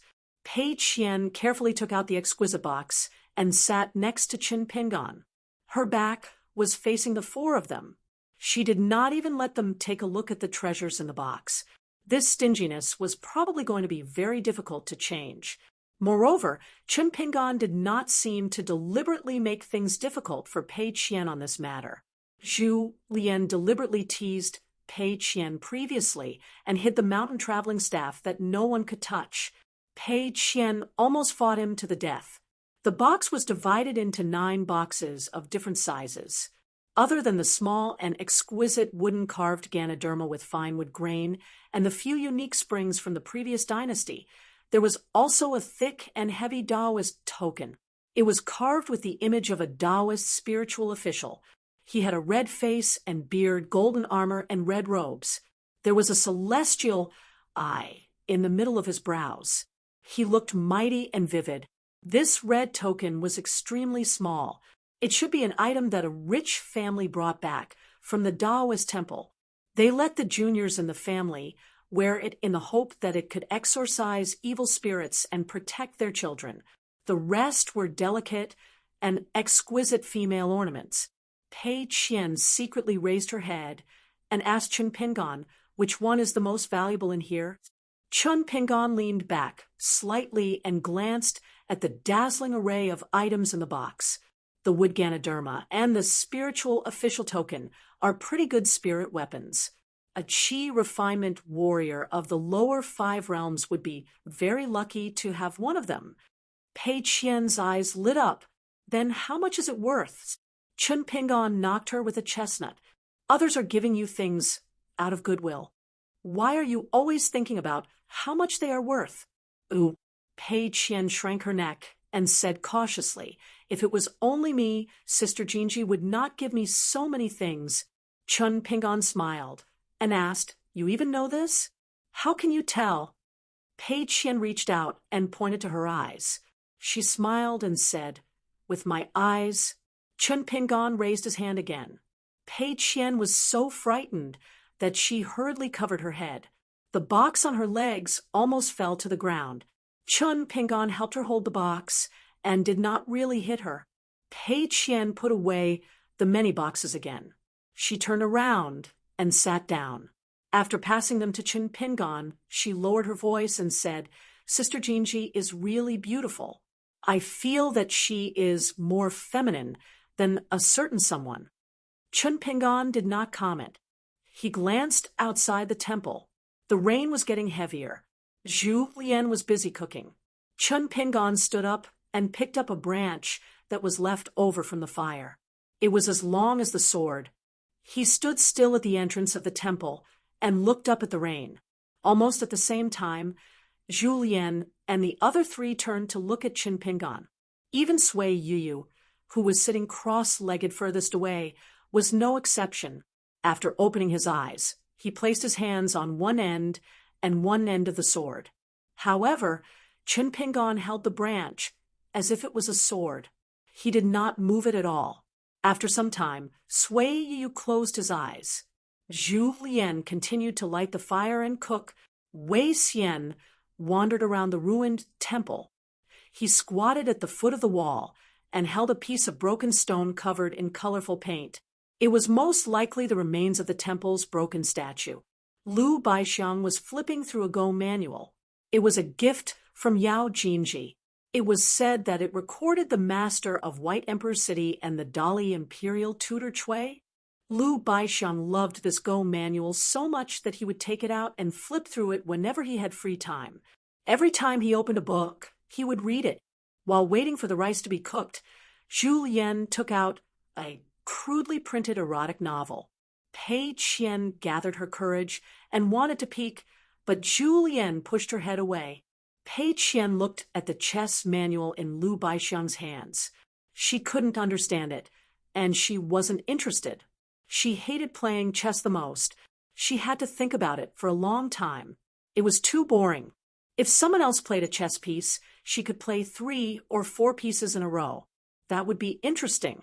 When they could smell the aroma of rice, Qin Pingan said softly, "There's a group of people coming towards the small temple. You guys go about your own business and don't pay attention to them. If you're hungry, eat first."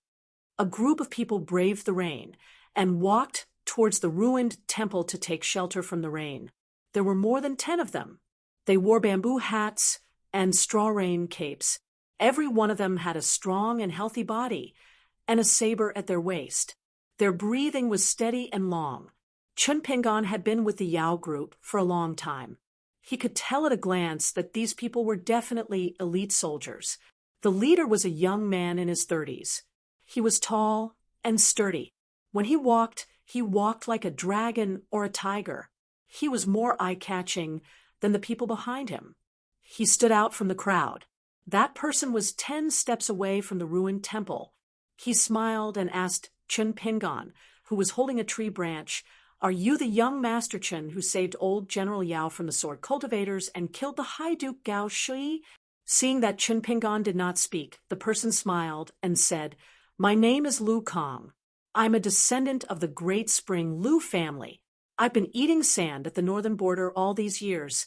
After receiving these 2 pieces of news, I thought that I must come and pay you a visit. Previously, my scouts secretly followed you and offended you. I apologize to you here." Lu Kong, the Great Spring Dynasty's first prince. He held the power of the Northern Border Army and had great prestige in the Great Spring Dynasty's army.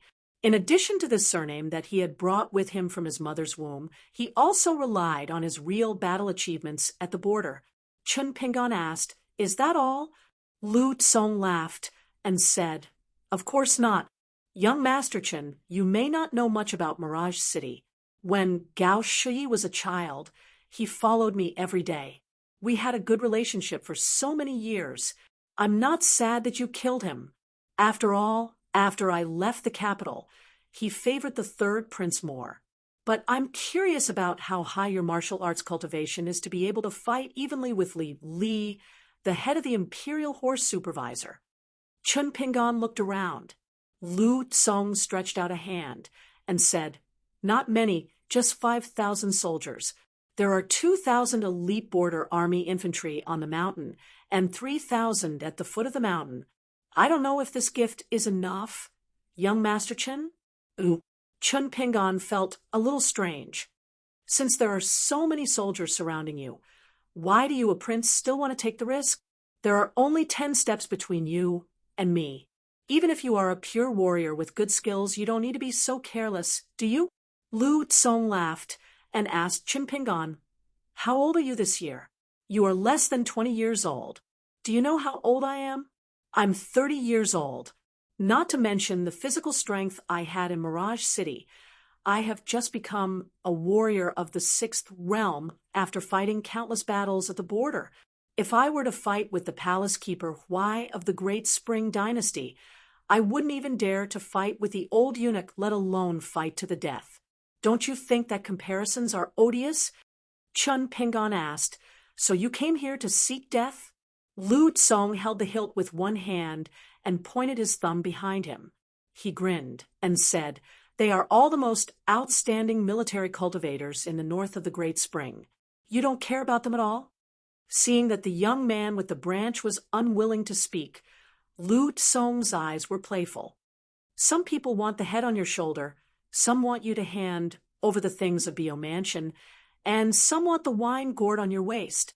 Chun Pingon, do you really think that a dead gentleman of the Academy and a jade token of the Hall of Founding Masters of Taiping Mountain can let you safely reach Heavenly Fault Peak? You want to swagger away from Tongya Continent on an immortal ferry?" In the ruined temple, Zhu Lian squatted beside the fire with a bowl of rice in his hand. He finished the rice in a few mouthfuls and stood up. Wei Xian chewed the rice slowly and said, "This guy talks too much. He won't live long."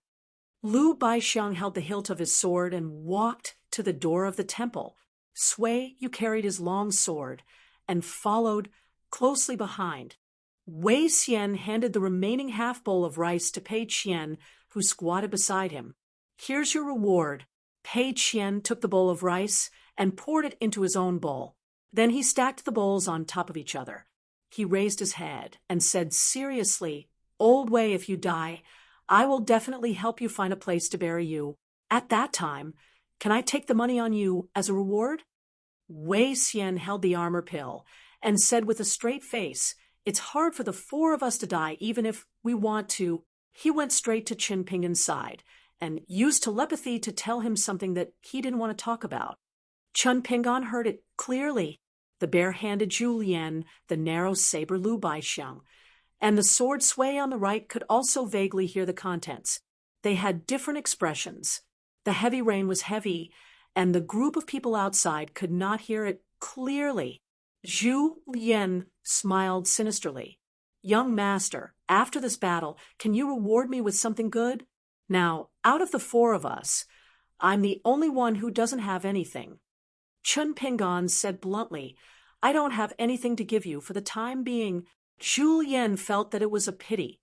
He turned to look at the group of uninvited guests and said, "Young master, when I kill them later, I won't have to fuss over whether their fist technique is good, or not like that night at the inn." Sui, you stood on the far right with a cold expression. "Young master, can the infatuation sword belong to me from now on if it breaks 1,000 pieces of armor?" Lu Baixiang stood on the far left and smiled. "Lord, if it breaks 1,000 pieces of armor, you can lend it to me for 10 years. Wei Xian was the last to say, "I'm tired of killing the armored elite soldiers. All the Qi refinement warriors belong to me." Qin Pingan smiled. "Then what should I do?" Pei Qian ate his rice in the ruined temple and said vaguely, "Father, accompany me to eat." 1.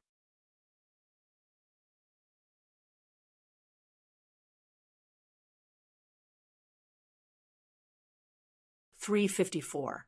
At the foot of the mountain, Duke Xin, Gao Shizhen refused his retainer's umbrella and stood in the rain, allowing the raindrops the size of soybeans to fall on his body. "Don't talk to me about loyalty to the country or the country. The Duke Xin's mansion only has one son, Gao Shui. If it's gone, it's gone." Furthermore, he had poured his heart and soul into cultivating this son for more than 20 years. As a father, Gao Shizhen could not find any fault with Gao Shui in all aspects. Before he received the secret letter from the third prince, he had always believed that Gao Shui would be a pillar of the Great Spring Temple in the future. No matter who sat on the dragon throne, the Dukshin family would revive their family tradition and have power over the court. They would be promoted to a Junwang manor and become the new emperor's trusted aide. They would swallow up the northern Jin kingdom and the southern Qi kingdom and become the largest dynasty in the central part of the Tongya continent. The emperor said that he would compensate the Duke Xun's mansion. The third prince said that he would compensate Gao Shizhen. The officials and advisors all advised him to endure. Gao Shizhen had been very calm during this time. No one could tell that he was a man who had lost his only son. First, he left the imperial palace. Then, he quietly left the prince's mansion. Finally, he secretly left the capital to serve as the emperor's secret envoy. He went to the courier station in Crane City to meet Yao Zhen. The Duke Xun's mansion was still the righteous Duke Xun's mansion. Gao Shizhen had never disappointed the old Emperor Liu Kang. Without that opportunity, Gao Shizhen wouldn't have been able to make waves. After all, Mirage City belonged to the emperor, and the Great Spring Dynasty was surnamed Liu. But it was different now. Someone found Gao Shizhen, and he found the first prince Liu Kang. Lu Tsong found 5,000 armored soldiers. Gao Shizhen wasn't interested in how many forces he had secretly roped in. Even a lion would use all its strength to hunt a rabbit. It was a military taboo to never add fuel to the fire. Even Gao Shizhen, a person from the capital who lived like a prince, understood this simple principle. He believed that the first prince Lu Tsong had thought it through even more thoroughly. Gao Shizhen was waiting. He was waiting for Lu Tsong to give him the head when he went down the mountain so that he could bring it back to his son Gao Shui's new grave. In front of the dilapidated temple, Qin Pingan looked at the last two people hiding among Lu Tsong's entourage. After sensing Qin Pingan's gaze, The two of them looked at each other and took a few steps forward. They were the military general Su Qingzhou and the immortal master Su Tong. They were old acquaintances who had fought with Lu Baixiang and Sui Yuyu at the border inn. Su Qingzhou removed his straw raincoat and tossed it aside, revealing his armor. Apart from the standard saber of the Daquan border army, he also had a saber called Daqiao, which was an important weapon of the military. Su Qingzhou remained silent, while the master of Tsamu nunnery, Su Tong, smiled and said, "Mr. Chen, we meet again. Last time it was at the southern border, and this time it's at the northern border. Just like General Su's beloved saber, it's really a big coincidence." Apart from Su Qingzhou and Su Tong, the rest of the 10 entourages behind Lu Tsong were all military cultivators who had been on the battlefield for a long time. The border wars of the Daquan dynasty actually only happened in the northern and southern borders with the northern Jin dynasty and the southern Qi dynasty.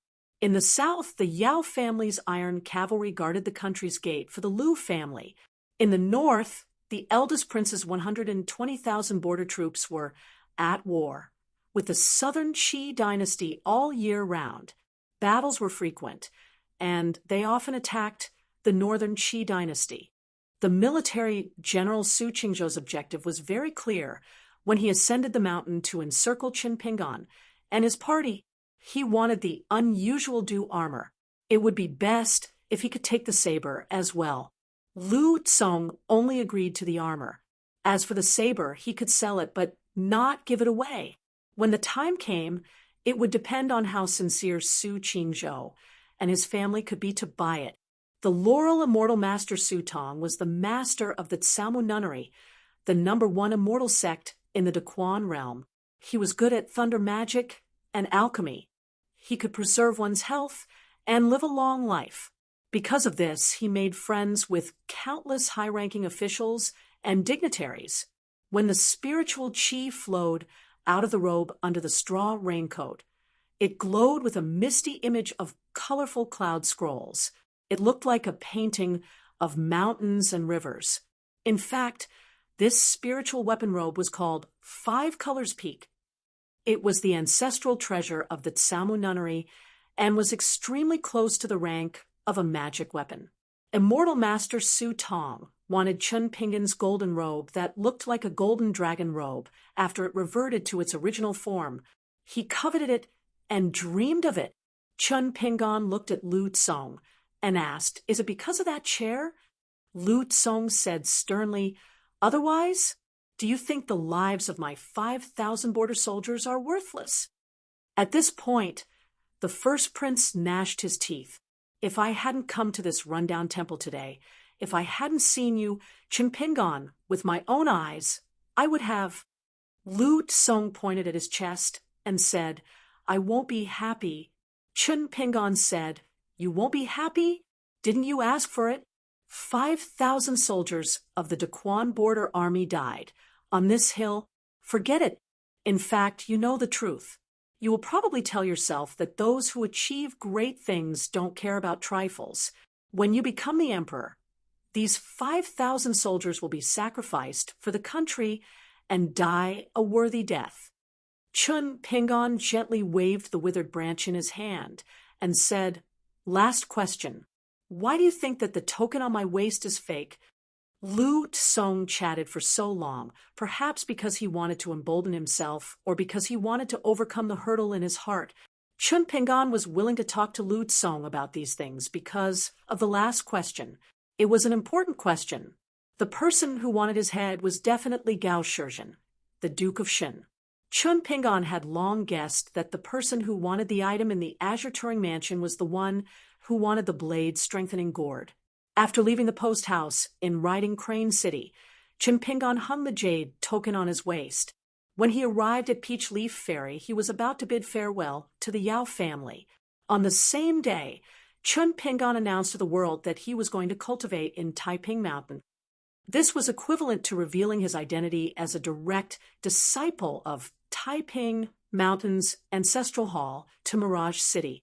He hoped to reduce the pressure on Yaozhen in Great Springs' capital city. If the enemies in Mirage City couldn't even recognize the jade token, the Yao family didn't need to worry. And those who could understand the jade token were most likely experts who couldn't be underestimated. They would retreat in the face of difficulties. In fact, Du Hanliang, the master of the Golden Peak Monastery, who had used the divine man palm to observe the mountains and rivers in the peach leaf crossing black canopy boat, was among them. As soon as he saw the jade tablet, even if he provoked the displeasure of the Mirage City, he still insisted on leaving.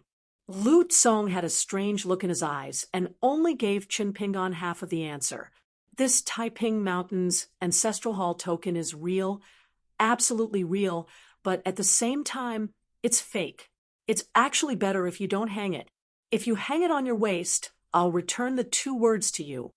You're courting death. Chen Pingon looked at the Prince of Great Spring, who was getting more and more confident. It was indeed harder to talk to these guys who were born in the royal family. The first one was his neighbor, Song Jisen. Right now, both sides had their own reasons. Although there were right and wrong Lu Tsong and the 5,000 armored soldiers, as well as the hidden Qi refinement warriors and Wu Dao grandmasters, were like arrows on the bowstring that had to be shot. Some kind of general trend was pushing Lu Tsong behind the scenes. Chen Pingon couldn't say that everyone was going to leave peacefully after eating a bowl of rice in the temple. Fighting for the throne had to be done openly. Chen Pingon didn't want to waste his saliva. If it worked, he was willing to say it. It was just that the other party didn't want to listen. Chen Pingon picked up the withered branch and pointed at Lu Tsong twice. The hunchbacked old man beside him took the lead and rushed forward. Even if it was a trap, so what? Zhu Lian really wanted to see the conspiracy in this world. Sui Yu, who was standing on the right, and Lu Baixiang, who was standing on the left, rushed out one after another.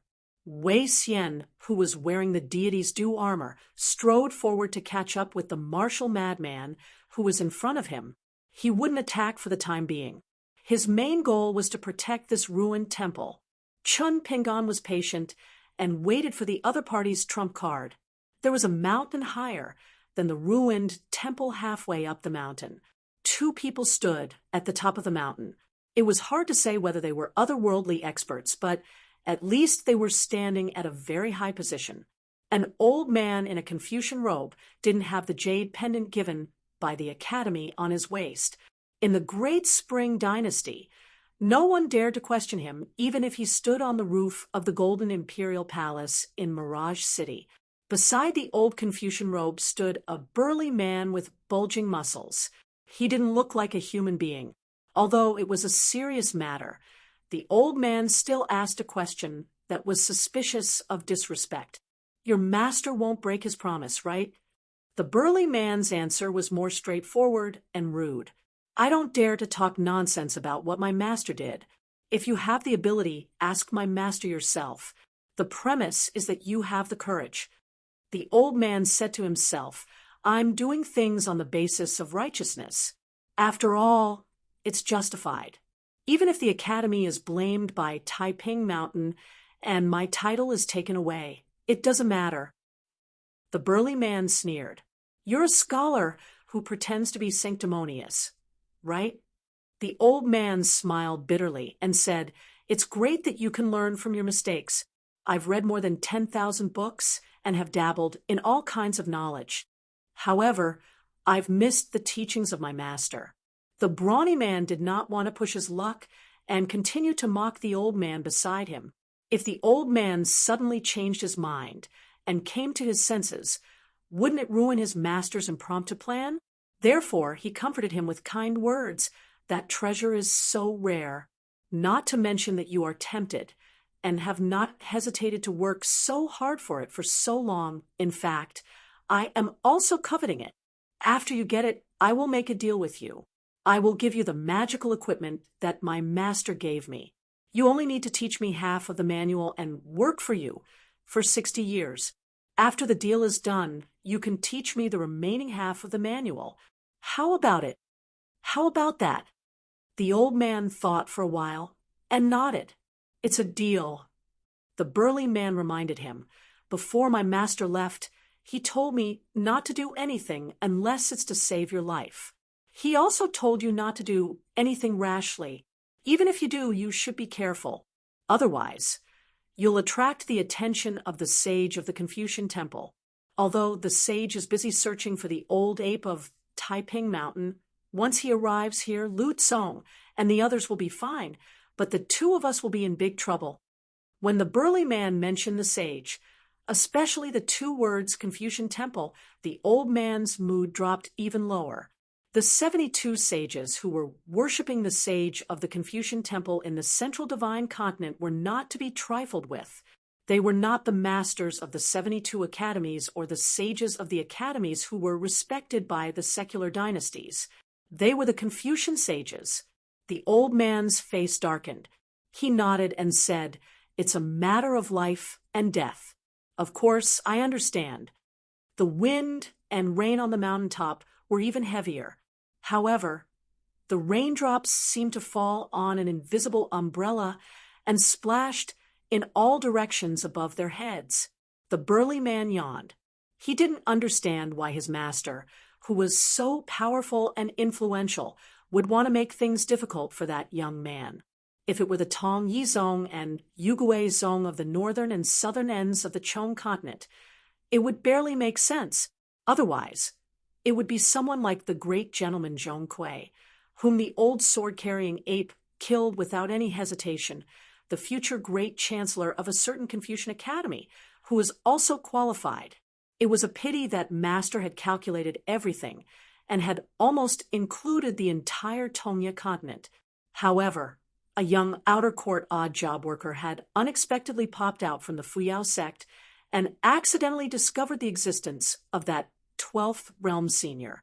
A slight change in one part of Master's body had affected the situation as a whole, so much so that it had completely disrupted Master's brilliant plan that he had been planning for a long time. Could it be that the fate of the Tongya continent was so strong? It couldn't even be compared to the Hassa continent that was closest to the inverted hanging mountain. One had to know that in the South Saw continent, there was Old Man Chun who carried the sun and moon on his shoulders.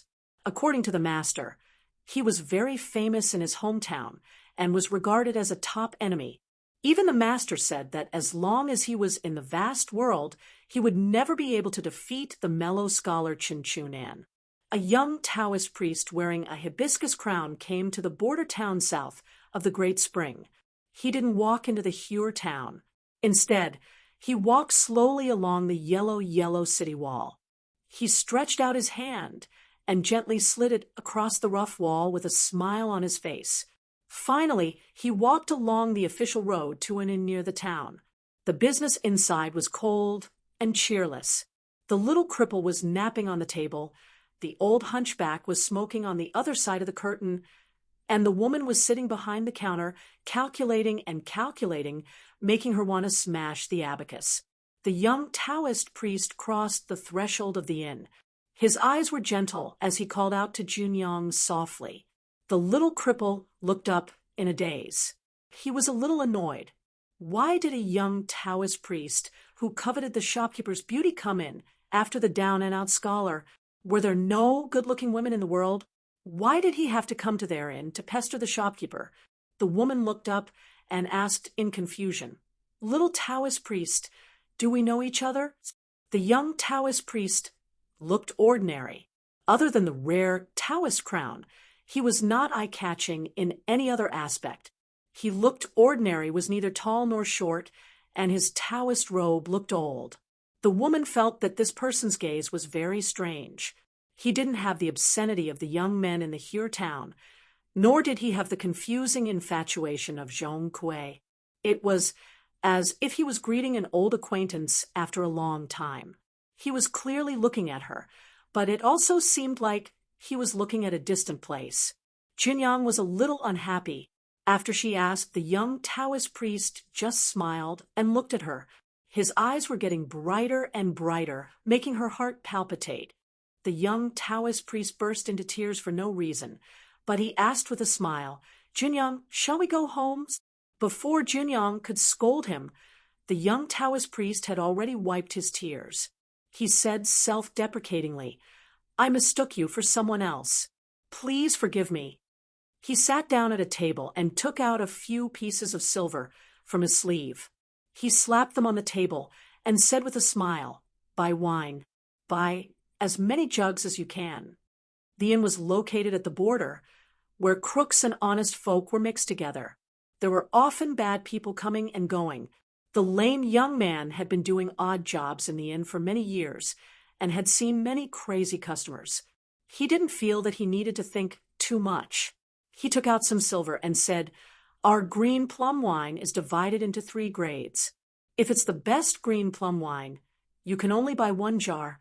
The young Taoist priest didn't wait for the cripple to finish and said with a smile, "I want 1 jug of the best green plum wine." Traveling away from home, the world was vast, and he couldn't open his heart to anyone. It was even more lonely than a sage. So how could he not drink? He had drunk almost all the good and bad wine in the Tongyi continent. He liked to drink. So it was just right to have a decent-looking blade strengthening gourd as a wine jug. As for the 2 strange natal flying swords in the blade strengthening gourd, it was better to keep them. When he returned home, he could give them to the younger generation as a gift to make up for missing their coming-of-age ceremony. In his hometown, giving swords was better than giving anything else. The accident in the Tongyi continent had revealed the secret of heaven early. It was not his fault that his 2 subordinates couldn't hide until the end. It was just the right time. Now it was up to the Hassa continent and Fuyao continent to see if things would go smoothly. Originally, the Taiping Mountain and the Fuyao sect should have been destroyed. The Taiping Mountain Lord of Heaven, the sect master, and Ji Hai and his wife would all die. Female Crown Princess Wang Ting, who had taken up much of the fate of a continent, was no exception. As for Zhong Kuei of the Dafu Academy, he was actually ranked very high on the list of the young Taoist priest of the Taiping Mountain. The death of Zhong Kuei was as significant as flattening the entire Taiping Mountain.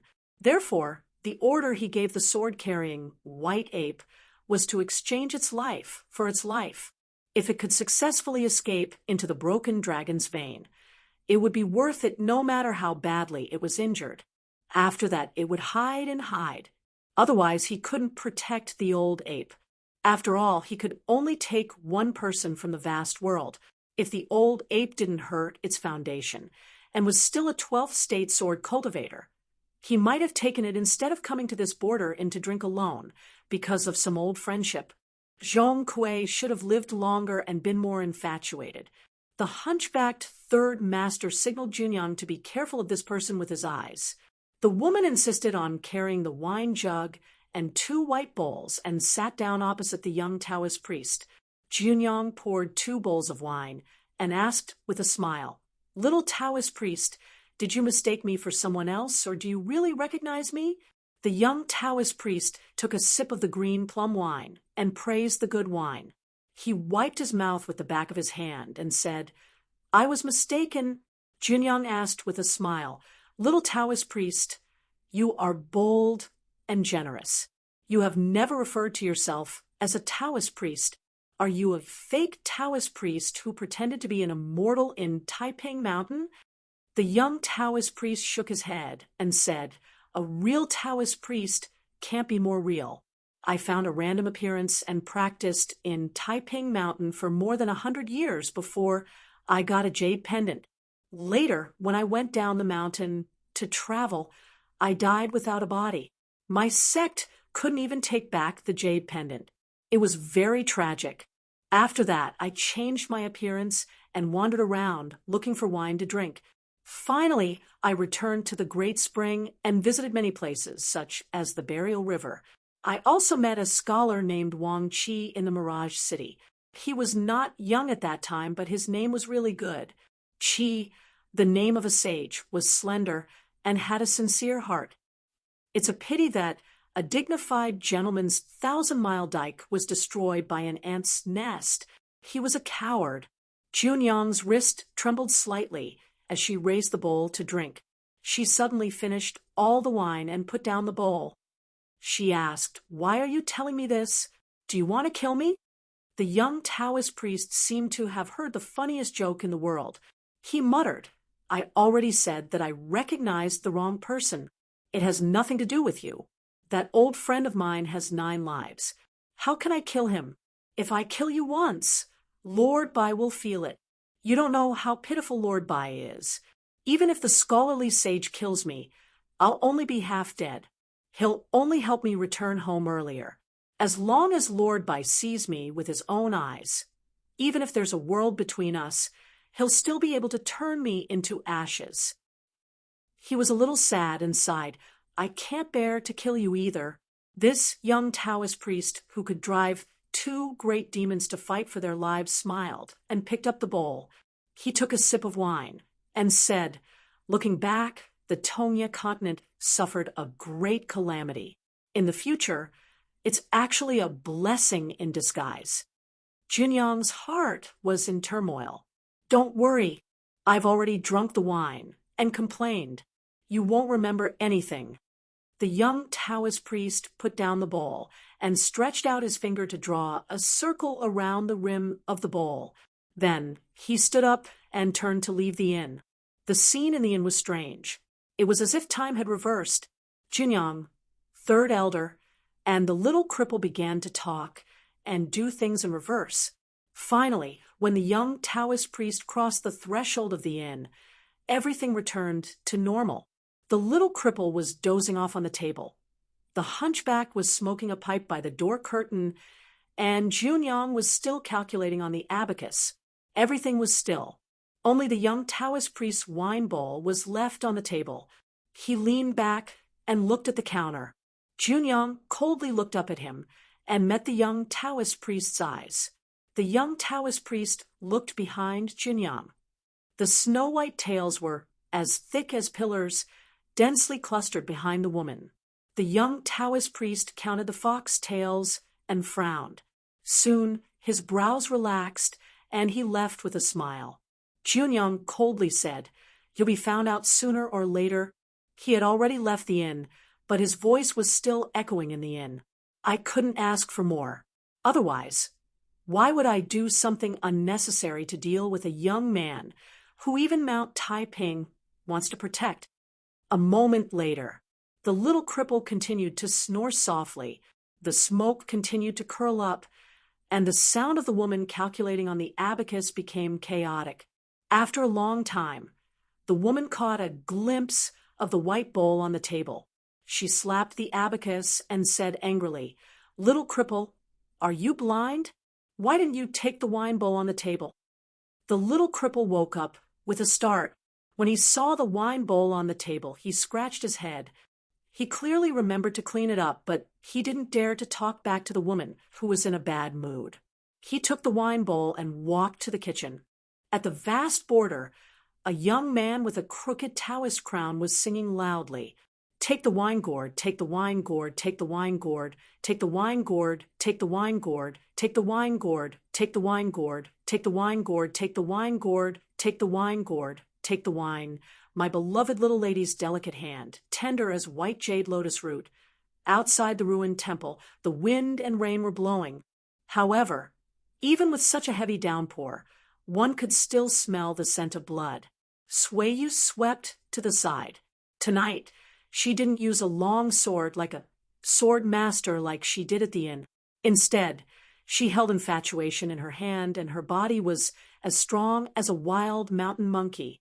Time and time again, she twisted and turned in the forest.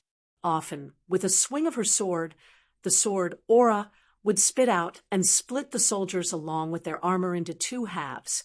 Lu Baixiang went in the opposite direction of Sui Right and walked in large strides. As long as the border army soldiers drew close with their knives, they would casually swing their knives.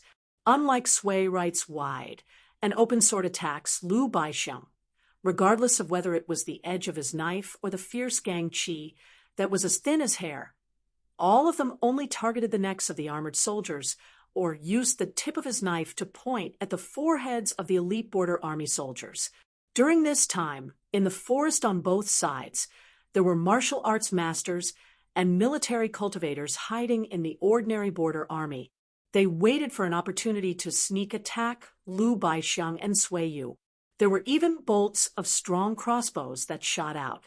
Sui Yu's sharpness was even stronger than the sword aura of infatuation in her hand. No wonder she was the first female sword master in the history of the Lotus Flower-blessed land to attempt to use her sword to open the sky and ascend with her body. Lu Baixiang strolled leisurely. These soldiers could only be considered the elites of the mortal world. Even if there were a few slightly more troublesome enemies mixed in, did they deserve to be surrounded and killed? Did they not know how many masters and masters of both the righteous and evil paths had gathered in Lu Baixiang's last battle? Furthermore, together with Zhu Lian, the three people who walked out of the picture scroll outside of your town were different from the past. Sui Yu focused on practicing her sword and quickly adapted to the flow of qi in this vast world. How could Zhu Lian and Lu Baixiang slack off? There was a big difference between a sixth realm martial artist who needed to be distracted to adapt to the reverse flow of the qi of heaven and earth, and a sixth realm peak martial artist who had stabilized his realm. In front of the ruined temple gate, Chun Pingon only used flying swords Chu 1 and Chu 15 to attack Prince Lu Tsong, once in cooperation with the martial madman Zhu Lian. After that, he did not attack again, and still stood under the eaves with a withered branch. Su Qingzhou, who was wearing the military school's golden crow warp armor, and the immortal master of Tsamu nunnery, Su Tong, as well as the army cultivators stood in front of Lu Kang. At the cost of the lives of Su Tong, a talisman, and an army cultivator, they blocked the attack. It could not be helped. Chun Pingon had used all his means to deal with eunuch Li, Su Qingzhou, and Su Tong knew it very well. Therefore, they had already expected the two flying swords Chu 1 and Chu 15 to come and go like ghosts. Lu Tsong fought and retreated. Su Qingzhou and Su Tong were always protecting the first prince. The rest of the army cultivators, who had been in battle for a long time, tried their best to block the attack of the hunchbacked old man. They also had to pay attention to the short and strong man in snow-white armor who had not yet attacked. Lu Tsong did not expect such a lineup to be able to kill Chun Pingon and the 4 Grandmaster attendants. However, as long as 2 or 3 of them were killed or seriously injured, it would be enough to set the stage for victory. At this moment, Zhu Lian was worthy of the nickname Martial Madman. His whole body was like a spring and as fast as thunder. As soon as there was a movement, the army cultivators had a trump card for a sneak attack. Their hair was like a halberd, and they could predict the future and accurately dodge. When Zhu Lian charged, the hunchbacked old man was used to bending down even more. His hands were hanging on the ground. Every time he stepped on the ground, he would shoot to some unknown direction like an arrow. His figure was really too fast. Once, Zhu Lian seized an opportunity and appeared like a ghost in front of a middle-aged cultivator. He punched through the man's abdomen and then used the dead man's corpse as a shield to block the saber of one of Su Tong's silver-armored warriors. After throwing away the corpse, he instantly moved to the side. After several steps forward, he did not even look and smashed his arm into the head of the cultivator. With a bang, the cultivator became a headless corpse and fell heavily several zhang away. Wei Xian, who was wearing one of the 8 sets of ancestors' due armor, used his hands to grab the spirit weapons of the cultivators who brushed past Zhu Lian. As long as he caught a spirit weapon in his hand, it would either be crushed or bent by his hands.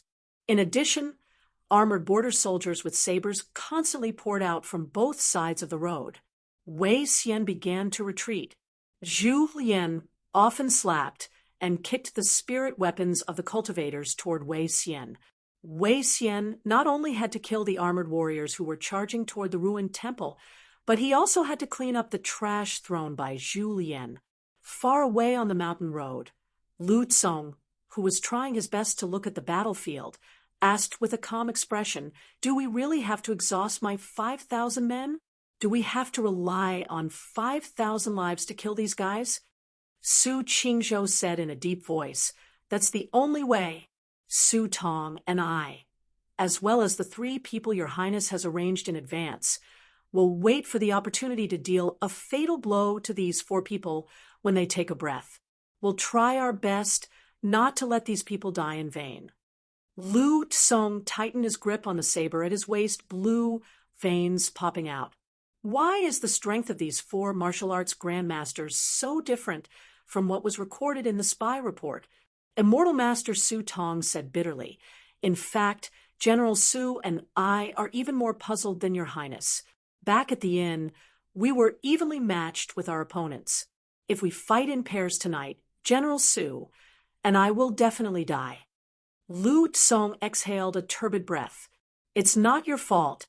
It's Chun Pingan who hides his strength too well. It doesn't matter.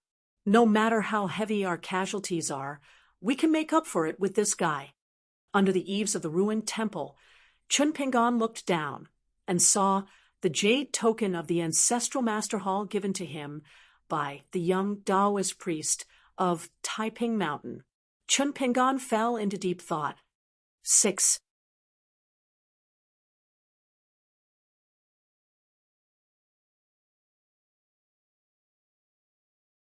3:55. On the hill where the ruined temple was located, the rain was getting heavier and heavier. It beat on the armors of the northern border army of Daquan, making crackling sounds. Most of the armors of the border army were worn and covered with scratches from swords, spears, and arrows. The new rain beat on the old armor. In order to allow Su Qingzhou and Su Tong to go all out and seize the fleeting opportunity to kill Chun Pingan and his entourage, the first Prince Lu Tsong had silently retreated halfway up the hill. Beside him were dozens of trusted subordinates who were heavily guarded. These men of sacrifice wore armor that was heavier than the ones of the border army besieging the ruined temple. They were the standard armor of heavy soldiers. There were also 3 outstanding cultivators accompanying the army. One of them was a sword cultivator of the sea-viewing state who had nurtured a fierce natal flying sword. The other was a talisman master who was good at setting up arrays. The last one was a Taoist priest and a military cultivator who wore sweet dew armor. Lu Tsong was determined to obtain Chun Pingan's head. However, he was afraid of the unexpected. He did not want to stumble on a nameless hill. Since Wang Qi, the gentleman from the academy, who was hiding somewhere, was willing to participate in this conspiracy, Lu Tsong did not trust this highly respected leader of the Great Spring scholarly circle. Lu Tsong would not have dared to take such a big risk if it were not for Gao Shizhen's attractive offer and the involvement of the general seed of the Su family and the Tsamu nunnery. He was really curious about the so-called treasure of the Bio mansion. How valuable was it that an academy gentleman would not hesitate to go against his conscience and plan this siege for the abbot? Although Wang Qi had his own reasons, he could explain to the hill master of the Dafu Academy that he wanted to catch a fake disciple of the Hall of Ancestral Masters of Taiping Mountain, and he could also slander Chun Pingan. For example, he suspected that this outsider was a demon who had escaped from the well prison and changed his identity and appearance. Therefore, he had to ask 5,000 soldiers of the northern border to besiege the mountain. But Lu Tsong didn't think it was a flawless explanation. However, this did not have much to do with him. Wang Qi was still a true gentleman of the Dafu Academy. Once a gentleman spoke, even the emperors and monarchs of the dynasties had to listen to him. Much less a prince like Lu Kang bringing troops up the mountain was completely in line with the rules set by the Confucian Academy. After killing Chun Pingan, how Wang Qi would answer to the academy was not something that Lu Tsong could interfere with. But when Wang Qi secretly left Mirage City and came to the border to find Lu Tsong, he had already handed over some of Imperial Horse Directorate head eunuch Li Li's hidden chess pieces to Lu Kang.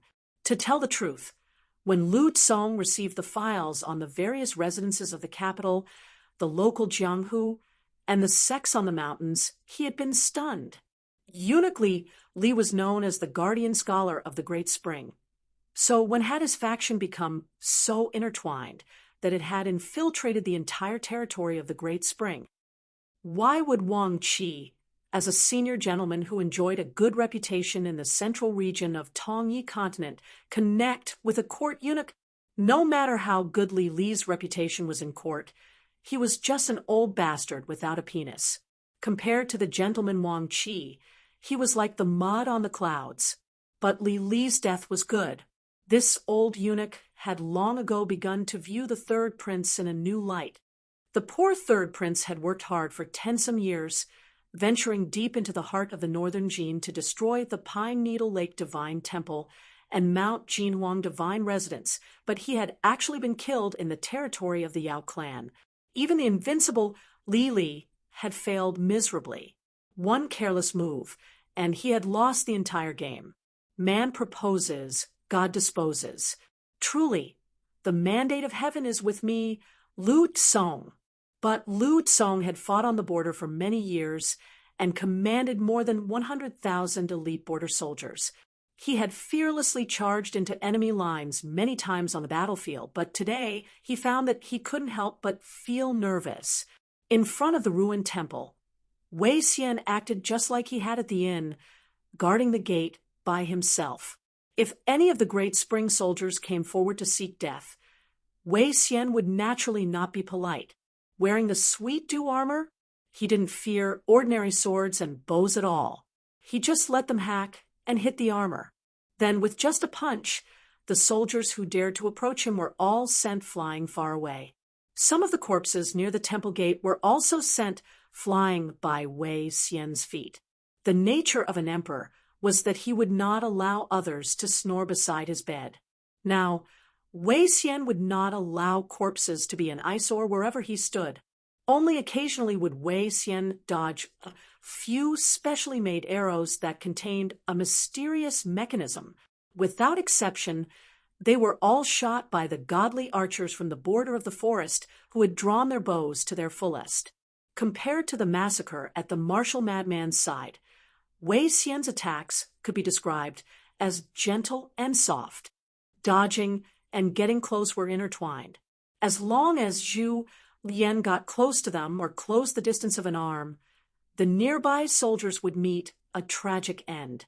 Their armor would be shattered and embedded into their bodies. Their flesh and blood would be badly mangled. Not only would they die on the spot, but they would also die tragically. On the battlefield on the right side of the Sui dynasty, sword light bloomed again and again in the forest. With a sweep of the sword, several soldiers would be cut in half along with the trees. At the end of the battle, there was not a single tall tree in the forest for hundreds of steps around the right side of the Sui dynasty, on Liu Baixiang's side. The frozen snow, a magic weapon passed down from the ancestors of the Huan family of the Eagle Castle, moved and paused every now and then.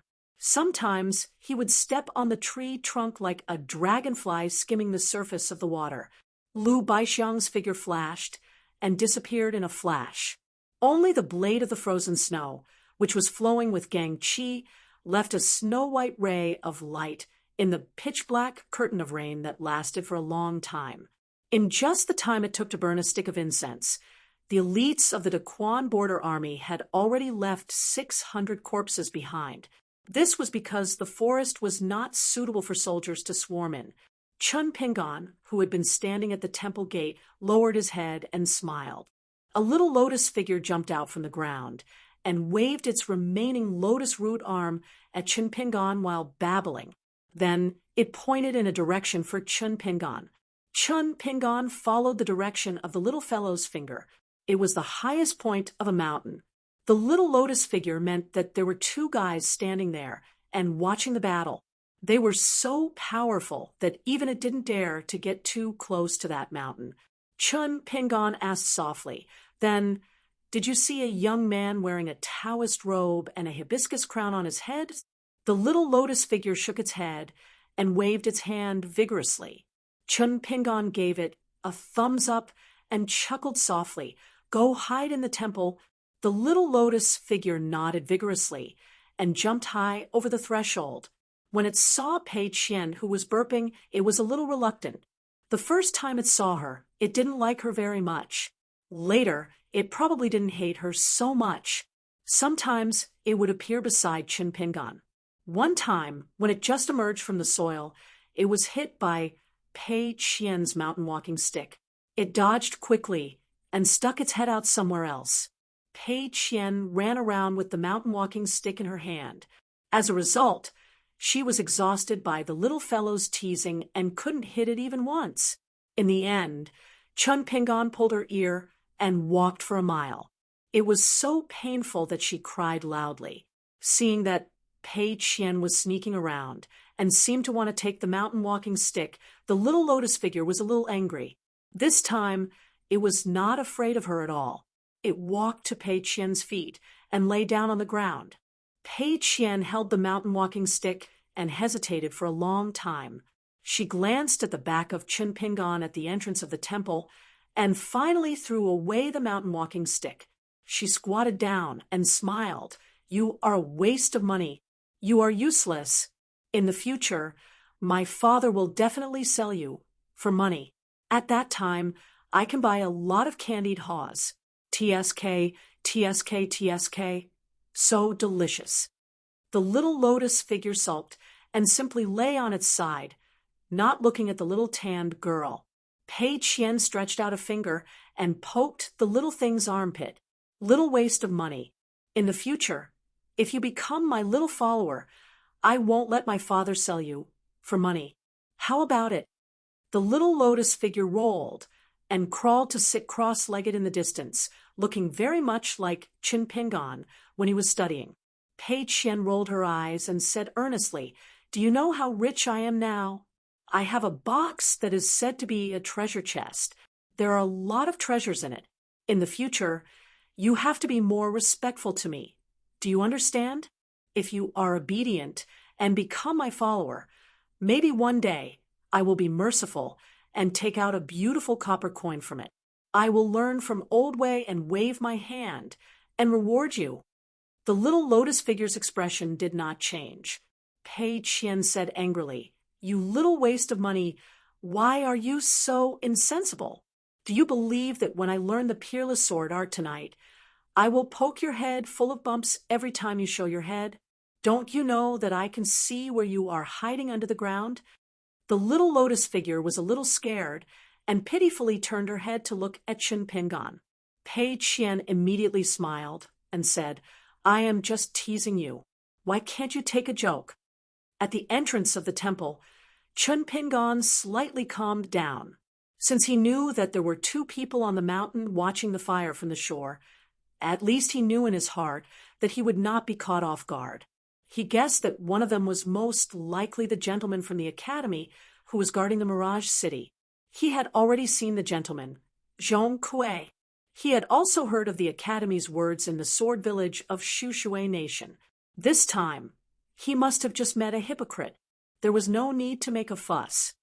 The amount of knowledge was not necessarily related to the amount of morality. Moreover, the disciples of the academy were also cultivating.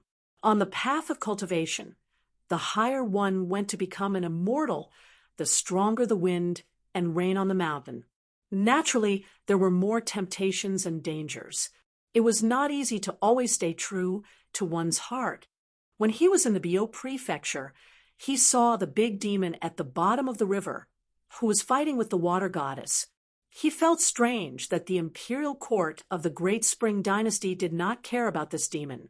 Perhaps what the gentleman wanted was no longer the principles of the sages. He was no longer wholeheartedly teaching the people to be good.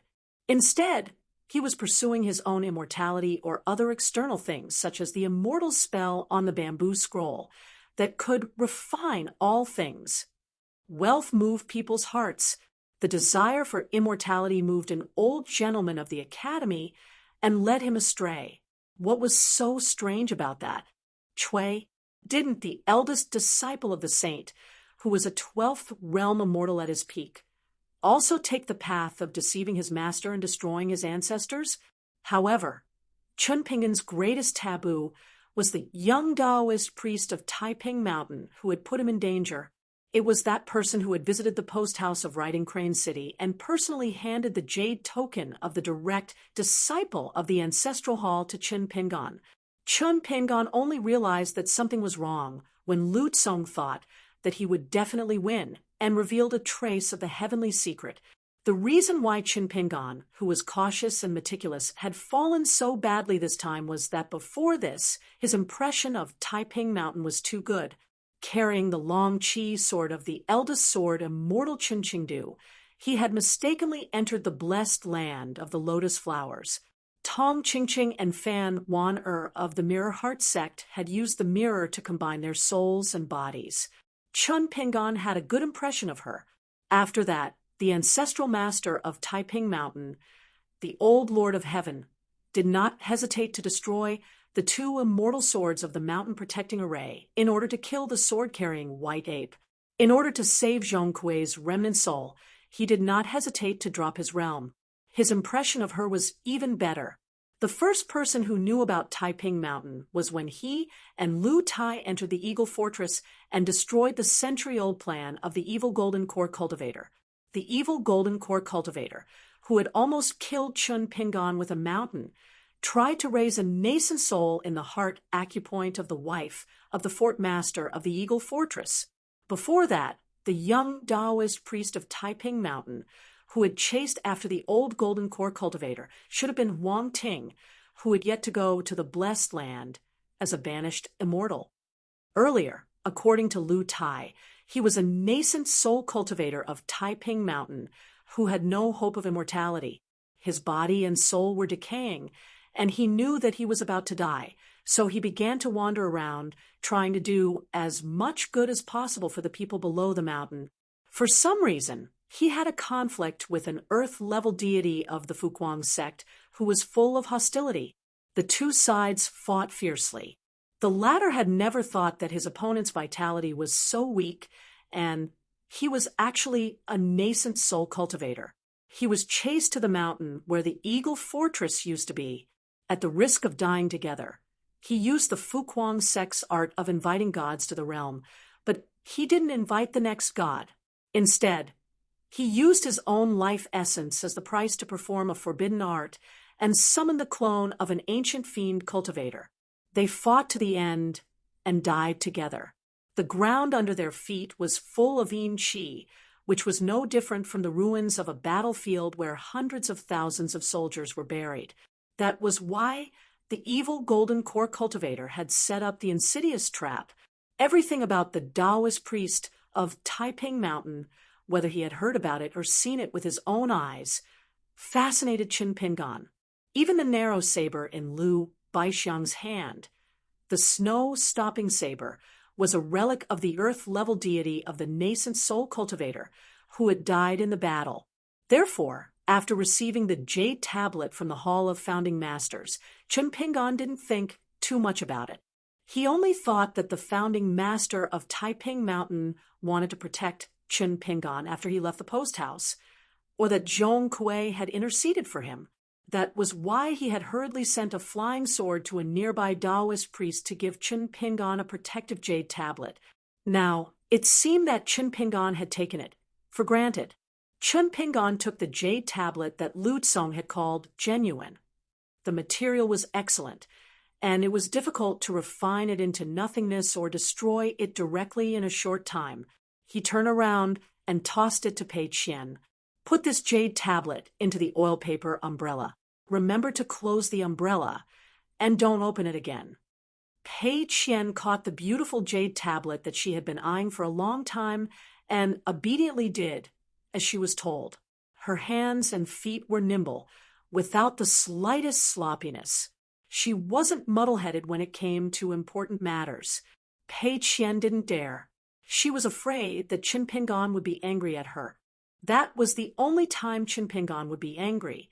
If Zhong Kui hadn't interceded for her, she would most likely still be in that shabby inn in Hure Town, sweeping the floor and fetching water every day, working like a cow for that old woman with a swaying bosom.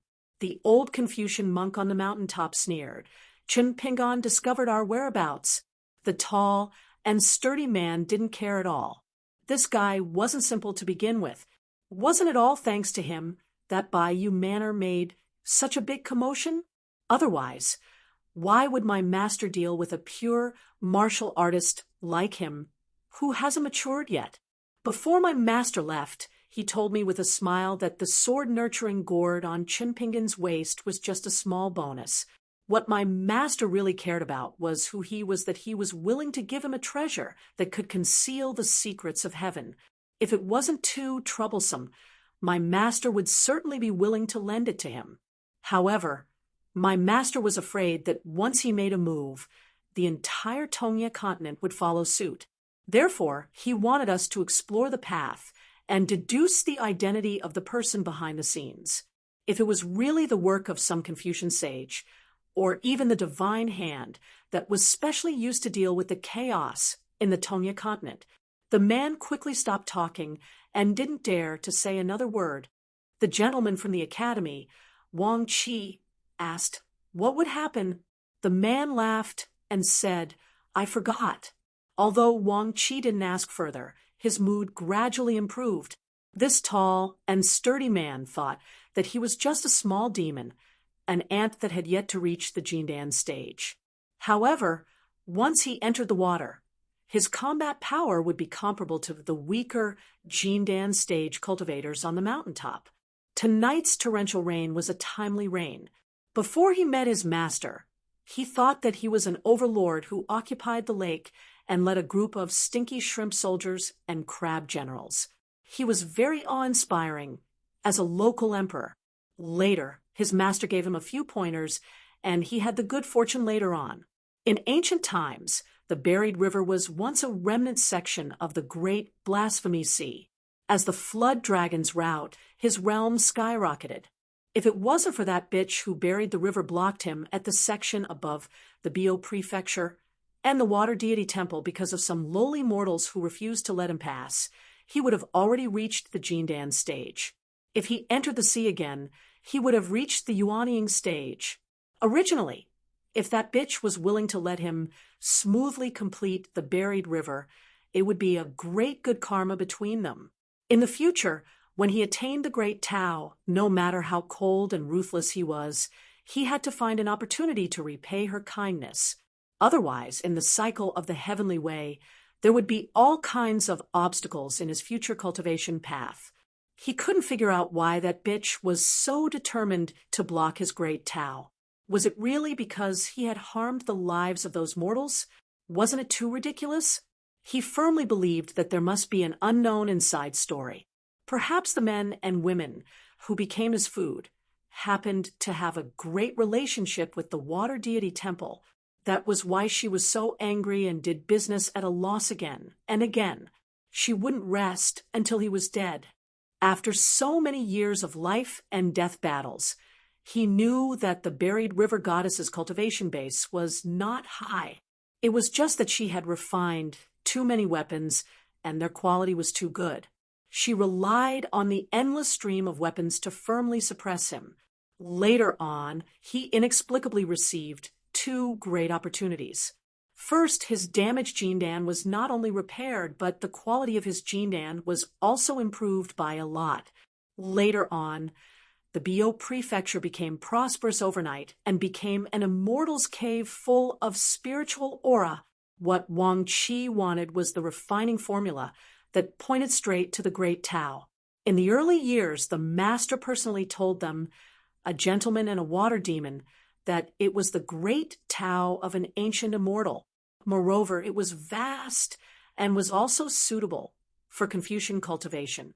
In this way, it meant that once Wang Qi, who was about to die, got the immortal formula and succeeded in cultivation, not only could he live longer, he might even have the hope to compete for the title of Deputy Hill Master of the Academy. For so many years, Wang Qi could be said to have used both soft and hard methods on the Bio Prefecture. His water demons buried the river and even flooded the Bio Prefecture. He also damaged the Jindan of the water deity temple. Wang Qi hoped that the water deity would know what was good for her and ask for help from the imperial court of the Great Spring. Wang Qi even left the capital to travel to the buried river deity temple and deliberately revealed some of the gentleman's skills. However, the water deity turned a blind eye to it. She didn't even complain to him, a gentleman. After that, Wang Qi showed great kindness and tried his best to ask the emperor of the Great Spring Lu family to raise the Bio prefecture. He hoped that the water deity would remember his kindness and take the initiative to hand over the immortal formula on the praying for rain steel that only she understood the gist of trueness. The buried river deity was still indifferent. She even threatened to have the sage books of the literary sage to worship the temple and share the incense. Otherwise, she would rather guard the broken plaque of the Bio prefecture. This water goddess is really stubborn, but her brain must have been flooded with water. The broken temple mountain was not peaceful. Taiping Mountain was not peaceful either. On the bank of the most famous river in the central divine continent, it was also not peaceful today. A man and a woman who were traveling here came. The woman was wearing a brocade palace dress. Although the curtain had covered her face, one could tell that she was a disaster just by looking at her figure and style. The man was slender with a thin face. He was wearing a snow-white marten coat, and a red wine gourd hung on his waist. If Chen Pingan and a little girl in green were here, they would realize that they were the master and servant who met them on the cliff plank road on a snowy night at the border of Huangting country and Dali. The woman in the palace dress was called Qing Ying. After parting with Chen Pingan and the other two, the woman showed her true form of a white fox in the canyon. Her body was as big as a mountain. The man, who was the size of a grain of rice in front of her, just called out her name casually. The woman who already had 8 foxtails was cut off. She called the man Master Bai. The man looked up at this time. There was a white emperor city in the colorful clouds. The Devil Dao hero, the city lord of White Emperor City, was regarded as the world's #1 chess player. He raised a flagpole with the words "First Chess Player of the World" written on it. So far, no one could make the city lord lower his flag. How domineering! The man smiled and said, "It's a pity that the glazed building is gone." The woman in the palace dress said softly, "Master, I heard that the guy who likes to wear pink Taoist robes admires you a lot." The man turned a deaf ear. He retracted his gaze and said with a smile, "City Lord, you don't have to leave the city. I'm just passing by." The woman in the palace dress was excited. She felt proud. There was only one person who could make White Emperor City leave White Emperor City in 1,000 years. It was only the disciple of the sage of literature. Our master Bai rejected him so easily. The man walked slowly on the bank of the Yellow River. He sighed softly and said to her, "Leave for a while." The woman in the palace dress was nervous. She didn't dare to ask, and immediately left. The man stood still. An old man in a Confucian robe appeared beside the man with a solemn face. He bowed and said respectfully, "LV Shi of the Record of Rights Academy greets Master Bai." The man was expressionless. LV Shi. He was the Grand Chancellor of the Record of Rights Academy, one of the 3 great academies of Confucianism. He was a Confucian sage who was destined to be worshipped by the sage of literature and had his statue erected in the Confucian temple. However, such a Confucian sage who was close to immortality treated the man who had traveled all the way from the Aquarius continent to the central divine continent with such respect. LV, she didn't know what to say for a moment. It was too difficult. The matter he had to discuss was too important. The slender man who liked to call him Master Bai, after recognizing his identity, muttered to himself, "Back then, I told the little teacher the true names of all the great demons in the world and helped him build the 9 great cauldrons on the top of the 9 mountains in the world. I hoped that both sides could coexist peacefully. After that, all the demons in the world went into hibernation. They retreated to the mountains and forests and hid from the world. That was why you humans started to climb the mountains and cultivate. That was why there were immortals on the mountains. That was why there was such a beautiful scenery in this world. Back then, the little teacher who had just obtained human merit swore to me that if Mr. treated the common people with respect, the Confucian school would treat Mr. with respect on behalf of the world. At this point, the man turned to look at the Grand Chancellor of the Academy and twitched the corner of his mouth. The title of Mr. has almost been monopolized by the Confucian school. Ha ha! Elvish wanted to say something but stopped. His expression was solemn. The man continued to look at the rolling river water that flowed to the sea and never returned. He said, later on, there was a mountain search map. Later on, there was a town called by, say, among the 9 majestic town towers in the vast world. Now you are walking in front of me and want me to go to Pasua, Tongyi, and Fu Yao continents to help you search the mountains for great demons? Why? Because the Sage of Rights called me Mr. Twice back then? Or because of the tall building you helped me build, so that I can have a place in the vast world? The man turned his head again and said with a slightly heavier tone, LV, she could not say a word. Fortunately, that Lord Bai revealed a smile and sighed, but I do believe him, and I know his difficulties. That is why I still follow the rules you set up all these years. As for you, you are too unreasonable. Scholars should not be so domineering. You should use the principles of the sages to educate the common people. You should use the spring wind and rain to nourish things silently. LV Shi, who felt like he was being suppressed by the 5 great mountains of the central earth, relaxed slightly. The man said self-mockingly, "It is a great misfortune for the demon race to have me, Bai Zhe." LV Shi's scalp began to tingle again. The man didn't want to argue with this junior, and slowly said, "I broke the rules this time and left that building without permission. I went out to travel the world because I wanted to see with my own eyes if the world that the little teacher described to me back then has come true after so many years. May I ask, mister, what is the result? Is it good or bad?" LV, she asked with a trembling voice. One must know that Master Bai's perception was related to the trend of a world, no, 2 worlds. The man smiled and said, "I want to see again." He finally said, "Can I?" Although he seemed to be asking, he did not even look at the Grand Chancellor of the Academy. But just the aura contained in Master Bai's words was enough to make LV Shi's abbot unable to conceal his aura. The water of the yellow river surged up and down, waves crashing against the shore. The colorful clouds above gathered and dispersed, revealing the majestic true appearance of White Emperor's City. LV, she finally said in a low voice, "Yes." Wei Xian still firmly guarded the empty space in front of the dilapidated temple and stood tall. Zhu Lian was even more ferocious and shocking. The more injured he was, the greater his killing power. He was like a mad demon. He was invincible. However, Sui Yuyu, who had a strong sword momentum, was ambushed by Su Qingzhou and Su Tong from the Tsamu nunnery when he was about to take a breath after breaking 900 armors and killing 200 more border soldiers than Lu Baisheng. Even so, Sui Yu still used the last bit of his aura to kill more than 120 border soldiers in armor under the eyes of the two.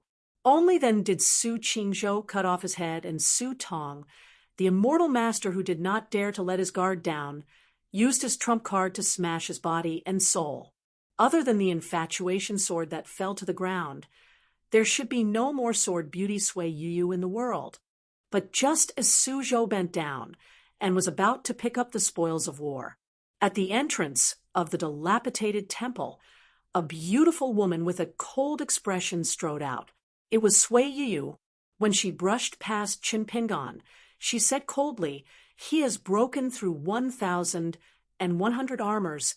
Qin Pingan said helplessly, "1 gold copper coin is enough for me to buy another Xinju mountain in my hometown." Sui Yuyu snorted coldly. She was in a bad mood and swept away like a startled swan. She reached out her hand and grabbed the infatuation sword in the distance. She held it firmly in her hand, and a majestic sword aura shot out. Su Qingzhou and Su Tong were so scared that they moved 100 feet away. It turned out that before the battle, the secret that Wei Xian mentioned was that if Chun Pingan died, all four of them would die. If Chun Pingan did not die, after the four of them died, one gold copper coin would be able to walk out of the scroll again without any drop in the realm. The two enemies at the top of the mountain who were still watching by the side did not show up. Chun Pingan had nothing to do and shook the withered branch in his hand. He felt sorry for the gold copper coin, but also wanted to laugh. He said softly, "Senior's Taoist skills are really amazing." 1.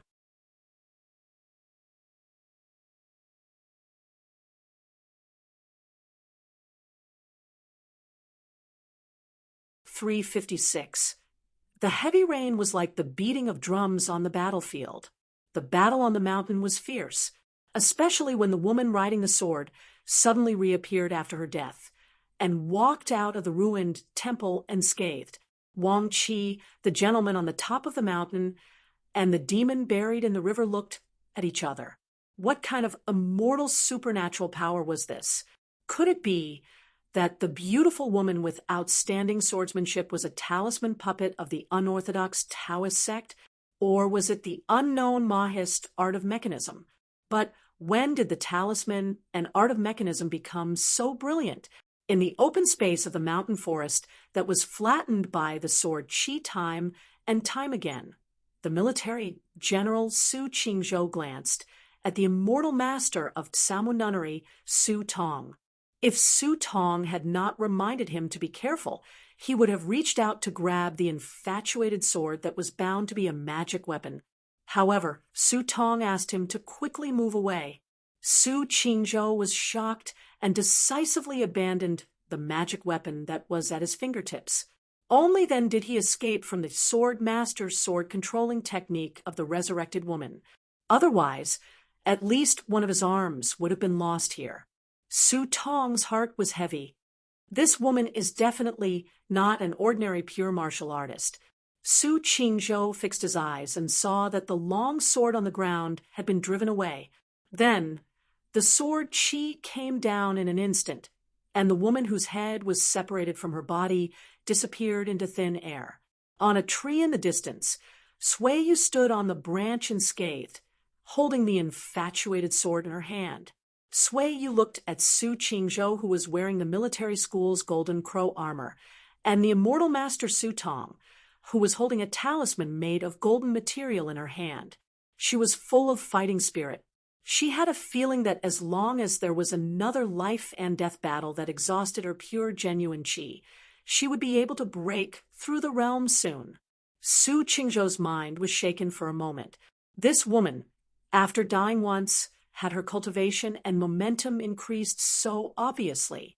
It was obvious that she had seized the opportunity to break through the realm in the battle and had made up her mind to use him and Su Tong as whetstones to sharpen her martial arts. Once she reached the seventh realm of Golden Body, his famous saber, Da Xiao, would lose its meaning. Su Qingzhou was a strong-willed and battle-hardened warrior. Even so, Su Tong, as a qi trainer and a member of the Samu nunnery, the #1 immortal sect in the Great Spring Dynasty, had a smooth journey of cultivation. Su Tong was not afraid of a simple warrior at the peak of the sixth realm at all. However, in the face of an enemy who was very likely to break through the realm on the battlefield and seemed to be an unkillable existence, she could cut off his head with one sword strike. How could Su Tong not be frightened? There were all kinds of strange things in the boundless world. There were thousands of magic weapons and spiritual weapons, but a qi cultivator only had one life. Su Qingzhou had already sensed Su Tong's cowardice, but he did not fly into a rage out of humiliation. He did not lash out at the immortal who had enjoyed 100 years of bliss in the Mirage City, nor did he panic. Instead, he said calmly, "Let's kill her again. If she comes back to life, the two of us will avoid her." Su Tong gritted her teeth, and the golden talisman in her hand was shining. Then let's kill her again at all costs. Sui Yu twitched the corner of her mouth. She looked at Su Qingzhou and Su Tong. They were just two skeletons under her feet, on the way to heaven. On the other side of the battlefield, Lu Baixiang also needed to take a breath. However, because Sui Yu helped to attract Su Qingzhou and Su Tong's attention, the Wu Dao guru and Qi cultivator secretly waited for this moment to launch a sneak attack. The lethality of the attack was far less than that of Su Yu and Su Tong. Therefore, he only had a wound on his ribs. He covered the wound with one hand, and his shoulder was pierced by a dark green arrow that was specially made by the imperial court and covered with talisman patterns. Lu Baixiang shook the blood on the tip of his saber, casually. He did not even look at the arrow, let alone free his hand to pull it out. Including him, the four most powerful people in the lotus flower-blessed land each received a sentence before they walked out of the painting. However, they did not know about it. As the leader of the four, Chun Pingan was even kept in the dark. Wei Xian was the first to walk out of the painting. However, the sentence at the entrance of the ruined temple was said quite late. At that time, Lu Baixiang believed that Wei Xian would not lie about this kind of thing. He also believed that it was not Qin Pingan who secretly instructed Wei Xian to lure the four to fight to the death. However, Lu Baixiang did not want to die for the time being. Julien was not dead. The hunchbacked old man in front of the ruined temple was the most vigorous. Indeed, the more seriously injured he was, the stronger his killing power was. Although Lu Baixiang had never heard of the gold and copper coins, and only knew that there were 3 kinds of divine coins in this world: snowflake, minor heat, and guyu. However, Lu Baixiang felt that his life was comparable to that of a gold and copper coin. Anyway, he was about to break 1,000 armor. Since the agreement was imminent, there was no need to rush. Moreover, it was still too early to catch a big fish like him in this siege.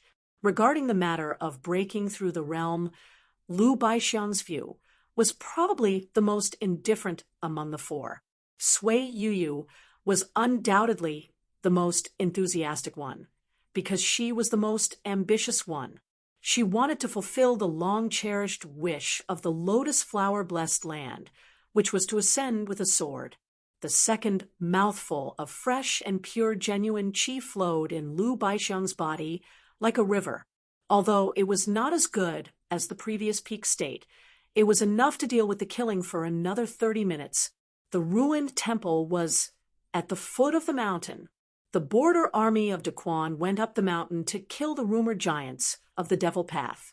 Gao Shizhen's face was pale because of the heavy rain. Finally, he could not persuade an old butler of the Duke's mansion to help him hold a big umbrella over his head.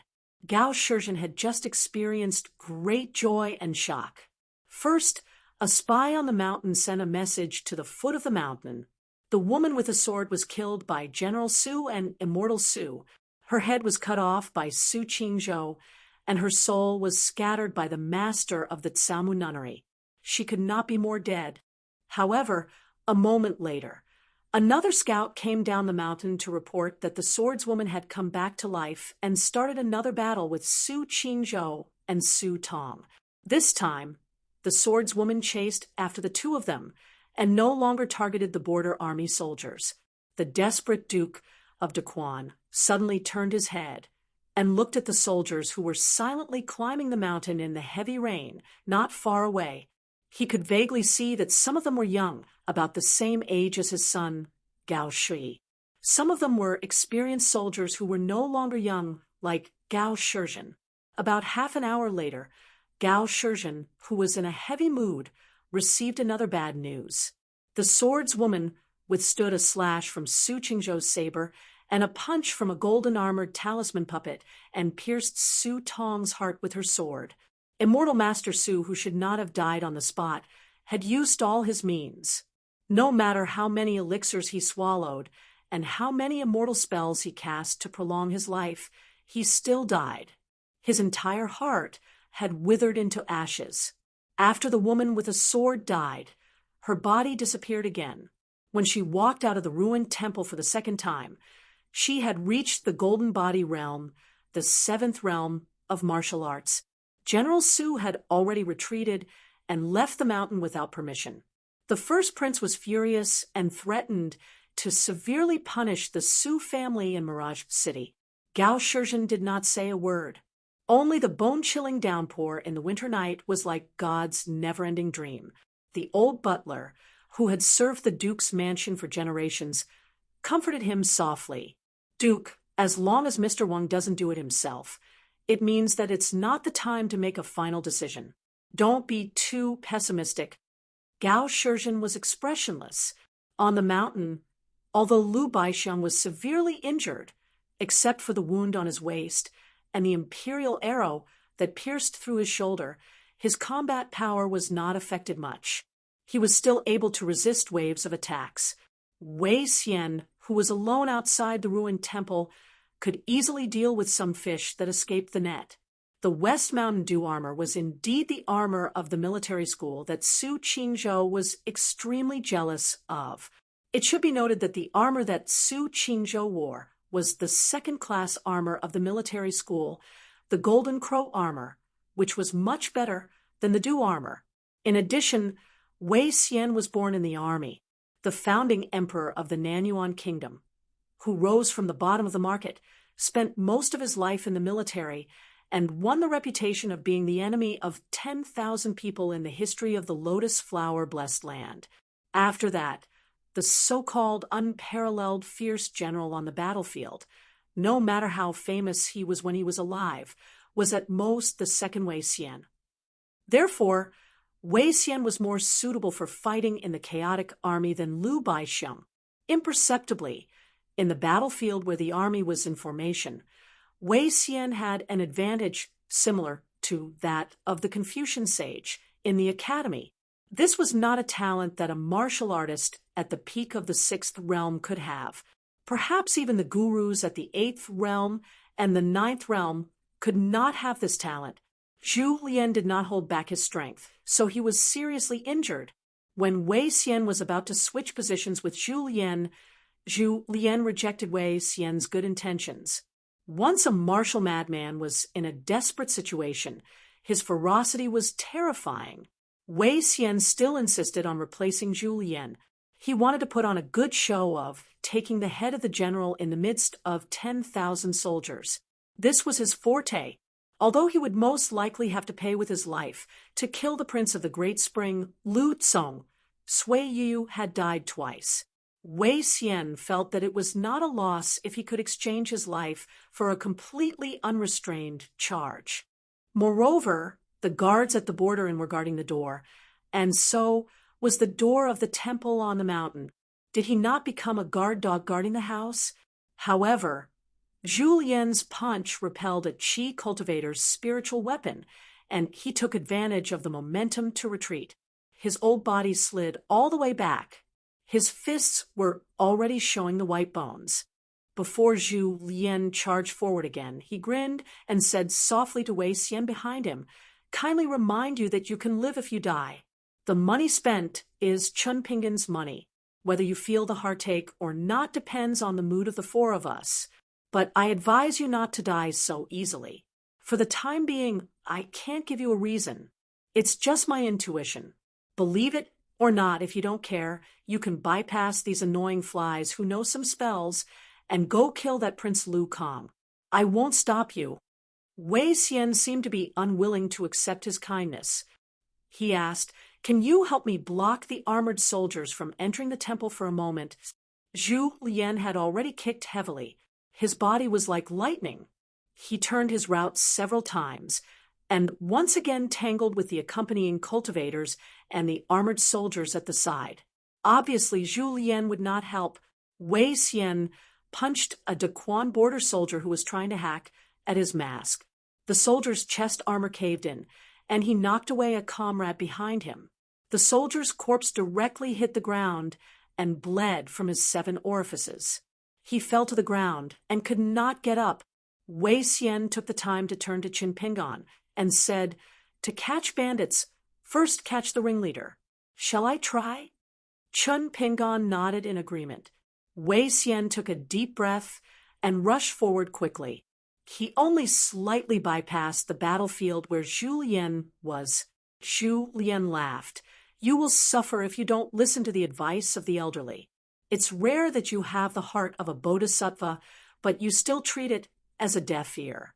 What a world! Chun Pingon raised his head again and looked straight at the mountain peak.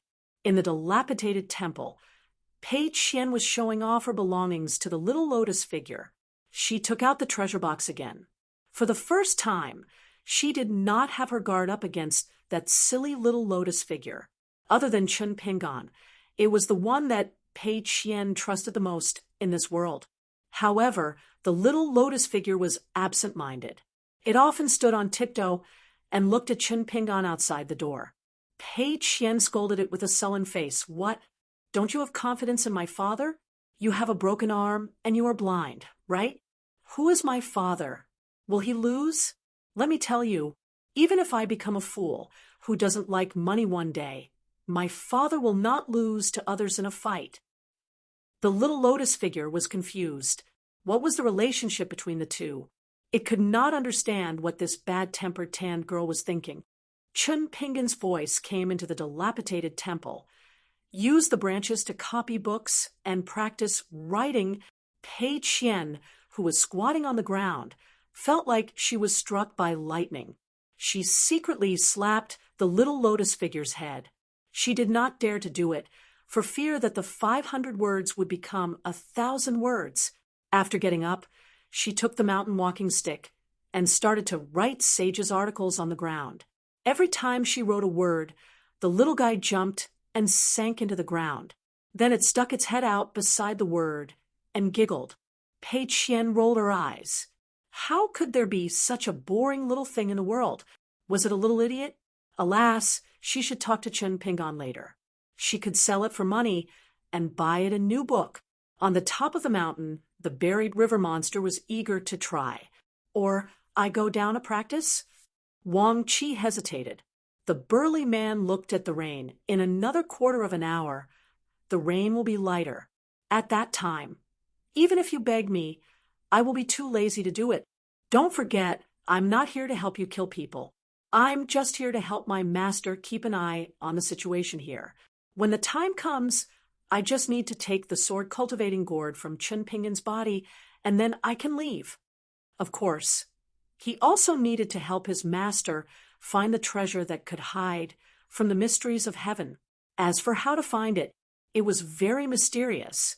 Wang Qi, a rebellious gentleman of the academy, was not qualified to know this secret. The burly man quietly shifted his gaze and looked at Lu Baixiang, who was holding a narrow knife. Wang Qi thought carefully and nodded. You can do it, but don't show your real body. Otherwise, I can't explain it to the Dafu Academy. The Hill Master is not easy to fool. The burly man sneered. That's easy. Just say that I, the buried river monster, was enlightened by you and abandoned evil. I want to ask for a water god temple from you and the imperial court of Daquan. So I'm willing to do something in exchange for a legitimate identity. Why is it hard to explain? Wang Qi smiled bitterly. Emperor Lucian may believe this seemingly reasonable wording, but the Hill Master of the Academy will definitely not take it seriously. Okay, just do as I said. Don't fight Chun Pingon with your true body as a monster. You only need to force Chun Pingon to show a flaw. Ooh. Wang Qi paused, full of murderous intent. I want him to be destroyed here. The burly man curled his lips. Okay, I hope you can do what you say and kill Chun Pingon, who is waiting for us to come to him. Don't be a glib talker. At this point, the burly man laughed. I almost forgot that you scholars are the best at glib talkers in our world. Sorry for the disrespect. Wang Qi did not want to lower himself to the same level as this barbarian monster. The buried river monster did not care whether the ruined temple would notice the movement at all. He strode out, and every step he took made the mountain tremble. He rushed out of the cliff at the top of the mountain in an instant, drawing an arc in the air, and finally landed with a loud crash, making a loud noise. Wang Qi sighed softly, his face full of sorrow. Only after becoming a golden core cultivator can one be considered a member of my generation. It was just that one would grow old and wither. Even a golden core that he had painstakingly obtained would have a time when it would dim. How could he, Wang Qi, die when he had yet to fulfill his ambitions? This was especially so for golden core Qi refinement warriors. They had a much clearer understanding of life and death than those muddle-headed mortals. How torturous was it to count the days and wait for death? It's here. Chun Pingan was not deaf, and naturally knew that the burly river demon had made such a huge commotion at the bottom of the towering mountain peak. He held the withered branch that he had casually picked up with his left hand, and patted the blade, strengthening gourd with his right hand. Chu-yi, and Chu-yi flew out of the gourd and disappeared. He retracted his right hand into his sleeve and took out a demon pagoda subduing talisman that was made of golden talisman paper and personally written by Zhong Kuei with little snow cone. This rare talisman paper was given to the buried river monster by the Great Spring Imperial Court when the Green Touring Manor was founded. It was one of the 3 golden talisman papers that Zhong Kuei had given Chun Pingan. It was the Wind Thunder paper with the dragon claw seal on the background. Chun Pingan did not know the identity of the intruder for the time being. However, the world was so coincidental that a demon pagoda subduing talisman written in the Green Touring Manor happened to be used to kill a buried river monster. It was really the cycle of heaven and retribution. As for Chu-yi and Chu-yi, they were used after Chun Pingan took out the demon pagoda subduing talisman, and before he stabbed the intruder with his sword. They were used to stop the gentleman Wang Qi from coming to the rescue. The gentleman Wang Qi, who was standing on the mountain peak, sighed in his heart. It was indeed a thought that separated the god and the devil. He hoped that this siege would go smoothly. After this, he would no longer care about the grievances of the mortal world after he obtained the immortal's incantation. He would concentrate on cultivation, and one day become the deputy headmaster of the academy. By then, he would make up for the fate of the Great Spring Empire. A young Taoist priest with a hibiscus crown on his head did not travel far with the wind. Instead, he shrank the ground time and time again, and soon left the border of the Great Spring Empire and came to the south of the northern Jin Kingdom. He went all the way south and chose a quiet and remote forest and lake. Finally, he stopped at a mountain peak and disappeared. Underground, there was a completely different world. It seemed to be an ancient path that had been buried. The young Taoist walked for another 1,000 miles. There were many forks in this ancient path, but he didn't choose a direction and didn't hesitate at all. Along the way, the gloomy and magnificent underground phenomena did not stop the young Taoist priest for even a moment. Finally, he came to a dilapidated mountain gate. The plaque was crooked and half of it was broken, leaving only the 3 words Blasphemy Palace. When he stepped in, a subtle sword Qi suddenly appeared and disappeared. There were broken walls and ruins everywhere. The young Taoist priest walked slowly. The Eagle Fortress, the Green Touring Manor, and Hure Town. Other than the inn where Jinyang stayed, the other 2 places were not too important. To be precise, the Eagle Fortress used to be extremely important, but now it was a thing of the past. He did not want to think about it. Later on, during his travels in the Tongya continent, he unintentionally planted willows everywhere. As for the failure of the willows, the young Taoist priest did not care at all. Sweeping the world of the 3 kingdoms, the 2 big demons of the Fuyao sect and the Taiping Mountain were the key to his plan in the Tongya continent. However, he found that there was a guy of unknown origin who appeared again and again on the great path that he had walked. The first time was a coincidence. The second time was still a coincidence. But what about the third time? He had to be careful. If he was not careful, he would end up with a real body in his hometown that used the mountains as a pillow. If the damage to his soul was too severe, he would not be able to wake up for hundreds of years. By then, wouldn't he miss out on the great undertaking of expanding the territory and fighting for hegemony? How would he be able to obtain an unimaginably fertile territory for his family's descendants? He kept telling himself this in his heart. At the end of the path in the abandoned palace was an old site that looked like the ancient dragon-locking platform. A ragged white ape covered in blood sat cross-legged. It could not hide its ferocious aura that flowed out majestically. However, whenever the strands of sword chi that were condensed to the point of materialization drifted out of the huge stone platform, they would be struck by snow-white lightning and disappear without a trace. It was the white ape carrying a sword on his back from the Taiping Mountain that had fled here. However, the term carrying a sword no longer existed. The old ape asked in a hoarse voice, "Why did you come here to find me? Aren't you afraid that both of us will die here?" The young Taoist priest walked to the edge of the dragon-locking platform. He did not walk up the stairs. He smiled and said, "Don't worry. There's an old thing in my hometown who has long asserted that you are a lucky person. You won't die." The old ape asked, "What do you want?" The old ape glanced at the guy who was wearing a Taoist robe and a hibiscus crown. The more it looked at him, the more depressed it felt.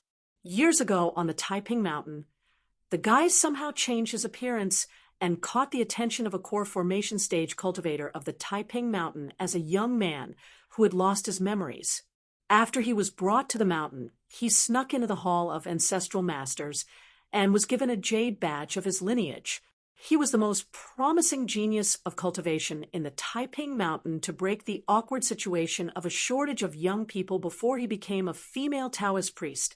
Even the Hall of Ancestral Masters of the Taiping Mountain was shocked by the speed at which he entered the core formation stage and broke through the bottleneck of the nascent soul stage.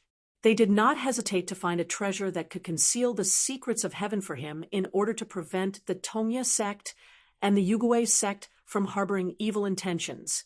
After successfully entering the nascent soul stage at a young age, he spared no effort on his path of cultivation to slay demons and devils. He had a very good reputation. One day, perhaps he felt that the time was right, or he suddenly became enlightened. He found the white ape in the well prison and revealed his shocking true identity. He ordered the white ape, who was the guardian of the mountain, to deliberately release a big demon at the bottom of the well prison. After a battle, both sides were injured and their primordial spirits were damaged. A young earth immortal, who was less than 100 years old, was reduced to a dying old man. His vitality was declining, and his body was decayed. He was even more miserable than a 1,000-year-old nascent soul stage cultivator. After that, the young nascent soul stage cultivator left the mountain to travel with the reason that heaven never bars one's road. In the end, he fought a fierce battle with the core formation stage cultivator of the Fuyao sect. The latter lost his chance of reincarnation and attracted the incarnation of an ancient demon. The young nascent soul stage cultivator was killed in the end. The jade tablet of the Hall of Ancestral Masters of Taiping Mountain was gone. The important artifact that concealed the secrets of heaven was also destroyed. The most talented young Taoist of Taiping Mountain in the past sat on the steps with his back to the white ape. He smiled and said, "Zhong Kuei and Huang Ting must die, especially Zhong Kuei. If he doesn't die, it won't be as simple as the Confucian school having another grand chancellor in the future. After the war, the people will be plunged into misery and suffering. Naturally, it will be the turn of ghosts and otherworldly items to run amok in the world. There's an old fellow in our hometown who happens to be good at this. If the Confucian school had Zhong Kuei, when the time comes, the ones who will die in our camp might be this many of you." He raised his arm high and stretched out 3 fingers. He said with a heavy tone, "At least." Then the young Taoist stretched out his remaining 2 bent fingers. "Actually, it's this many. I was afraid of scaring you just now." The white ape snorted disdainfully. Naturally, it didn't believe him. 5 of itself, that was 5/12th realm sword cultivators. That Zhong Kui, who was killed in 3 moves, had this ability. The young Daoist patted his knees lightly. Now that you're hiding like a rat, at least you have something to look forward to. That one from the Fusuan sect caused my plan to fail. He deserved to be chased to the sea. His luck wasn't as good as yours. Even if he entered the sea, he still wouldn't be able to escape death. Now let's see which of those 2 fellows leisurely rushing over will be able to pick up this great opportunity. His cultivation is only at the 12th realm. When he dies, he might be able to drag someone down with him. When I return to my hometown, I won't be too calculative with his descendants. The white ape frowned. Even I can't find the scholarly sage guarding the sky screen of Tongya continent. Wouldn't it be even more difficult to find you? Why are you in such a hurry to leave? That sage was one of the 72 statues of the scholarly temple. Even if his duty was to supervise the movements of the Tongya continent's territory, in his eyes, it was nothing more than specks of sparks in the human world.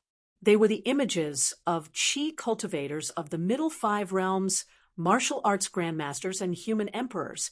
However, in the Battle of Taiping Mountain, the sage could only see 2 slightly larger balls of sparks.